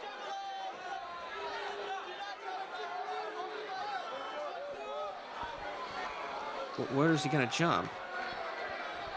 Here we go. Is he gonna jump on the table? Yeah. What is Superhuman about to do?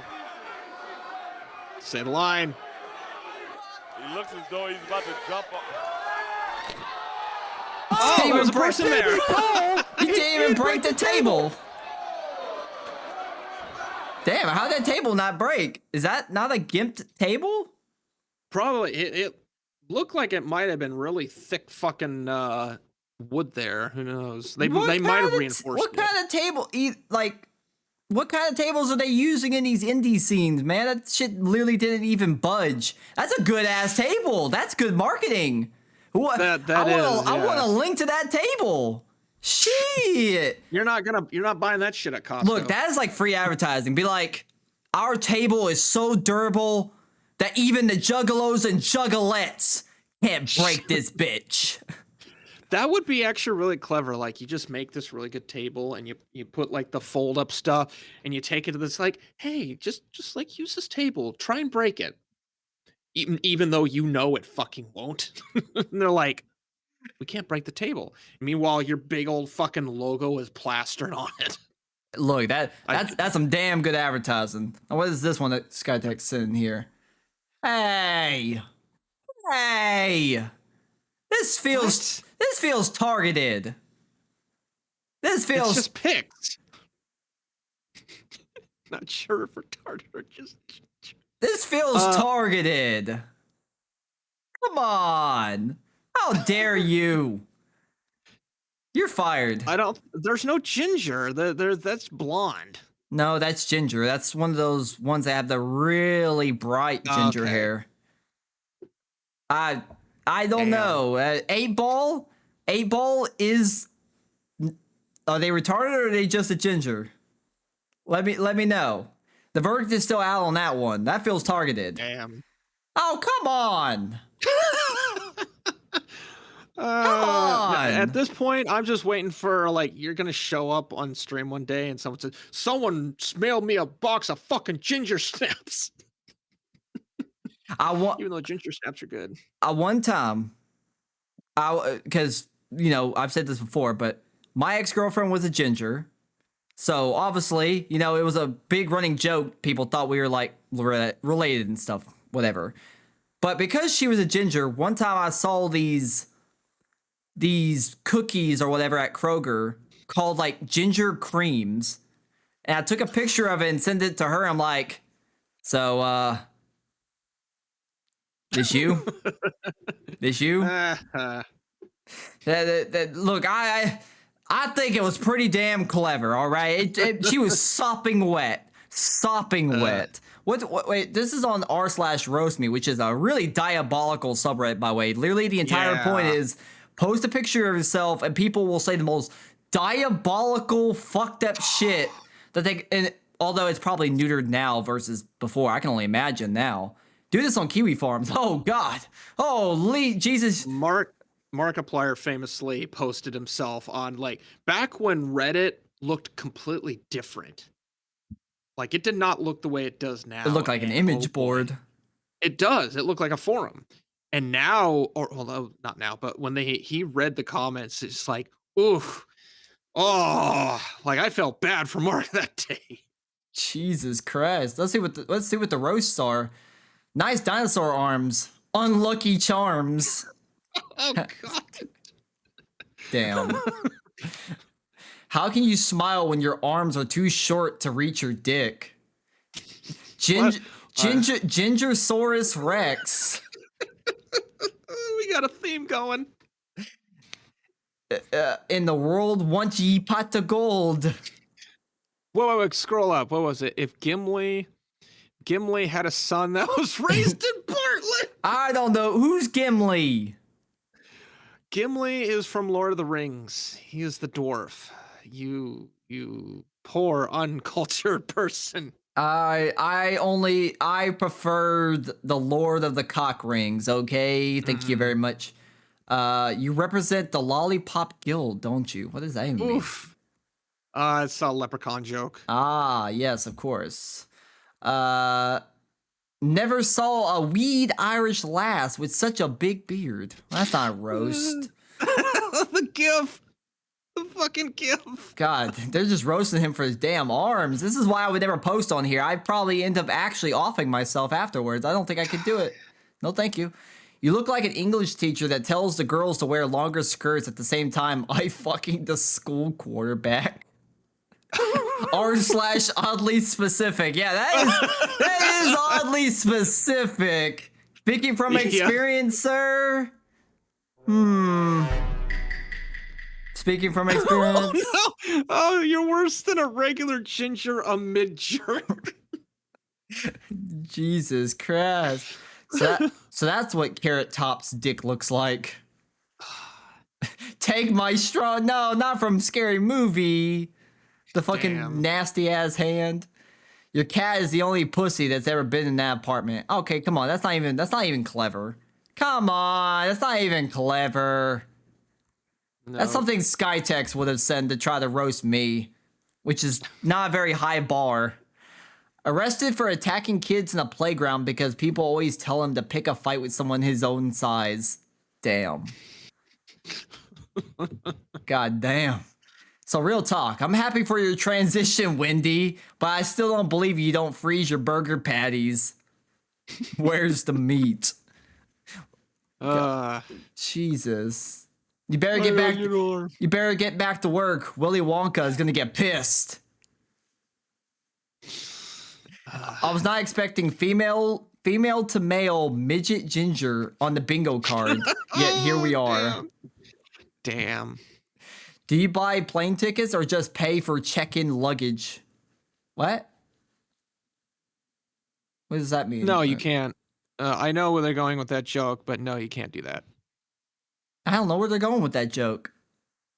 The idea was that you just pay for the check-in luggage on the plane rather than buying a seat. Wait, is he a midget? Wait a minute, I'm confused. I think they're implying he is. I don't. He might be one of those. He's like 5 foot flat. I don't think he. No, he doesn't. I don't think he had. It could be a It could either it's the angle, could be the lens. It could be the angle. He doesn't really. I'm not getting midget proportions. You know how midgets have like a certain proportions. Yeah, they're like 4 foot or less, 3 feet or less. Huh. It must suck when your pet dog mistakes you for a fire hydrant. Come on. The world loves gingers. It's just that no one loves you. Wah wah. Nice comb over. I bet every time the wind blows, 10 years get added to your looks. Oof. Ooh, that hits deep with me and my hairline, but I've always had bad hairline. I was cursed with the Logan Paul hairline. God damn, who let the ginger Jesus out? Yes, the ginger Jesus. It must suck never having been tall enough to go on any amusement rides anywhere, even after you became an adult. And then here's more. Again, they're going after the supposed height thing. Oompa loompa doopity doo. I'm going to come all over you. Kind of works. It works good enough, close enough, r/close enough. I bet that's a subreddit too. Actually, is it? Yep, gotta find out. Close enough. It is. 13K. What is this? There's probably a lot of construction shit gone, just like half-ass. No, close. No, this is for some show called Close Enough. I'm disappointed. I was expecting a lot of like construction jobs where they get 90% of the work done, but then it's like, okay. That would probably be on r/mildly infuriating. Yeah. Actually, and I think there's actually a subreddit for architecture fails. There's a subreddit for everything if you look hard enough. Yeah. Like there's even the famous Garfield one. I don't even remember what it was called. Alzheimer's. I'm getting my Alzheimer's because I'm never gonna forget that one. That was an acid trip. I was starting to think that it was just a repressed memory, but now I'm remembering that it was in fact real. That was the closest game to that was Mercuralia. It's just fucking acid trip. Like all the colors are just wacky. Was that weird indie game you were playing that had those fucking visuals were all over the damn place? Yep, Mercuralia.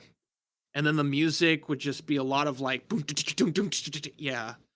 Well, didn't I talk about I remember, I think it was brought up on, was it Nexpo or something? It was one of those type of channels, Nick Crowley, Nexpo, those type of people, where it was like, it's like this like 4-hour song or something, and it's supposed to represent Alzheimer's, because the song starts out all like very well done and very beautiful sounding, and as you keep going it gets more distorted and distorted and distorted, and by the end it becomes just a mess and cacophony of sounds that barely resembles music, and it's supposed to represent the deterioration of the brain as Alzheimer's further and further takes over. I think you did tell me about this, and I went looking for it, and then I got distracted. I never finished my quest to find it.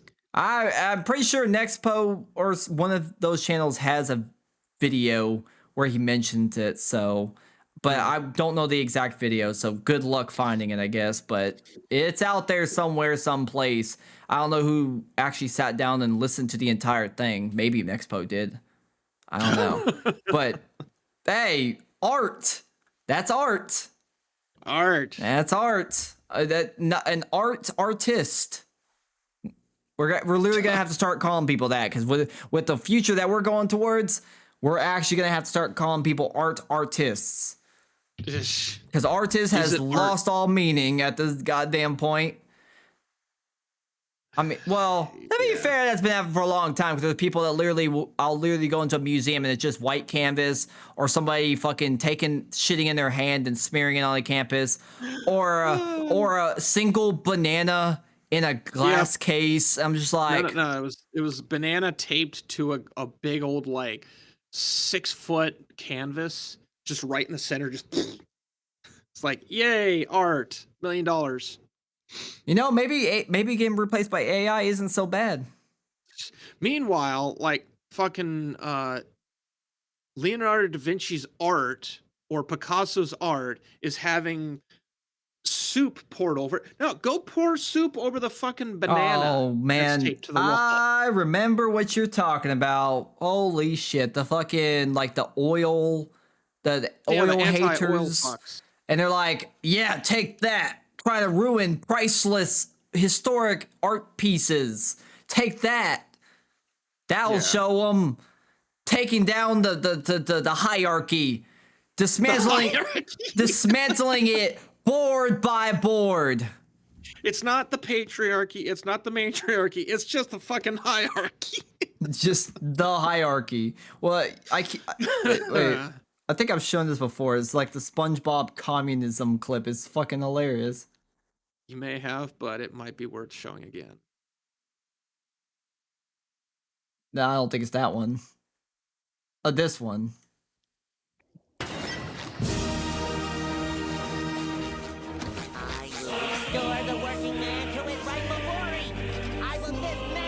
I can't hear it. You put the Russian music over it. Oh, God.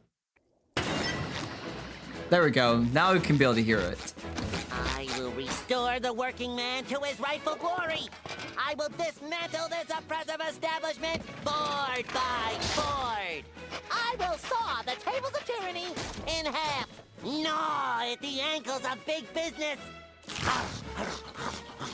Squidward will be so proud. Children's show, by the way. Children's show, by the way. And he's over here screaming about taking down the tables of tyranny.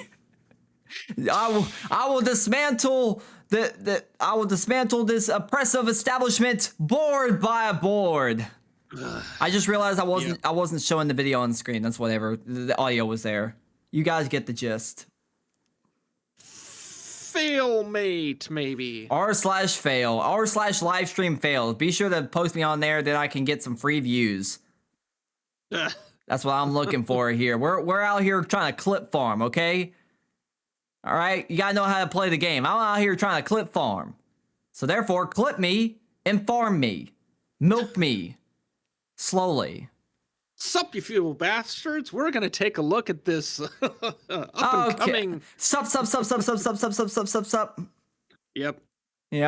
Well, Exactly. I think that's gonna have to do it for the old TISM Thursday today. Luckily, things went so much smoother that I didn't have to do it on my own. You're still fired for your multiple transgressions during today's show, but at least you got to experience your last day on the job. Clean out your desk at the end and get the fuck out. Well, I've been trying to do that at my old place. Well, then why clear the fuck out? Then why are you in an ISIS beheading studio? It's fine. Don't worry about it. I'm hiding from the Russians. You can't hide. You can't hide from me. I can sniff you out. Oh yeah. True. All that Taco Bell I had, it just aerosolizes everything. I just want to let you know, while you were taking a piss, I went over there and ate all the banana bread. You fucker. I will get rid of all your SpongeBob episodes. Oh Oh, you bastard! That's too far. No. Yes, There is a done. line that should not be crossed, and that is one of them. You just took the ICBM to the fucking boundary line. That's too damn far. Well, it's either I do it or the labels themselves, like Sony's or Netflix is gonna do it, or Hulu. They're gonna fucking yank it from your account at some point, anyways. Where is SpongeBob now? Paramount? I don't fucking know. It gets tossed around from time to time, like most shows when it comes to distribution. So there's no fucking time. It's probably Paramount. That's probably where. And they don't even have the panty raid episode. What? Don't shake your head. Bastards. No, it's just they would not include episodes, like fucking pussies. Yeah, well, it's okay. My brother has a DVD box set of SpongeBob, like seasons 1, 2, and something like that. And it has the panty raid episode. So there you go. We have a legal copy of the forbidden, banned episode of SpongeBob SquarePants. I'll start taking bids. We can start at $5,000.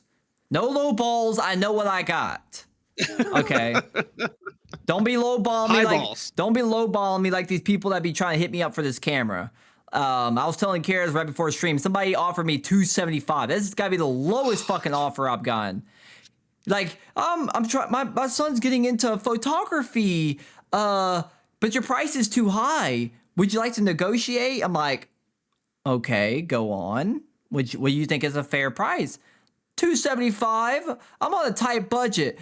Motherfucker, then you need to get a cheaper camera. Well, I'm trying.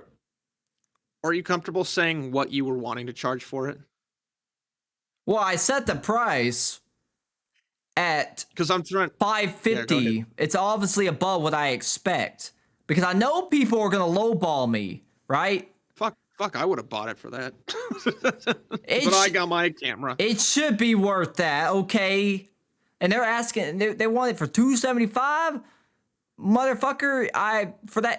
If your price is that tight, right? Like my butthole. Get a different camera.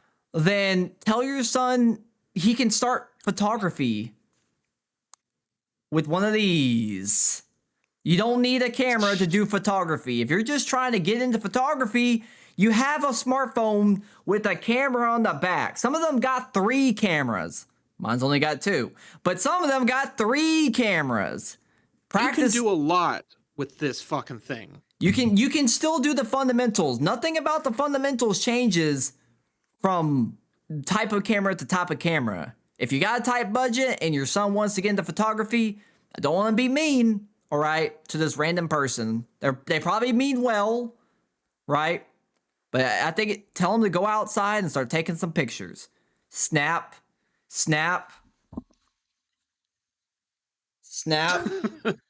There is a pro mode now on most smartphones that you can change a lot of features like your focal distance, your brightness. There's a lot of shit you can change. Hell, you could even turn on the pro mode and you can start fucking with aperture and all. You can learn the fundamentals with the thing that you already got in your pocket that you're using to talk to your baby mama. That's all you need is you got a phone in your pocket, take some pictures. Cameras are for people who are doing very specific things and for very specific applications. Trust me, yeah, you don't need to spend anything if you want to do photography. I don't know, I was just offended though by that price. $275? God damn it, you motherfuckers. You are the reason why I hate selling my old gear, why I just end up hoarding it instead. That's why I didn't sell that 3070 Ti. It sat in the closet until I gave it to my stepdad. Because I was like, nope, I don't want to deal with this. Nope, don't want to deal with this. Although I feel like the graphics card would probably sell way better. But regardless, still, don't want to deal with this. People are difficult. I hate dealing with people. I'm going to keep trying, though, so I can afford to get another camera to replace this one.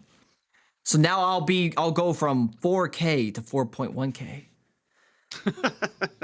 Hey, there you go. So...